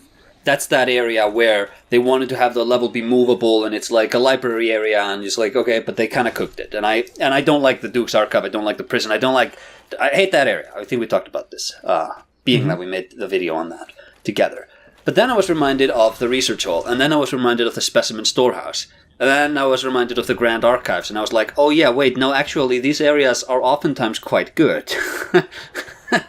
So, I feel like this is another one of those. If the Grand Archives and Lothric Castle were one area, if it's in its totality, if we could evaluate it, then A tier. But because we have to separate them, I think maybe one of them suffers a bit. I could give the Grand Archives an A, but if you think it's a B, we could put it into B. I'm looking at Demon Souls Stairway. It's tricky because I almost see like two different tiers within B here. I'm like, am I okay with putting it alongside Irythyll Dungeon? I 100% am. It feels a little bit of a bummer to just like put it next to Consumed King's Garden though. I'm like, it's got more going on than that. I'm flexible on this. It's straddling a B and an A for me. I think it's B kind of. All right. Again, just because it's not the best, it's lacking some of the flaws that the Duke's Archives had, but Duke's Archives like had more of a gimmick with like rotating some staircases, but the gimmick was like very simple. Yeah. And then Bloodborne did it a little bit more interestingly. But this doesn't way more interestingly. Oh yeah. And but this is kind of lacking that though. Yeah. So I feel like there could have been like a more interesting version of this, I think. It's just Dunkhead and Wax to avoid the grabby hands, and take care of the mini boss that's sniping at you from a distance. Do you know the origin of that grabby hand? No, I have no idea. Oh. So I kind of went down the rabbit hole of this a couple of years ago. Because that grabby hand imagery, you see it a lot in Japanese horror. Or whenever you have, like, scary Japanese media. Like, even in Ocarina of Time, you have, like, the hand coming out of the toilet. You have... okay. In Sekiro, you have the hand coming out of the pot. The hand's coming out of the pot, yeah. Yeah, it's the same image. So, okay. Somebody using a hand in a video game and somebody else using a hand in a video game does not mean that they were both inspired by the same thing. But right. I was just tracking like the etymology of this specific visual, and there's a story of like some kids in some Japanese village 500 years ago or 100 years ago. I don't remember when exactly. and there was like a murder in one of the houses, and every time they would go out to the outhouse, a hand would reach out and try to like get them. And the idea with this imagery is that it's this, the hand, it represents a presence of something that is, that is other. Like a spiritual presence being sort of represented by just a disembodied hand. And I think there's enough of a there to connect that to the hands here, grabby hands in the Grand Archives and in Ocarina and the pot nobles in Sekiro. Just a fun little aside. That's cool. I like that. That's something in general that I like about the FromSoft games is that they're going for a Western fantasy aesthetic, but they can't escape being extremely Japanese at the same time. But not like so Japanese that it's not they don't have the flavor of like a JRPG like at all. But it's a really genuinely cool like mixing of worlds, right? Yeah. Because it's a take on Western fantasy, but it has those Eastern sensibilities. Eastern sensibilities that like would be harder for us to like cook up or daydream, just because it's not the same mythology that we grew up with, and that sort of stuff like just being peppered throughout the Souls games gives them a super unique flavor. Totally. You see it in like Resident Evil and Silent Hill 2, where you have these Eastern licenses masquerading as Western games. In Silent Hill 3, they actually reference this in universe when you learn that the spiritual, or maybe it was in the second one in the prison, the spiritual power of the town was like tainted by the missionaries who came there, because this used to just be the indigenous people of the land. They had this religion, but then the missionaries came in there and they brought Christianity with them, and that altered the nature of the otherworld, not in substance, but just aesthetically. So now the otherworld has Christian iconography, but it's not a Christian religion. It's something older and something much darker. But it has, and that's the game. It looks like a game set in America because it is, but there's something else there, and that sort of mistranslation is why it takes kind of a while before you start puzzling together what's really going on. Mm-hmm. Yeah, in general, I think Japanese take on like Western aesthetic is usually pretty great. Yeah, it's cool. It's cool. With Dunkhead and Wax, I feel like that's very Dark Souls 2 in a way. There's a lot of gimmicks in a lot of the levels in Dark Souls 2, maybe owing to that sort of ROM hack retweaking they did of everything. A lot of them don't have a very good level design or enemy encounters, but they sort of managed to mask that by just packing on gimmicks in the levels. So like poisons or acids that destroy your armors and weapons. They'll have like curses in these pots. They'll have fogs. They'll have ghost enemies. Or like they just tack on the gimmicks in order to sort of create new distinct identities for the levels, and for the most part, I think it really works to get you thinking about the different levels in different ways. It makes them more individualistic, more expressive, and Dunkhead and Wax feels kind of like that, where it gives this area a personality that like the Profaned Capital doesn't have. Yes. But at the same time, so the Dark Souls 2 problem I have is that oftentimes you can kind of feel how tacked on the gimmick is. There are places like the Shaded Woods with the mist, and you just go, wow, this area created around this gimmick, and boy does it work. But then you have areas like the Shaded Ruins, or later on the Shaded Woods with like the curse pots, and you just go, I feel like this might have been added after the fact. This doesn't feel essential, and I could see that, yeah. And Dunkhead and Wax, not that like Dunkhead and Wax is bad or anything. I like having this thing here, but it doesn't feel like the level was designed around that. It feels like this is maybe something they cooked up in the middle of production. But like not to say that that's a negative, just maybe not fully realized the Dunkhead and Wax gimmick. Something that's very funny about the execution of Dunkhead Wax is that if you look closely at the model of it, it's like your head doesn't just get covered in wax, your head becomes a candelabra. It becomes a candle, which I'm like, I don't understand. It's like, so you dip your head in this tub of wax, but you didn't just come out with your head covered in wax, you can't come out with like a candle stuck to the top of your head as well. Like an intact candle is within that mess of wax, and I'm like, what is this? And it's very goofy. It's very bizarre. It's the same model that the scholar enemies in the area have, right? Yeah, I don't know if it's like an exact copy, but it's the same. Like visually, if it's not, it looks it's very similar. similar-ish. Yeah, visually it's the same. Yeah. They're doing the same thing. Yeah. Which is very funny. And you do have a tiny wick sticking out of the top of your head. And I'm like, what? Like, I thought I was just dunking my head into wax, but okay, you're giving me a candle and a wick too. Sure, why not? That's also, these games are really funny. Like, there's a lot of good comedy in here. And just, like you said, the prompt of, like, you walk up to this pool of wax and that prompt, just, hey, are you going to dunk your head in that? Is like, yeah, I guess. I gotta. I suppose.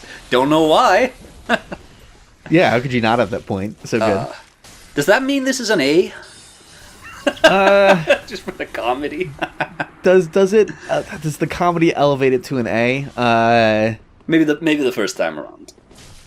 Maybe the first time around, right? But yeah, it has the rooftops areas like with like the gargoyles and stuff like that. Lothric and Lorien, they're technically the boss area here. Oh, you're right. I'm looking ahead. Lothric and Lorien, we haven't talked about them. We've got the bridge to them. We've got Bridge, Lothric and Lorien fight. Another really cool duo-ish fight. Fun the vibes gimmick. Of that fight. Resurrection. Fun gimmick. Talking again. Another fight with dialogue, which is excellent. And it's so good. You get a cool anime sword if you beat them. And New Game Plus. I always forget about Lothric and Lorien. Let's give it an A. All right then. If you're cool with that, yeah, because I think because we were straddling. It was straddling these two tiers this whole time. But my mind hadn't even gone to the boss yet. It's like how Oolacile. It's like how Oolacile got a bump up because technically speaking, this area has Calamite and Artorias as the boss. Exactly. All right then, moving on, we have the Untended Graves. Now, what do you think of the Untended Graves? Do you think they should have been tended? They should have been tended. This is an area that, again, it's when you put it in combination with Firelink Shrine and Cemetary of Ash, I think it's all incredibly cool. But how do you take a little... You know what? I think it's an A. You know what? I'm going to give it like all the generosity here. You can talk me down if you think that's too generous, because it's a copy and paste of an existing area. Mm. It's actually literally the same map. Mm-hmm. It's the same. It's not even a copy and paste like into a different. Oolacile is a modified copy and paste of a chunk of Darkroot Garden, like the forest area. This is the same. If you lose your Bloodstain in Cemetery of Ash, you can find it in the Untended Graves and vice versa. Oh, really? It's literally, yeah. It's the same spatial coordinates. Oh. It's the same map. It's the same map, just with like different like event settings like tied to it. Oh, so it's not. It's not even they load in. Okay, so because I remember Bloodborne had a lot of event states that were dummied out of the game. So depending on your insight and the Red Moon, you would have like these wandering nightmares pop up and the madman that would show up. But that was all removed. This is that. This is just the same map, and we just flip these triggers on to alter the shading and the enemy spawns. That's exactly it. Interesting. Yeah, so it's literally the exact same space, same spatial coordinates, which is cool. That's why I think it's super cool, because you're reusing a space, but giving it an extremely distinct vibe. It's kind of what like I would have wanted for like if they kept iterating on world tendency. It's kind of like how far world tendency should have gone, almost. Yeah. The way you get here is fun too. There's just this popping out behind like an illusory wall, looping boss. back, just great, fantastic boss. One of the most like. This is how to do an execution challenge boss. This is how to do an execution challenge boss. There are times where like you might be annoyed fighting a boss over and over. This took me a lot of tries on my Soul Level 1 run. Mm-hmm. But I always felt like I was making like a little bit of progress of like learning the fight a little bit better, even though it was like spread across like 40 attempts or something like that. It took me a lot of tries. But by the end of the fight, perfectly parrying every single attack, every attack he did felt so good. Rolling past every one of his damn kicks.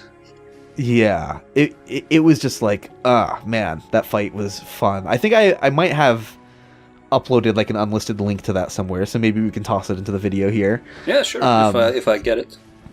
Yeah, otherwise, people can watch me roll and be hit by everything. Sure. But yeah, no, I had a blast with that. So super good fight. Again, it was one of those boss fights where like I heard a lot of praise for it for a long time, but in some of my earlier runs, I think I was like more like over leveled and was just like, yeah, it was a good, decent fight, I guess. But yeah, doing it at still level 1 just locked me the in, and I was like, okay, no, wait, I get why people love this fight. Super well refined, super solid execution challenge, not going too far like some Elden Ring bosses that I think are just like a little too overwhelming. Yeah. This is an example of one of those. Dark Souls 3 has a decent number of these, to its credit. Boss fights that have aged very well, where they're a lot harder than a lot of like Dark Souls 1 and 2 bosses, but they're finely tuned, where I'm kind of like, I think I like this more than a lot of Elden Ring boss fights that are on the harder side. Yeah, I feel this is like, I think Market, the Fell Omen, that's another one of those execution fights that I like. Godfrey is another one of those. But yeah, this is one of those. Something I love about this area is they clearly can do pitch blackness with their engine still. It kind of disappeared in Dark Souls 2. You don't really see it in Bloodborne. Or Sekiro. Like, Sekiro kind of has night vision when you're in the darknesses. You know, it kind of lights up differently so you can still see. But here, you can see that, no, we still know how to create these darkness fogs of wars that just cover everything. And I just don't understand why we don't see more of that. Yeah, it's very welcome here. And again, it's the type of thing that, like, exploring the Tomb of the Giants can be a huge pain in the ass for a lot of new people, but at least you're re-exploring an area. So it gives you this opportunity to be like, okay, the vision's a lot more obscured, but I can sort of like tap from my memory of what I like remember about the layout of this. So it's not too annoying at the same time. Also, it's not nearly as elaborate geometry as in the Tomb of the Giants. Yes. This is more like the Oolacile Dungeon. I think this is sort of an Ash Lake moment for me as well, where just like the vibes elevate it a lot. Yeah. Because again, it's like there's nothing to write home about. Like the enemies are cool. You know, we get some Black Knights. But there's nothing like amazing about like the new enemies in the Cemetary of Ash portion or anything. It's just kind of like, okay, we have an incredible boss fight. You know, maybe like top 3 boss fights of the game, honestly. So we have one of the best boss fights in the game. We get to revisit the area with a new perspective. It makes Firelink Shrine weirder, which is important in making it cooler. Before we were kind of talking about like we have Nexus at home. When we were judging Firelink Shrine by itself, and I was saying earlier in this discussion that if we lump them all together, I'd have a more favorable opinion, and this is why. This is where we get the weirder perspective on Firelink. Is this in the past or the future? There's like conflicting clues. Yeah. It feels like I don't know how this exists in space and time with everything, which is fun. So there's a lot to love about this. I think this is an A for me. This is absolutely an A for me. If this were a new area, if this was not Firelink Shrine again, but a new area, this would probably have been an S for me. But do we maybe want to talk about, just briefly, this is the original ending to the game. Ah, okay. You didn't know that? I don't think I knew that. Oh. Yeah. Well, so there was a build of the game, because the entire game builds up to your encounter with Lothric and Lorien. And yes. The significance of the eclipse is that the dark sign has so corrupted the world that you see it etched into the sun itself. And the world, the fire's going out, you destroy Lothric and Lorien, and then the fire goes out. And that's what this area is supposed to be. And you would have fought the old King of the Eclipse here. You know about him, right? Yes. Okay. Yeah. So there is a bit of a missed S tier opportunity in the implementation of this. Yes. I could totally see that, and it also explains why in the Dreg Heap, there's like an open casket in the Untended Graves too, I believe, that he would have come out of. But yeah, sorry, in the Dreg Heap. Yeah, that you not the Dreg Heap, sorry, the Kiln. We'll be getting to the Kiln in a moment, but the Kiln also has another duplicated, like much more simpler copy paste of Firelink that you exit. So I could see how that was sort of the idea the whole time, and then we wound up getting another version of that in the Kiln of the First Flame.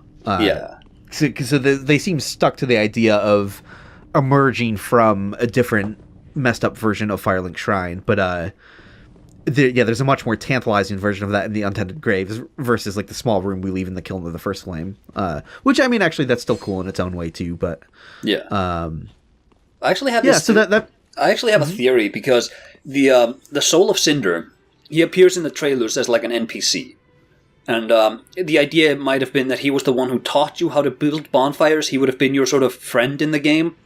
My theory, and data miners, look for this when you get the earlier builds. I think he was supposed to be a repurposing of Oscar as he was meant to be in Dark Souls 1, where he's like your friend throughout the whole thing, and then at the end you make opposite decisions.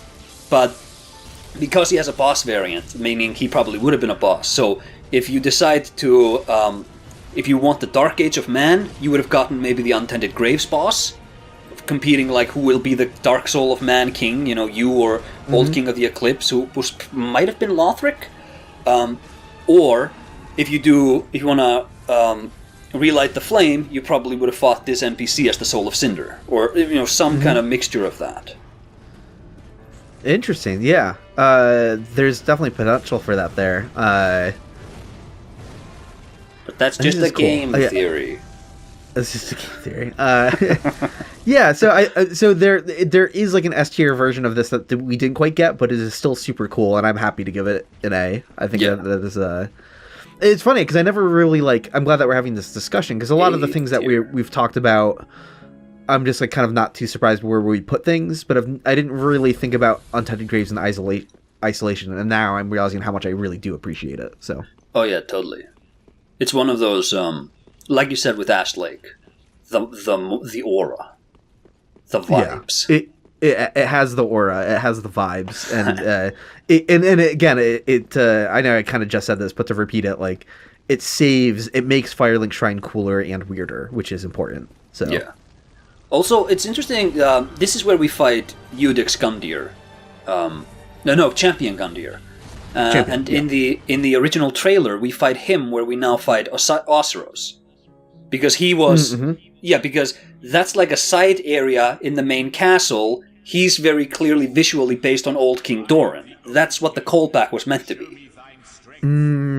Old King Doran. That's right. He's got like this sort of greenish, ornate, like armor. Yeah. And that's like Volnir. He's the boss of Profaned Capital there, and Yorm was apparently the boss in the Cemetary of Ash. With the Volnir does make a lot more sense in the Profaned Capital. That feels more right. Yeah, because there's so much treasure about everywhere. Yeah. Yeah.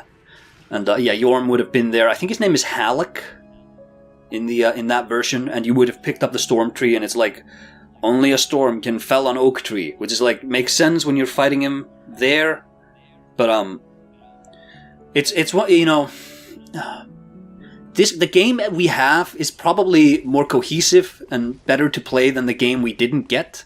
They changed it probably for a reason, but you always kind of wonder if the reason was just we need to ship it rather than creatively we think we have a better game.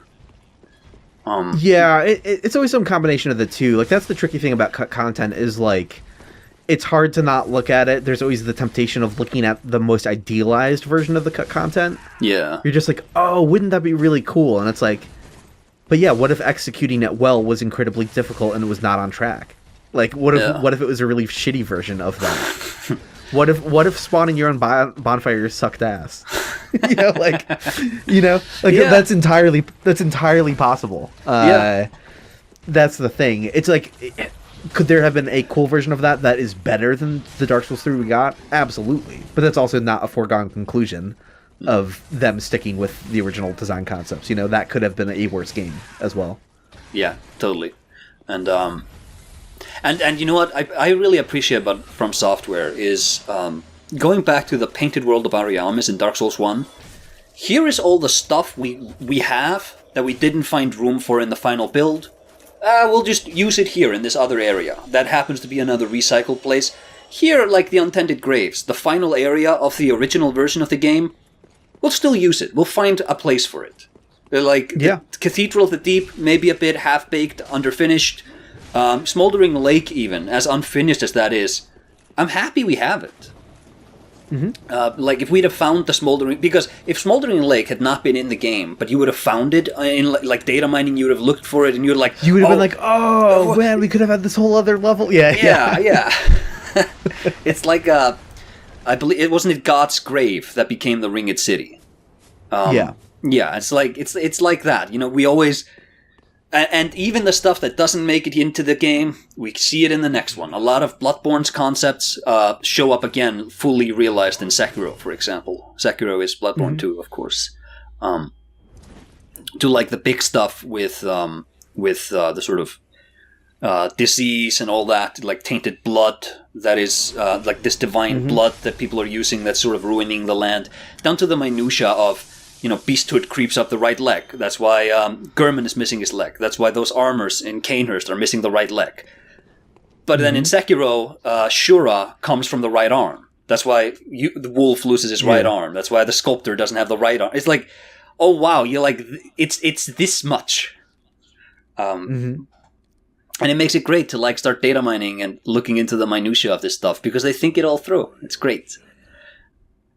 But yeah, moving on to Archdragon Peak, or should I say Level Design Peak? Question mark. I was gonna say more like Archdragon Mid.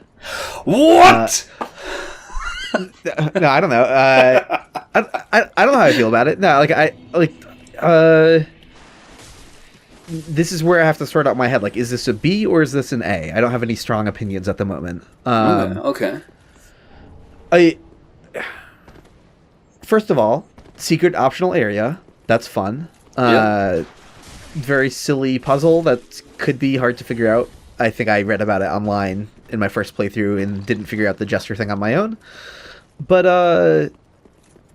I dig it. I dig the seeing it in the distance from two different locations. We see it in Anor Londo, and then you also see it where you have to do the gesture in the Irythyll Dungeon. So that framing of this distant place on a mountain top is cool. Yeah, no, I'm trying to just go through the area in order in my head, I guess. The dragon fight gimmick. How do I feel about that? You love it, right? It's Demon Souls again. Yeah. Maybe a slightly less clumsy Demon Souls because you don't have to shoot a million arrows at the damn thing. So I guess it's a fun little thing to run through the level and drop stab it. It has the Yorm thing of it's also a very functional boss if you don't want to do the gimmick. It's functional without the gimmick. It doesn't fighting at melee isn't as bad as Hellkite in Dark Souls 1. No. I wouldn't say it's great either, but it's not bad. It's not bad. So yeah, I think that's a decent gimmick for a set piece. So you run through the level, do a drop plunge attack. Although, you know what though, aren't there there's dev messages they didn't have the confidence of the I felt the level does.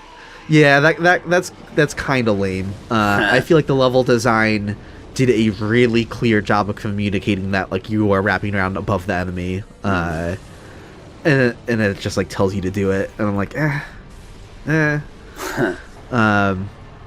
that feels that's lacking a little bit of confidence in like you're telling players to do that, but you're not telling them, you're not giving clear hints to do the dragon gesture to find the area in the first place. Like the puzzle to finding the area is a billion times harder than figuring out, okay, I'm above the dragon and I can drop stab it now. Like, come on.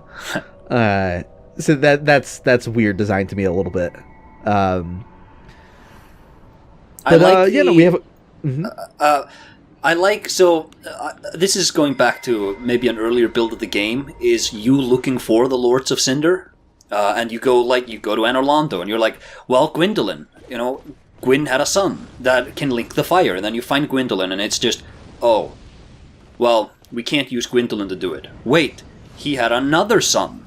Where's the firstborn? And that's like this long-standing From Software mystery that today people don't remember. But man, like, who was Gwyn's firstborn?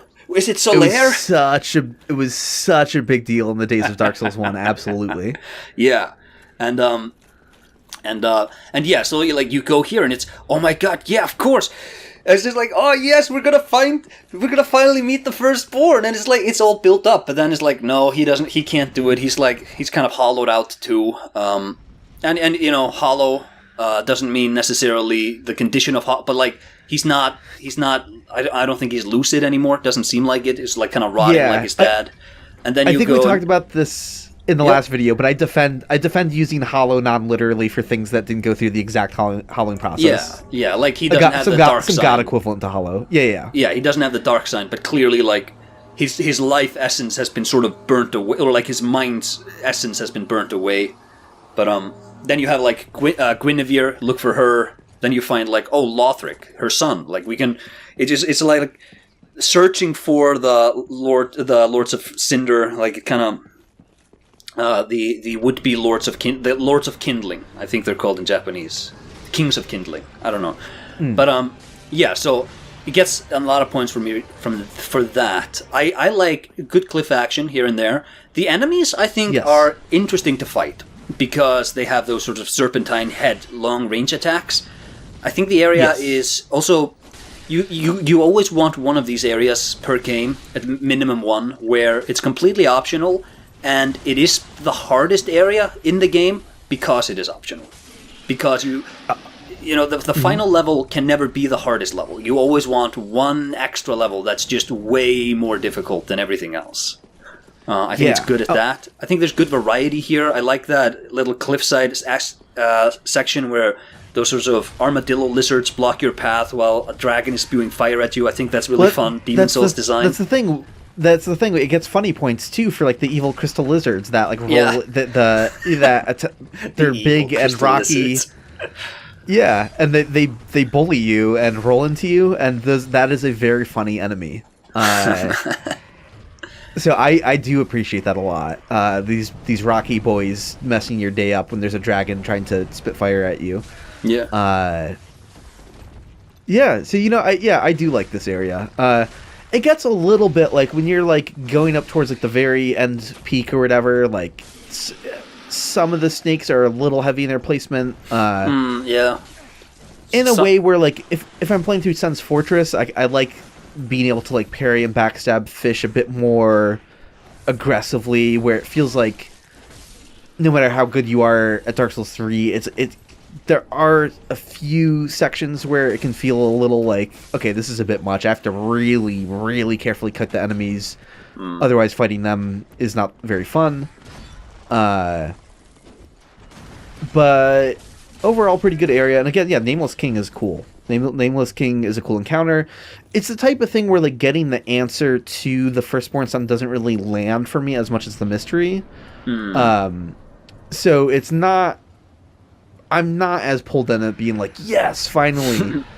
But that doesn't change the fact that, like, as a boss fight concept, if he wasn't the, firstborn son, if he's just some other dude, he's a very cool dude regardless.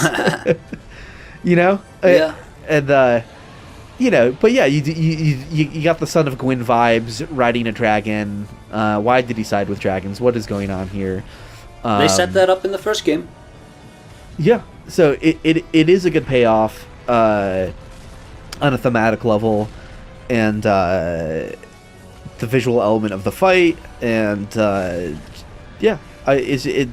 is a very good boss fight as well. Do you think this area would have been improved if instead of fighting the Nameless King, it's the exact same fight, but it's Ornstein instead, and at the end of this entire gauntlet you discover the Nameless King, he abandoned this place as well, looking for something else, and the mystery of who he is never fully answered? I kind of like that. I do like that. Because I don't know. I feel like I don't need to know who he is. We never learn. We never know. Like, we don't know anything about Flan. We have no idea who Flan is either. So I just like that there's like elements, like corners of the universe that is just like that history is lost. We have no idea. Yeah. The annals of history might have forgotten him, but we never will. We never will. But no, there is something again though, like in terms of like, oh, is this callback offensive? This is squarely absolutely not. No. To have a Gwyn who is clearly not a copy-paste Gwyn even remotely. You get the aesthetic of Gwyn in the armor a bit, and just like the look a little bit. But this fight could not be more different than the Gwyn fight. So well done. Yeah. I also love the idea of him going back to the dragons. It's like an alternate way of moving forwards with the world, but it's, this is sort of a dead end. The thing that destroyed the dragons was the Age of Fire, and you can't revive the dragons while the fire thing, like the thing that killed it is still around, man. Like, this is, what are you doing? Yeah. So to me, like, I think the only real downside of this area is there's a big interior section where enemies are being summoned, and it's a very uninteresting area to be fighting in. I like the sort of meditating dragon men. I think that's a cool visual. But that's the only like real downside of the level for me. The dragon mother in the mountain, repurposed later for Midir. I love that. I hate Midir, but I love that visual. I don't know, man. I think this is probably the biggest disagreement we're going to have then. It's not as big as we had with Ash Lake, but I could see this as an S, but interesting. Yeah, this is again for me. It was more between A and B. Right. But I can be pulled up to an A for sure. All right. What else was I going to say? Cliff Action though. I do got to give a shout out to doing a bunch of invasions closer to when the game came out. Or was it hosting? Another one of your toxic invasion stories. I love it. Yeah. Oh, it 100% is. It's so stupid. Well, no, because this is I had the easiest. What I would do is I would go AFK, quote unquote AFK. I wasn't really. I was there with controller in hand, standing right next to a cliff, and just like not react to my PvP opponent. So sometimes they would just backstab me and just like throw me off the cliff instantly, because of course that would happen. But I'm just like, I know someone is gonna stall because I'm not reacting. And they like get close to me, like kind of stand behind me like they're gonna do something, and then I immediately just like pivot around them and cast Force or whatever and just knock them off the cliff. And I'm just like, just a very stupid bait that, again, it was more dangerous to me and resulted in more losses for me, but anytime it worked, it was just incredibly funny to me. Right. So I do have that fond memory of doing that here. Yeah, I think it's a good A. Good A. Best cliff action in the game, I would say. Okay. Do you disagree? You think there's a better cliff? Is there a better cliff? Are there better cliffs? I don't count the Dreg Heap as having cliffs. By the way. Okay. Those are architectural ruins. It's different. The thing that's holding back the cliff action for me on the Archdragon Peak is just like, there's not enough enemies to backstab or like cast Force against to like knock off a cliff. So you can because I did use Force to like knock some of the smaller snakes off of cliffs. But I feel like there could be even more. I don't know. I want to be able to use those cliffs against enemies even more often than I feel like I already can in the level. Yeah. All right then. Archdragon Peak bumped up to an A or down from an S, depending on where you're coming from. Moving on then to the Kiln of the First Flame. Yeah, I don't... What do we make of this place? Yeah, how do we judge something like this? It's because when we talked about the ending to the Kiln of the First Flame in Dark Souls 1, we very specifically added the caveat that this has to be evaluated as the conclusion to the entire game. You cannot, like... Maybe the placements of the Black Knights wasn't really inspired in that level. But that's not the point. It's just like, it's this track, and it's really ambient. And that's the point. It has to be, you have a different mindset going into it. I think even if we apply that here, this feels kind of just not half-baked. It doesn't have that sort of oomph. You know what I mean? Yeah. Okay, I think we're in agreement, because I was going to say that the Kiln of the First Flame of Dark Souls 1 is much cooler. Yes, yes.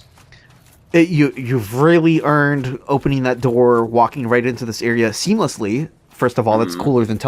you do... It's funny how it's such a subtle difference, right? Because you still teleport down there. You still have to teleport to the Firelink altar. Mm-hmm. But then you get to open the door and walk through the ghostly corridor to the Kiln. Yeah. This is just like, you warp into, Ash and Firelink, and then you have to warp from that one to the Kiln. It's just the entrance is not nearly as cool.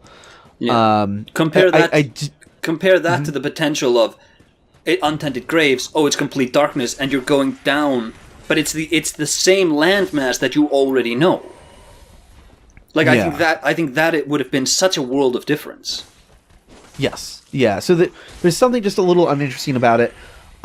It does have thematic payoff within the context of Dark Souls 3, though, which is just the converging stuff, sort of near the end of time in a way. Not the true end of time yet exactly, but we'll see that more in the Ringed City. But all of the twisted, contorted landmass geography, that is cool. I do like that a lot about it. That is incredibly cool. They're setting up things for the Dreg Heap, for the DLC. So it is cool seeing that here.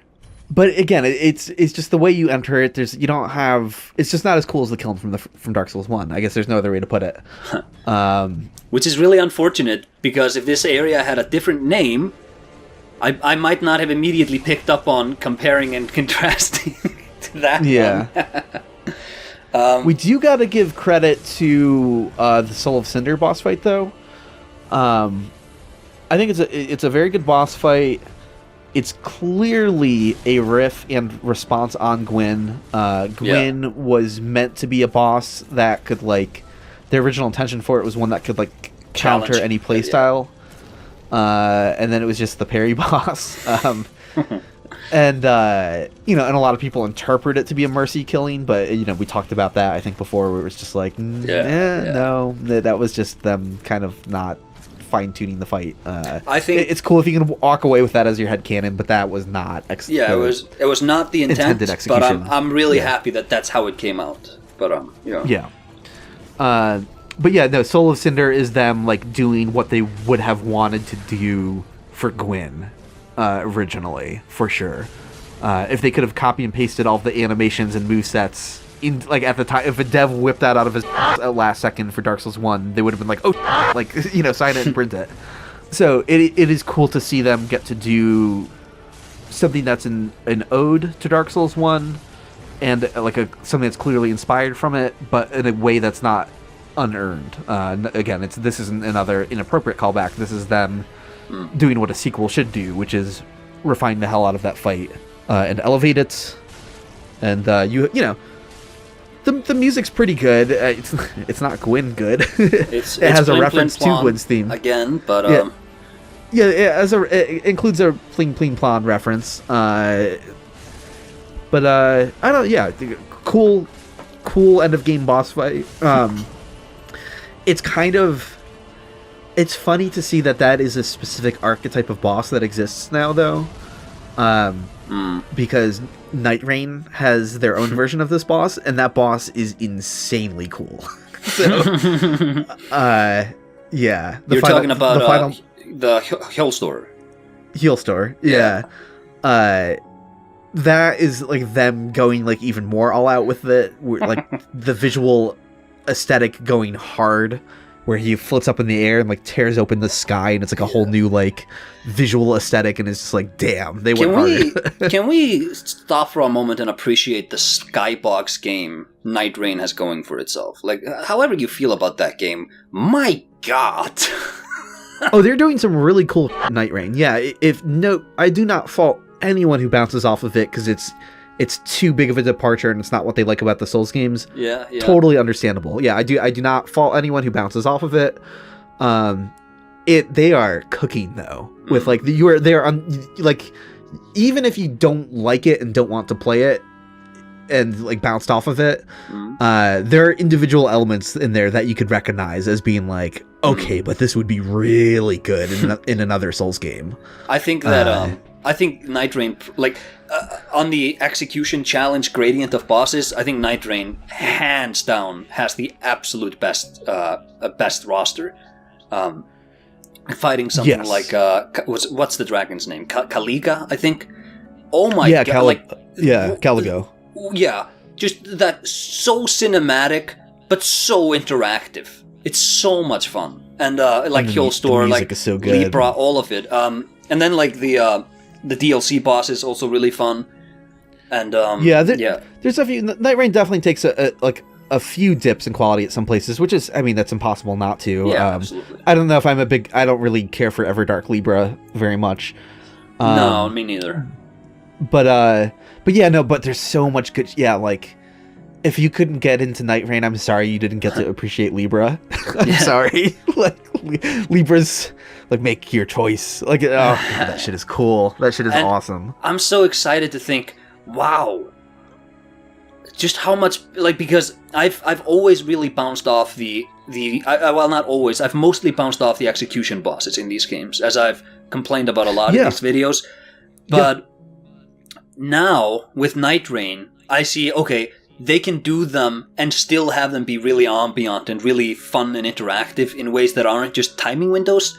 And I really want to see more of that in future games. Yes, that's the thing. That's been the trade-off, where it's like, okay, execution challenge, but it's just like in a kind of boring arena, and like it's lacking a bit of personality. And they found a way to like put personality back into execution challenges. So that is very exciting for future games. Soul of Cinder, though, I think is kind of just an execution challenge. It's a good execution challenge. It's in a kind of boring arena. Compare and contrast the arenas in this game to the boss arenas in Demon Souls. Like, every boss arena, so interesting, so different from one another. Yes. I always think about the Adjudicator's boss arena, and, that's the easiest fight in the world, but it takes place in the smallest, most cramped space in the world, and he's so fat, he's so big. It's just like, hey, if you position yourself wrong, he can just squeeze you into a corner, and there's nothing you can do. And just very obnoxiously, like, you're trying to get down safely, and then, he's attacking you from down below, and... the opposite of Nido, where you have to... in Nido, you stand still. In the Adjudicator boss, you run down as fast as you can. Yeah. For the Kiln, I wonder with the Soul of Cinder... again, I'm talking about cut content in a level design discussion, but if he's an NPC that teaches you how to build bonfires...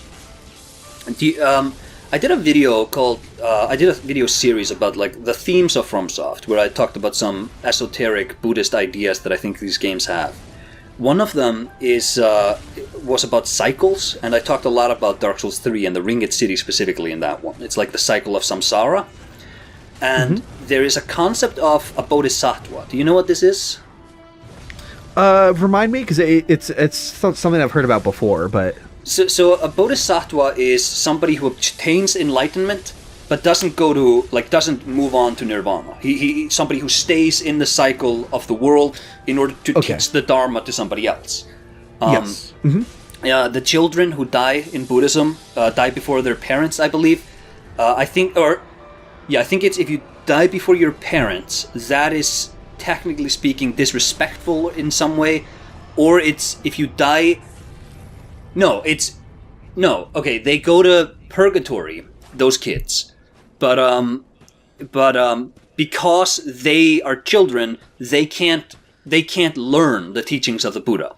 And so what happened is there's a monk called Jisoo who obtains enlightenment, dies, goes to hell, but he stays in hell, and he teaches the children the ways of the Buddha so that they can be reborn and move on. And Kotaro in Sekiro, he's that figure. You know, he asks to be spirited away to teach the children of Senpu Temple.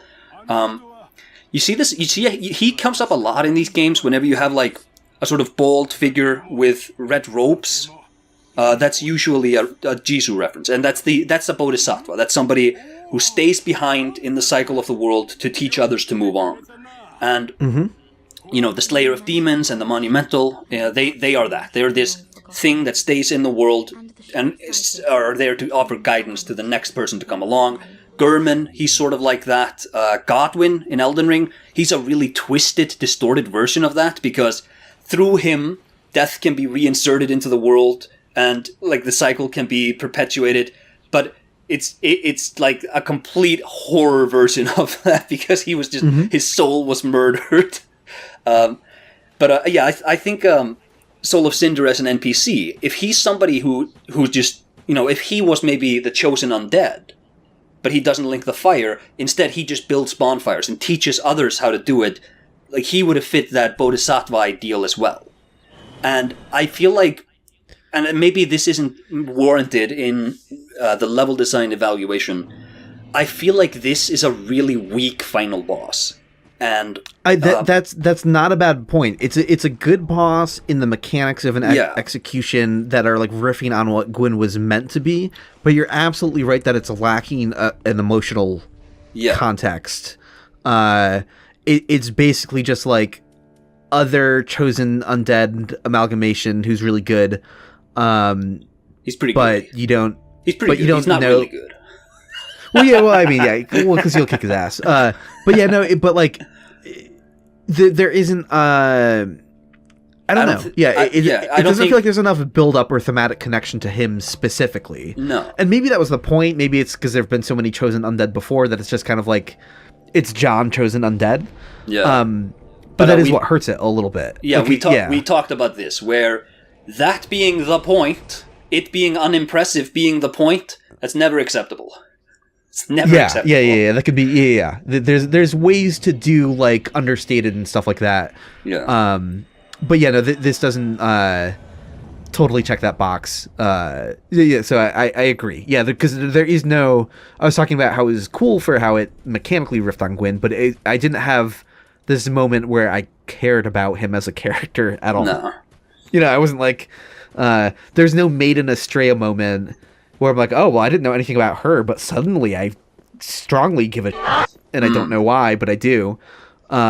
This is just like, oh, I got time to take out John Dark Souls, you know? So, yeah. Precisely. I agree. So maybe, is this a C? See, I think this is a B, but because it is the final area, I think it has the added burden of being a massive spectacle and like a real savory ending to the game, and I don't think it hits that mark, which means I think it could be a C. Yeah, because I wouldn't really argue against B either, but it's lacking the emotional impact of the Kiln of the First Flame. It's lacking emotional impact for a final boss. So I don't feel like it's totally off base to judge it more harshly as well. So I might make the case for C, but also like it's one of those things where like out of that context, it's kind of a B as well. I don't know. Yeah. It's like it's like Cemetary of Ash. That could be a C if you just look at the level design, but so many things come into like it being the beginning. I think helps bump it up. Yes. Yeah, context for the end game. Yeah, let's give it a C. I don't think we're being too hard on it if we do that. C for Kiln. No, wait. Yeah. To be fair, like the path to the Throne of Want in Dark Souls 2 is boring as fuck. I like that though. I like that area. I think I gave that like an A or something. Interesting. I'm like, so do I just like? No, this is kind of just on par for me. You know what it is? That just neither is as cool as the Kiln. The Throne of Want. Well, no, neither is as cool as the Kiln. Dark Souls 1 Kiln. Dark Souls 1 Kiln. The Throne of Want has like really cool Kingsfield 4 references strewn about. This doesn't have any of that. So it got that Kingsfield boost for me. Gotcha. Neither. God, it's sort of like Demon Souls and Dark Souls 1 did it best, because that final area when you go down underneath the Nexus in Demon Souls is cool as too. Like, I always prefer those more ambient bosses, like Gurman. Oh my god, you kidding me? Yeah. The music in Bloodborne, the final, like the Gurman theme. I want to start crying whenever I finish the game. It's so beautiful. Mm-hmm. Yeah, I don't get that with Dark Souls 3, unfortunately. No. Well, I cry because of what could have been. Oh no! Oh, that's a very bad cry. That's terrible. Do you want to take a small break, get a cup of coffee? Yeah, absolutely. Before moving on to the DLCs? Excellent. Yes, sounds good. Cool. I'm here. Sounds like you might be back. Yeah, I'm back. I'm watching a stupid meme. Oh, cool. It's like a girl crying. It's like, I'll cook for you. I'll make love to you. I'll do anything. I can make you so happy. And the caption is like, what the kind of stuff bro is on when he wants me to play one more game. No, that's hilarious. The kind of stuff Acer's on when he wants me to record one more level design discussion. I was watching a video for Guess the Jazz Drummer, where someone had like one jazz drummer and a bunch of metal drummers, and all of the metal drummers tried their best to pretend like they knew jazz. And I don't know, it's kind of funny. I love a series. I want to do a series of videos where it's just people are really good at sort of pretending in a group. You know those sorts of experiments where they go, you have to pretend to be like an expert bass guitar player or something in a room full of expert bass guitar players, but in reality, everybody in there is pretending. Like I love. Oh, that's funny. Yeah, I want to do stuff like that. You have to pretend. That would be entertaining. You have to pretend to be a Dark Souls 3 fan, or to have played Dark Souls 3 in a room full of people who never have. The interactions would be the vaguest. Pretending like you know what someone else is talking. Yeah, the vaguest. Yeah, I don't know how would you. Yeah. Yeah, I think the solo's pretty dark. Yeah. Oh, you're a fan of Dark Souls 3, huh? Name all the Dark Souls. And then you put someone on the spot.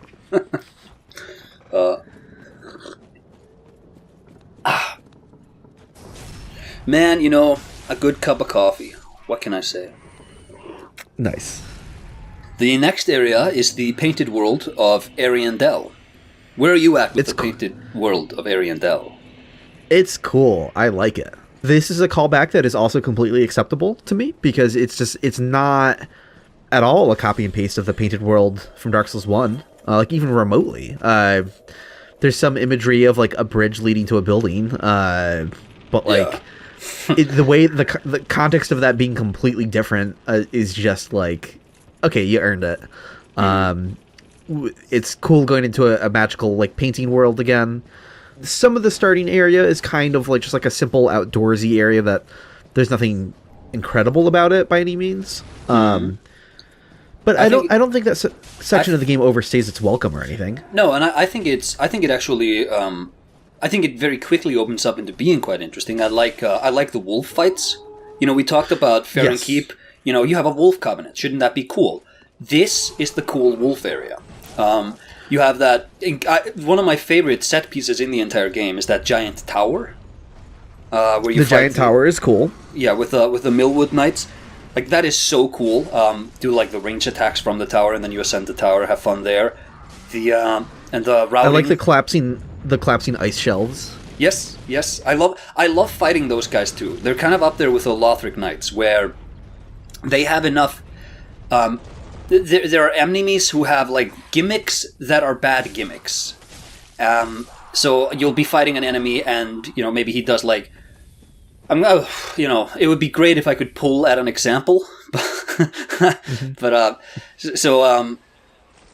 you take an enemy that like those oh god, what are they called? The Come Hand men in the Profaned Capital. I think. I don't remember what they're called either. Monstrosities of Sin, I think they're called. Yeah, I didn't even. I had no idea. Yeah, like or the trolls in Dark Souls 2. I like the trolls now that I know how to fight them, but I think they have. I think they generally just have lame kind of gimmicks. The Millwood Knights, the ones, the big ones who like put the axe on the grounds and like the rumblings begin. I think those are fun gimmicks that don't make them too like it's an expansion on the sort of expressive capabilities of the enemy pool, but it feels very organic. It doesn't feel like you just tacked on a weird gimmick for the sake of it. And yeah. This DLC too solves the problem that I was talking about earlier in our discussion, where I was like, how interesting can an entirely outdoor area be? And the answer is usually not much. That's an uphill battle. But this varies things in the right amount of ways. You do get to go into some buildings. They are dispersed throughout the area appropriately, so there's enough visual intrigue and exploration. You're talking about the town. Yeah, like you eventually get to the town. Of course, you get to slide down to it, which is fun. You get another ramp. A cool bed of chaos callback. Yes, exactly. Sliding is cool. You don't get to do it very often. Again, for good reason. You got to do that sparingly. But when it shows up, it's welcome. So that's fun. It's better than an elevator. It's better than an elevator. Platforming down the routes, that's great. They brought that back then for the Dreg Heap later. Yes, they brought back route platforming that they improved. The routes don't have any... they're broader. Janky collision. They're not, they really learn their lessons from Dark Souls 1 being like, all right, if you're meant to walk on this, the invisible collision for it, even though it looks like it's a rounded surface, it's actually a fairly wide, flat thing that you're walking on, the actual collision for it. So they really cleaned that up. That little river of impurity leading up to the little Corvian settlement, I love that. I love the little... It's cool. The Wilhelm. His name is Wilhelm, right? Or is it like I'm forgetting. The guy who invades? Yeah, I love him. Love his voice. Love his armor. One of the best Dark Souls armors. Great section. Great little... Like, Dark Souls doesn't often do these sorts of... like, their character quests are usually just... A character is standing here, and you talk to them, you perform an action, and then they stand over here later. But him having kidnapped the little painter girl, and then he's sort of keeping her in that little manor, that's such a fun... And it's not... they're not gluing a bunch of new behaviors to the NPCs in order to set up that encounter, but it's just the framing. And it's so great.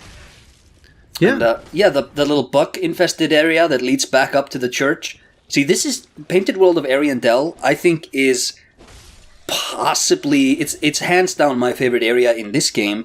I think it's possibly one of the best Dark Souls areas. I think it's up there with, like, New Londo for me. Interesting, yeah.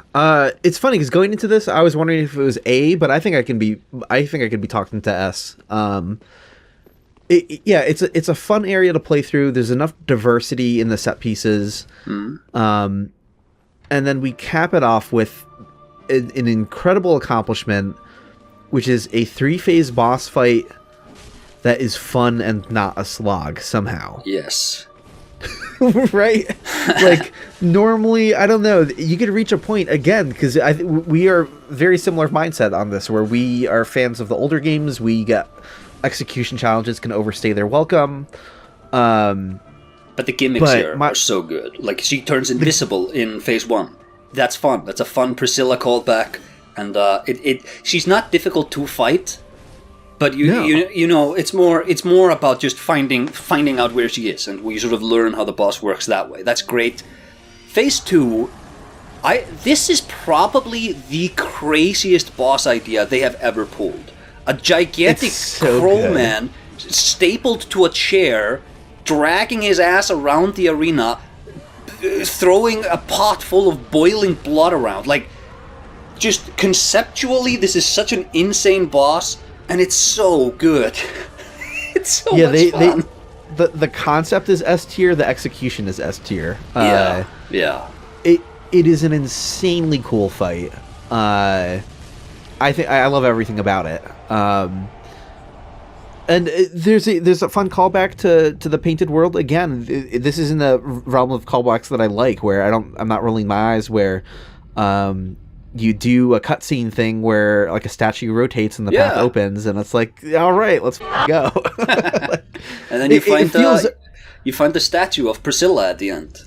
It feels earned because, like, thematically, conceptually, you're like, oh, they did a painting again. Oh, it's snowy. Oh, there's a bridge. Oh, there's a rotating statue. The area, though, is nothing like the Painted World of Ariamis. No. Like it has those similarities, but just the level is just fundamentally in a completely different set piece. They were not stuck to just rehashing the same idea at all. So... like, kudos to them for like doing a callback that is just feels so earned. Seeing the room where like the painting's being worked on, the blank canvas that's like all gnarly. Such a beautiful little scene. Like the composition layout of that, just that screenshot. It's so beautiful.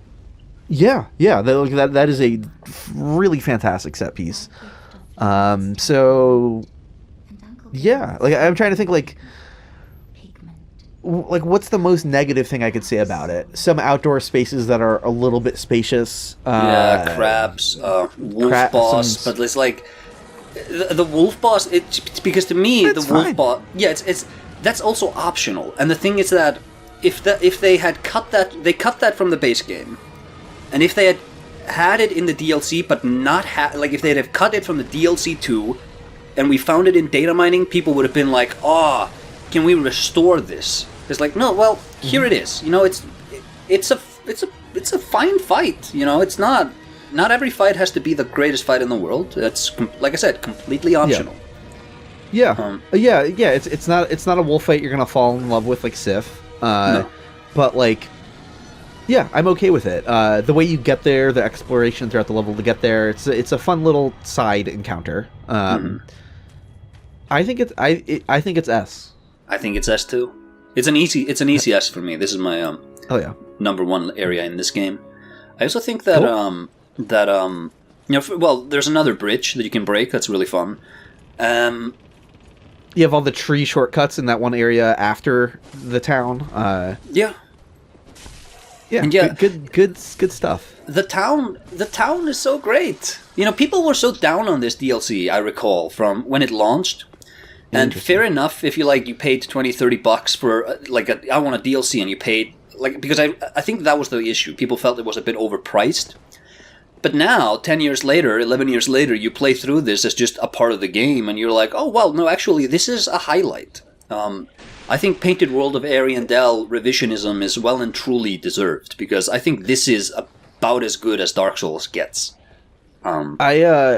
For me, too, I think it earns its spot in S, but I still think the beginning area, castle-y areas, still sort of win for me in a lot of ways. But yeah, no, this is a great area. I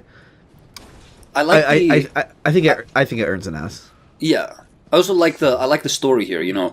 Now the ashes are two, and you meet Slave Knight Gale. And now the ashes are two, and you're like, what could he mean? What is this ominous red-cloaked man? What has spirited me away into a painting? What could he be plotting? You meet Frida, then you do like a big loop of the level. You meet her again, and she's like, great, cool, you did it. Now get lost. Don't go prying any further. It's just... all of the correct ways of assembling the Dark Souls experience, I think, really came together here. And, yeah. Well, that's the Painted World of Ariandel, S tier. Moving on, then, we have the Dreg Heap. And you know what, actually, before we do that,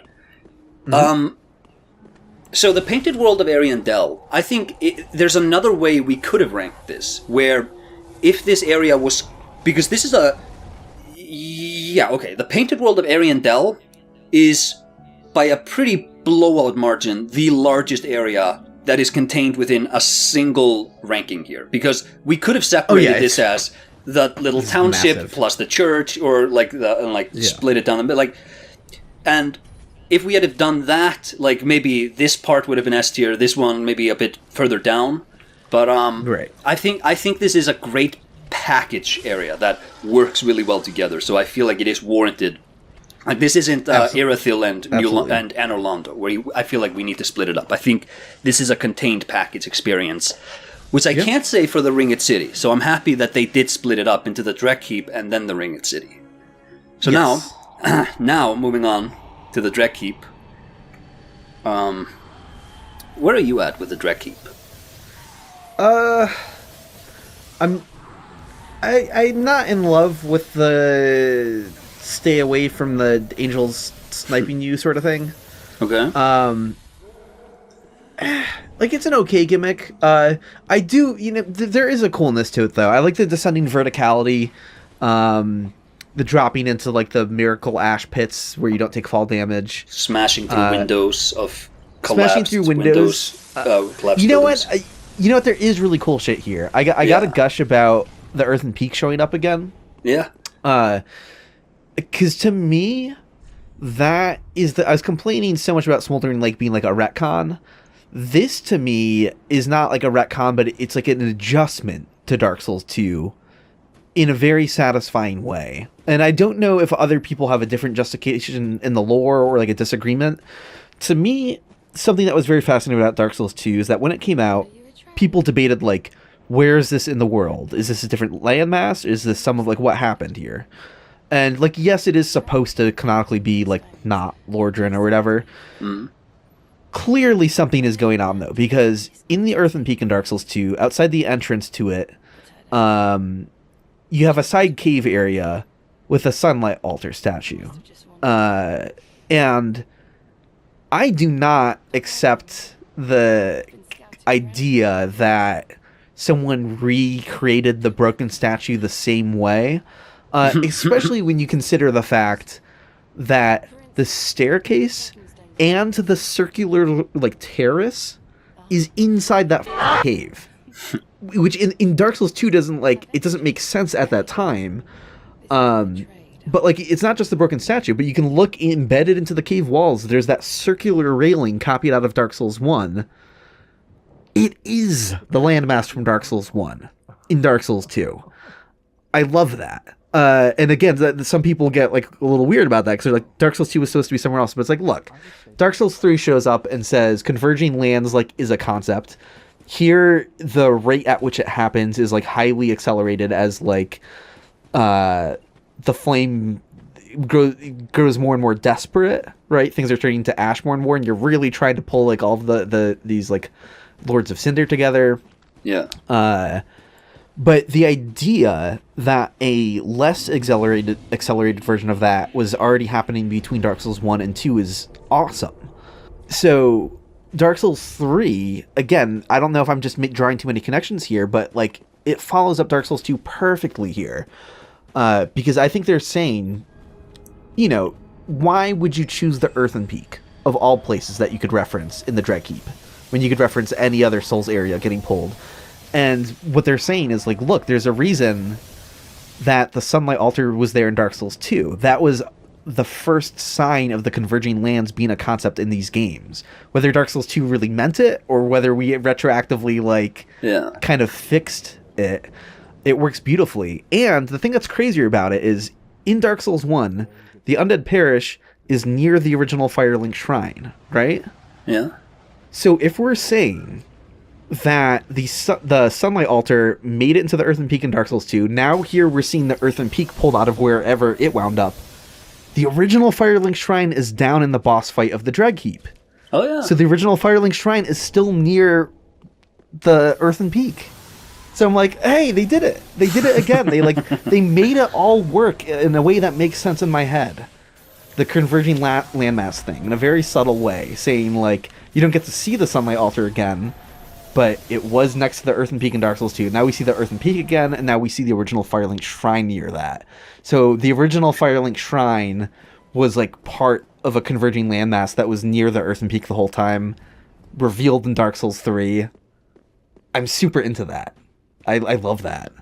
I love that too. I don't know if anyone else has really, like, established that same sort of explanation for why those set pieces are the way they are, but it makes sense to me.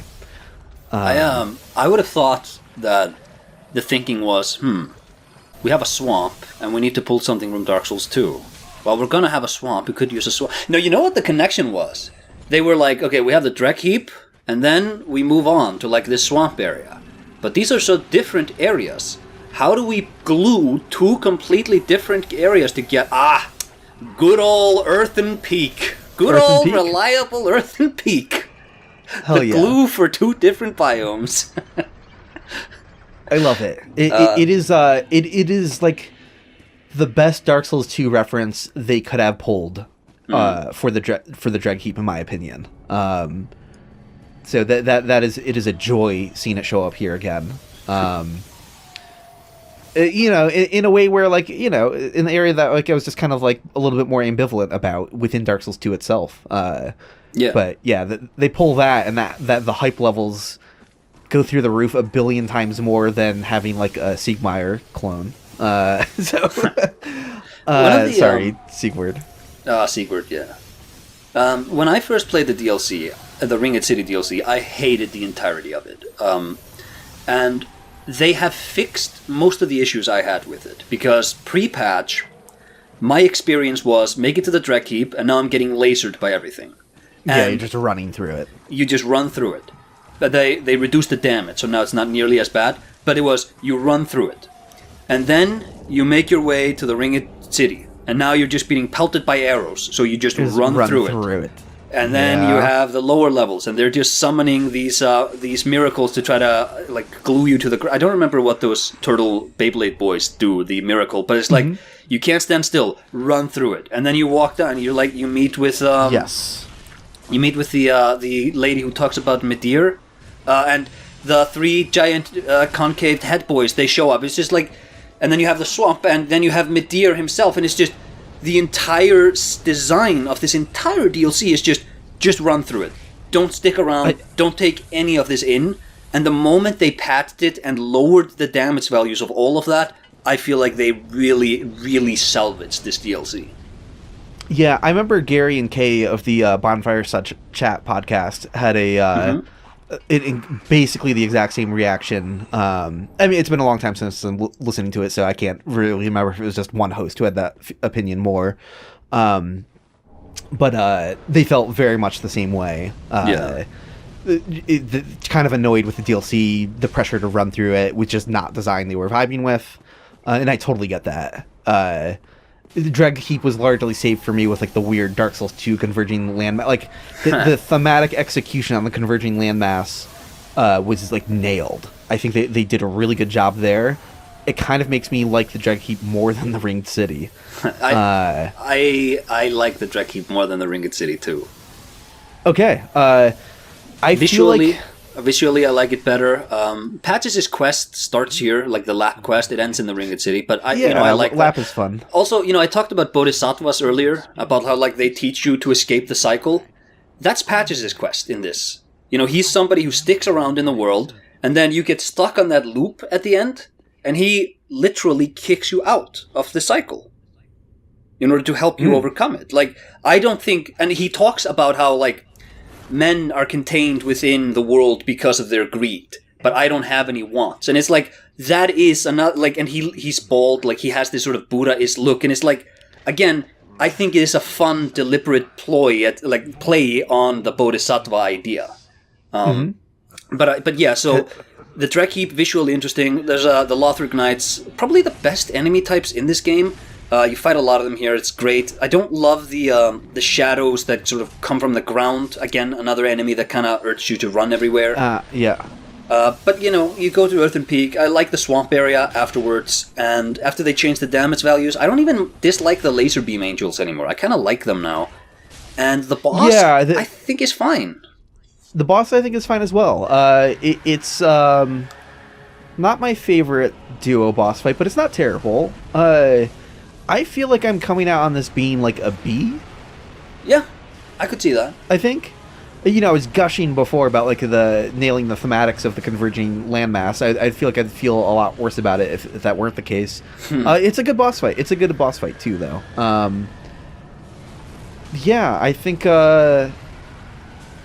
B works. I think B works. Dreg Heap, a solid B. I don't know. So I just was starting off by saying that I like the Dreg Heap more than the Ringed City, and I do. But I don't. There's nothing like I hate about the Ringed City. I don't think running past the first Judicator, like whatever. I don't. You did say earlier that you hate Midir, which I thought was funny. Because I'm like, I don't have problems with Midir. He's too hard. That's the problem.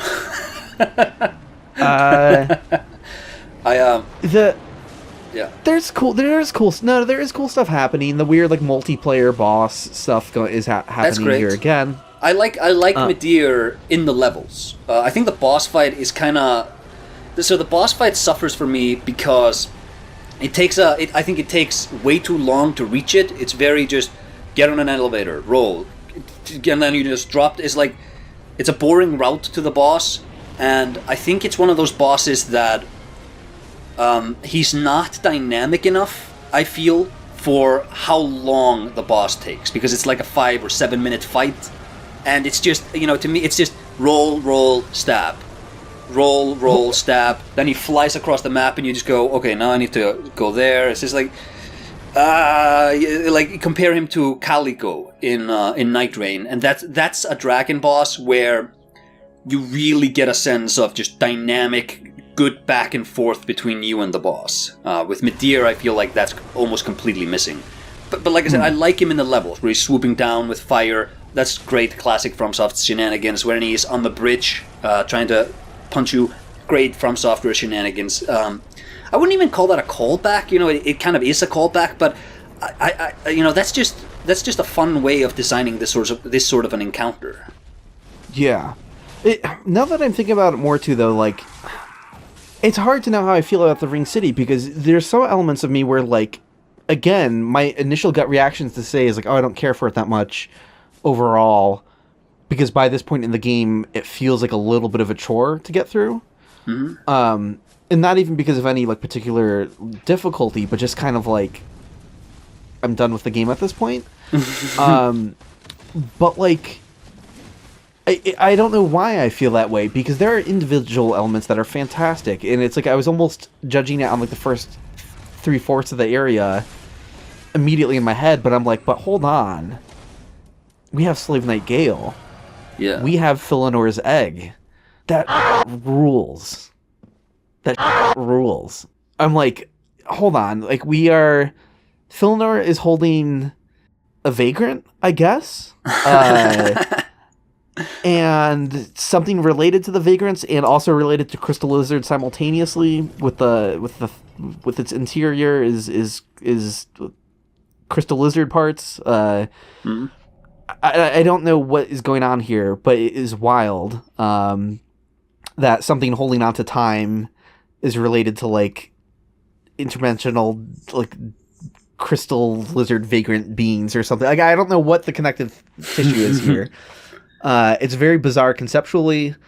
Shattering that and being brought to the end of space-time or whatever is extremely cool. Like, this, the future of the Ring City has the impact that Firelink Shrine should have had. Yes, and that to me feels very much like we didn't do this in the base game, but we want to do this again. Kind of like how Leyndell getting covered in ash is a repurposing of Anor Londo getting covered in ash.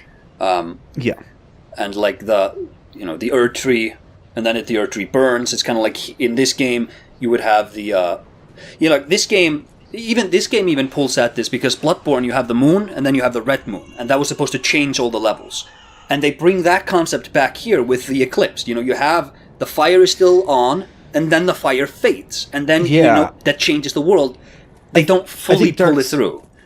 I think Dark Souls 3 probably even had, again, I'm not fully qualified to state this because I haven't data mined it that deeply. That's the work of other people. But yeah, I think Dark Souls 3 has even more cut content pertaining to changed world states than Bloodborne even. Yeah. I totally believe that.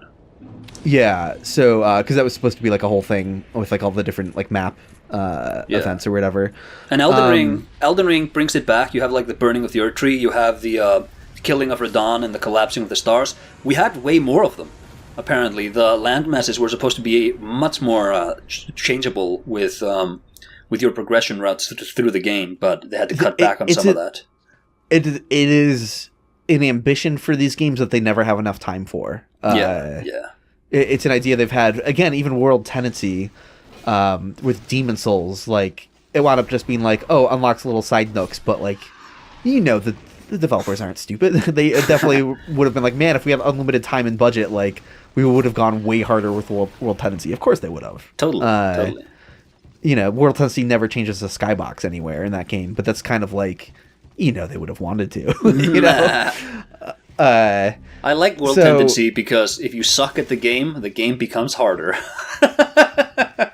Incredibly cool design choice. I'm saying that not even entirely ironically. I love that. It is wild. It is wild. I like the great demons that show up. I think those are fun. Because as the world gets more rotted with Black World Tendency, the primeval demons. Primeval demons. I always call them great demons or clear demons. But yeah, like these sorts of festering manifestations of impurity show up. It's like, but man, I know for a fact that they would have wanted to do a Silent Hill Otherworld variant of every single area when the World Tendency sinks in up. They should do that. They should make a game that's not open world. Don't waste the time making a world as big. Scale it back down to make a Dark Souls 1 interconnected, scaled size world, but go hard with different like world states and stuff like that. That would be super cool. Totally. But yeah, Ringed City. So again, it's hard to rank because it has an incredibly high end note. For one of the best boss fights in the game for sure. I don't know. Yeah. It's hard for me to pick a number one. I don't really have a number one, I don't think. But it's it's tied for number one at least, right? This is a much better ending for the game than the Soul of Cinder is. Yeah. Oh, easily. There's no disagreement there. So I was kind of feeling like I like that. Because even though I didn't love the Dreg Heap and it was just a B, at least you could get through it quickly. And this is like, there's so much more to get through here. And that's why I was feeling like elements of it being a slog, but it is a better ending to the game. So, like, am I talking myself into bumping it back up to an A just because of those elements? Or I initially said I liked the Dreg Heap more, which sounds crazy in retrospect. Is this just a B at the end of the day, or do the high highs elevate it to an A? See, this is actually a really interesting scenario where I think the Dreg Heap is superior, but the Ringed City, because I think there's a lot of slog in the Ringed City. The Ringed City has a lot of good in it, but it has a lot of just slog in it. The Dreg Heap, I don't think it really has any slog in it. Like, the biggest slog is probably just the boss, and he's not like that hard. Or that bad of a slog, I should say. But because the Ringed City has a great ending for the game in Gale, like, I'm kind of tempted to give it a bit of a bump.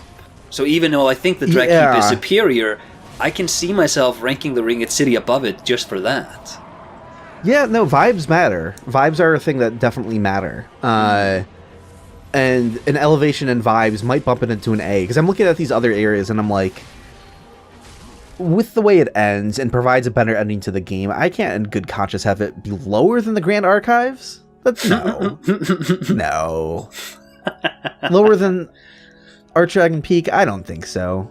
I think the ending to Dark Souls 3 is just on par with the Cathedral of the Deep. That sounds so f***ed up. That's why ranking things is really funny and kind of like a futile exercise, because there's just like it's apples to oranges in what you like about an area. And the list looks different on different days, because sometimes the list also looks different on different days. You wake up, like I could wake up tomorrow and be like, Consumed King's Garden is the greatest Dark Souls level of all time. Yeah, we can't put because of the high highs of how it ends Dark Souls 3. There's no way it can be lower than Cathedral of the Deep or the Untended Graves. Like, So I think it's getting elevated, despite how both of us feeling similar about it. Like some slog element, there's something about it that's off that we don't love, but it's elevated to an A. The Ringed City, A tier. Yes. Okay, that feels better. Yeah, it couldn't have been down below. Do you think there's any last minute fixes we need to make here? Let me see.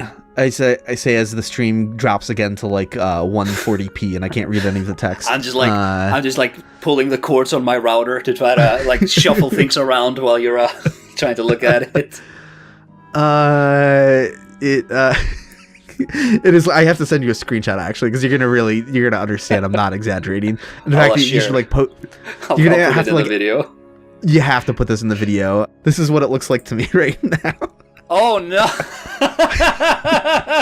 That's been happening throughout the stream every now and again too, like occasionally. So okay, it's back. It's back. Okay, I can read it again. Yeah, every now and again. It's not that bad 100% of the time, but every now and again it drops to that. So looking at it again, Smoldering Lake. That's okay. We just put that on the bottom. Catacombs, I suppose, gets the skeleton shenanigans bump. Shenanigans bump, and again, not as there's some boring things about it, but the layout is at least not copy and pasted to the degree that the interior of the Smoldering Lake is. Firelink Shrine, like this is like I could see. I think it deserves maybe a B, but the thing is that you have the Nexus, you have the original Firelink Shrine, you even have Majora. This is coming from like a stock of a lot of great hubs, and I think it is just, like we said, in an earlier version of the game where you build your own bonfires, where you have like a Crash Bandicoot warp to all of these different, like I could have seen this be a great area, but in the current formulation of the game, I got, because it is the hub area. It shouldn't be a B. It should be better than that. That's how I feel. Yeah, no, I'm not in love with Firelink Shrine.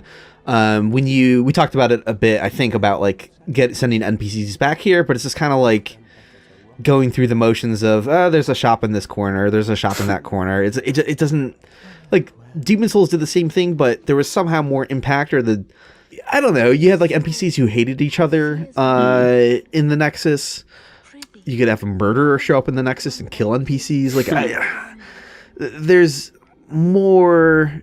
I don't know. Yeah, it is the least interesting iteration of a Souls hub, unfortunately. So C is fine. I don't think we were too hard on it. Again, being separated, it would have had a bump if it was merged with Untended Graves, but it didn't get that bump. This I feel good about this. Again, like, it's a lot of arbitrary stuff. There is no perfect tier lists. You're comparing apples to oranges sometimes, and it is what it is.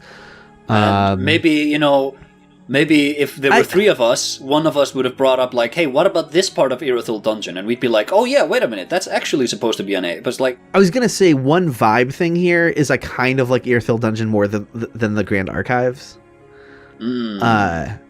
That's like that's the one comparative thing that's standing out to me in my head. I'm like, I like, if you ask me like what area is like cool in your head, I'm just like, yeah, Irythyll Dungeon's kind of cooler. Would you like to see? I don't feel like bumping Irythyll Dungeon. I could see sliding the Grand Archives down though. Downgrade. It's losing. It's losing again, because we were talking before about like other vertical archive iterations kind of being more interesting as well. True. Bloodborne and Elden Ring maybe did it better. And it's not supposed to be a compare and contrast, but you can't ignore the fact that they have done this and they've done it better.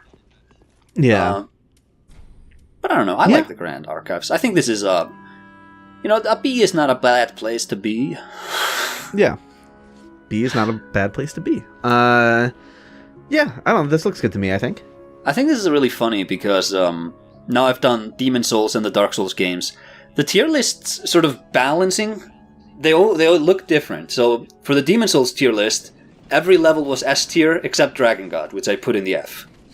And like that was the joke that started this whole thing way back when. And that's so funny.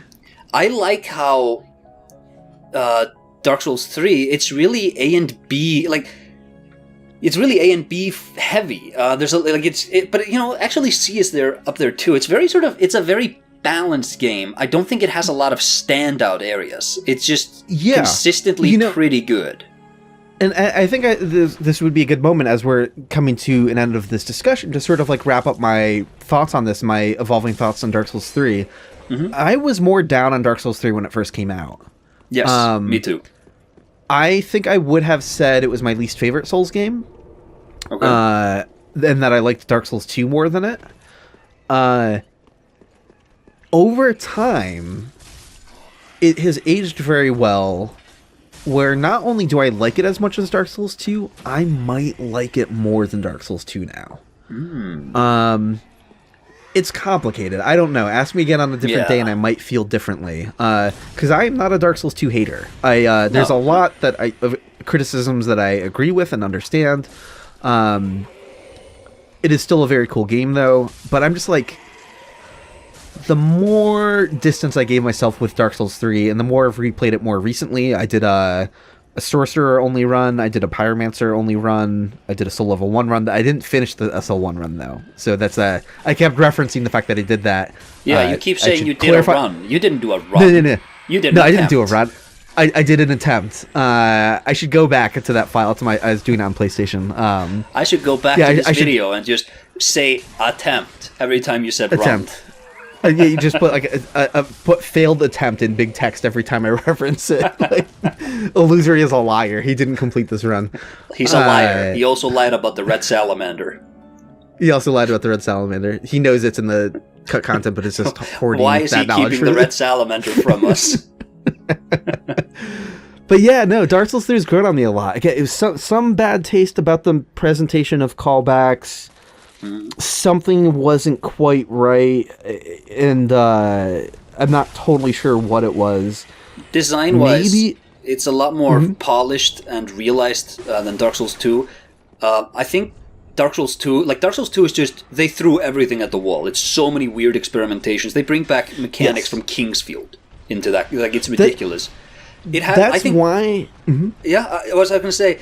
I think Dark Souls 2 is a much more interesting game. Yes, and that's why I liked Dark Souls 2 more initially, because it was more interesting to me. Yeah. But if you ask me, like, right now, like, hey, start a new character, do you want to play through Dark Souls 2 or Dark Souls 3 right now? Yeah. I think I'm going to pick Dark Souls 3, in all honesty. So, yeah, I got to give a shout out to Dark Souls 3 for growing on me over time. Totally. Demon Souls and Dark Souls 1 are still my favorite. Of course. You can't... You can't go wrong with perfection. Yeah. Well, even imperfection, because God, I mean, Dark Souls 1 is a horribly flawed, up game, but like, it is my goat. Yeah.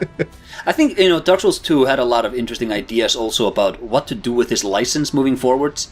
Dark Souls 3 is just more, like, it is Dark Souls 1 again, but it's more overt with the subtext, because a lot of people, probably didn't get it in the first one. So, like, time is convoluted. The correct translation, time is stagnant. It references this idea of stagnancy, of cake array and all that, and Dark Souls 3 is more, in your face with all of that stuff. In that sense, it's a much better sequel, because it's more faithful to what Dark Souls 1 was about. But Dark Souls 2, Dark Souls 2 brings up, like, the nature of life. You have a guy who's just a head, and he's been separated from his body. You have, like, souls living on in different body. Like, just, you have all the, like, the nature of life and living and will, all of that. Like, that's such an interesting exploration in that game. I think my one criticism that still kind of remains for Dark Souls 3 is that it does make the world feel a little bit small. Yeah. And again, that could be a remnant of, these converging lands and, like all these important things remaining or whatever. But there's an element of, like, Dark Souls 2 kept talking about how, like, generations and all these many kingdoms have risen and fallen, and it like really stresses that point really hard, and you don't really know how much time has passed between the games. And then Dark Souls 3 is kind of just like, is Katarina still a kingdom? You're talking about like many kingdoms, like we've gone through like seemingly like massive, almost apocalyptic and world-shaping events of like relinking a flame and like just like people forgetting gods of the past and like reinterpreting them in different forms. Like and it's kind of like Dark Souls 3 sort of doesn't carry that ball from Dark Souls 2, and it's just kind of like, well, Andre's still alive, but okay, he's a blacksmith deity, so that's fine, I guess. But then it's kind of like, is this because of time? Are we using time stagnation to justify like the idea that Katarina is someone can just pop out of there and it's all good? There were elements of Dark Souls 3 not really handling that super well, which just felt weird to me. Yes, it feels incongruent with Dark Souls 2 talking about like many kingdoms have risen and fallen. I'm just like, dude, that like, what are the odds that like one country has been around, since like pre-Babylonian times? That'd be like saying like I don't know, like Austria has been around since before ancient Egypt and it's still kicking or something. I'm just like, like what? Like, well, China's been around for a while. That is fair. China has been around for a long ass time. But China and like the China bros in chat, they're gonna dislike me hearing this. China has changed. It's not the same continuous country. It's not the same continuous. Yes, to be fair. But yeah, no. I'm just kind of rambling at this point and going on tangents. Yeah. But Dark Souls 3, cool game that I've always said, and I'll say it again, that anytime they start a new universe from scratch, that tends to interest me the most. So Dark Souls 2 and 3 were sort of always at the bottom of my intrigue list. Of like the FromSoft Souls and Souls-likes. But 3 has grown on me and has at least caught up with 2, if not maybe slightly surpassed it. So good on 3. Good on 3. People, when Elden Ring came out, everybody was posting that it's just Dark Souls 2, and I think that's so spiritually incorrect, because Elden Ring is the culmination, obviously, of all of the experimentations and ruminations on these themes across the years. But I also think Elden Ring is Dark Souls 3 too, because it has the sort of world state changes that they wanted to implement here, just scenarios, people being turned to ash because of the order of the world being broken. Like, that's in Elden Ring, and so much of this game you can really see in Elden Ring. And I think Elden Ring is also a response to Dark Souls 3, because Dark Souls 3, I think its biggest problem is the sort of limitation of the license, that you have an Age of Fire and then it goes out, and it is a binary struggle. All the meditations aside, like, you can choose not to link the fire, but that's okay, but then somebody else is gonna do, like, the choice has, like, it's not, you haven't created a new path, you've just not made a decision. And that's kind of like Aldia, no, not kind of like, that's kind of like Aldrich, where you just sort of, the world stagnates more and more, and at the center of this license is the choice between this path, or like this new dangerous dark path that's scary, or the path we know that's destroying the world. Elden Ring has just the Elden Ring, and the Elden Ring can take any different shape. You can reorganize the world in any way you want, but it's never going to be perfect. There will always be new opposition to the order of the world, and there will always be conflict. There will be golden ages, there will be like kingdoms rise and fall, but it's like Elden Ring as a license can go anywhere and do anything in a way that Dark Souls can't. And I think that was very much a response to Dark Souls 3. But that's just a game theory. That's my catchphrase. Did you know that? Hell yeah. This is completely tangential, and I don't know why I'm just adding new tangents to the discussion that are not like thematically appropriate in the conversation arc. But I was just thinking earlier, it just brought up an old memory that I meant to say and just kind of lost my train of thought. Something very funny that happened is early on there was someone who was leaking information about FromSoft games, I didn't interact with this person directly, but they were interacting with like some of the Reddit mods back in the day, and it was a totally legit leaking source. Okay. And it was very funny because before the Dark Souls 3 DLC was announced, they said that there was going to be a DLC in a painted cold world, a la the painting of Dark Souls 1. So it's like that completely was accurate. And that same source, apparently, years before Elden Ring was announced, had said that From Software was working on an open world game that had horseback travel. Yeah. So I heard that, and I was just like, well, in my position, that's not reasonable for me to say it. But there was... so years before Elden Ring came... When Elden Ring was first announced, I was like, that was the game I heard about 3 years ago. I was like... Or longer than that. I was like... that was cool that was... that payoff was accurate. That they had that, like... When other people were saying, like, man, they're working on an open world game with horseback travel, that's crazy. But, like, this did come from the same person who predicted the painted world of Ariandel before it was ever announced. And turned out to be true. But I have no idea who that person was or where they are. Just assume that if you hear new FromSoft rumors, like, oh, they're making a game called Magic Book or whatever that was. The spell... Spellbound. No, that was Kamiya with Microsoft, right? No, it's Scalebound. Yeah, like these names, these video game names get dumber and dumber. But it was just like, I would just assume that none of those are from the same source anymore at this point, and that person's not doing that anymore, or they got fired, or whatever. He's in the torture dungeons. He's in the torture dungeons. Miyazaki got his ass. So there was a window of time where we had someone actually reasonably leaking some broad details. They didn't go like ultra specific. Yeah. I don't know if that was someone at Bandai Namco who was talking too much, or like what the hell that could have even been. It's fascinating to think about, but yeah, that I don't know anyone who's still in contact with that person, or if they still, whatever. But yeah. I remember at the time people were talking about. Did he not? It may be the same leaker, but the idea was that, well, you have the painting DLC, but then we're going to go to Londor. But that didn't happen. It was the Ringed City instead, and you're like, why wasn't this Londor? Interesting. But, I don't recall that. Yeah, I don't know. It would be cool to try to get in contact. I'm trying to remember like which Reddit mods I was even having those conversations with, being like, can you recall everything that leaker ever talked about? Like, are there logs of these conversations? Because that would be cool to hunt those down. But yeah, I have no idea.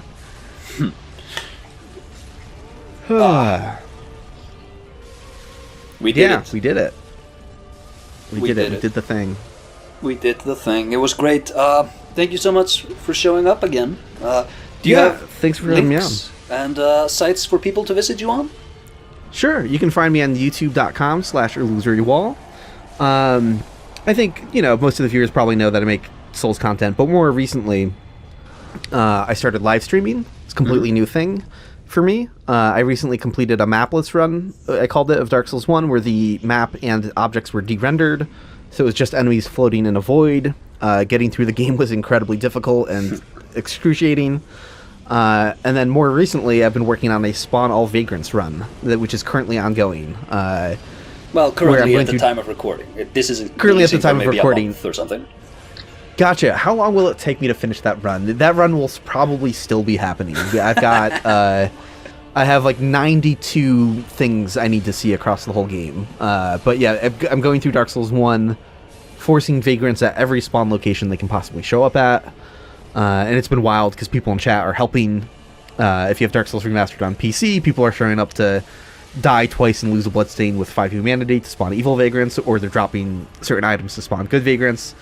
So that's been a blast, because it's like, there's a lot of hype from people in the chat sort of being like, oh, I got one, and I still haven't seen one yet, and I'm like, damn it.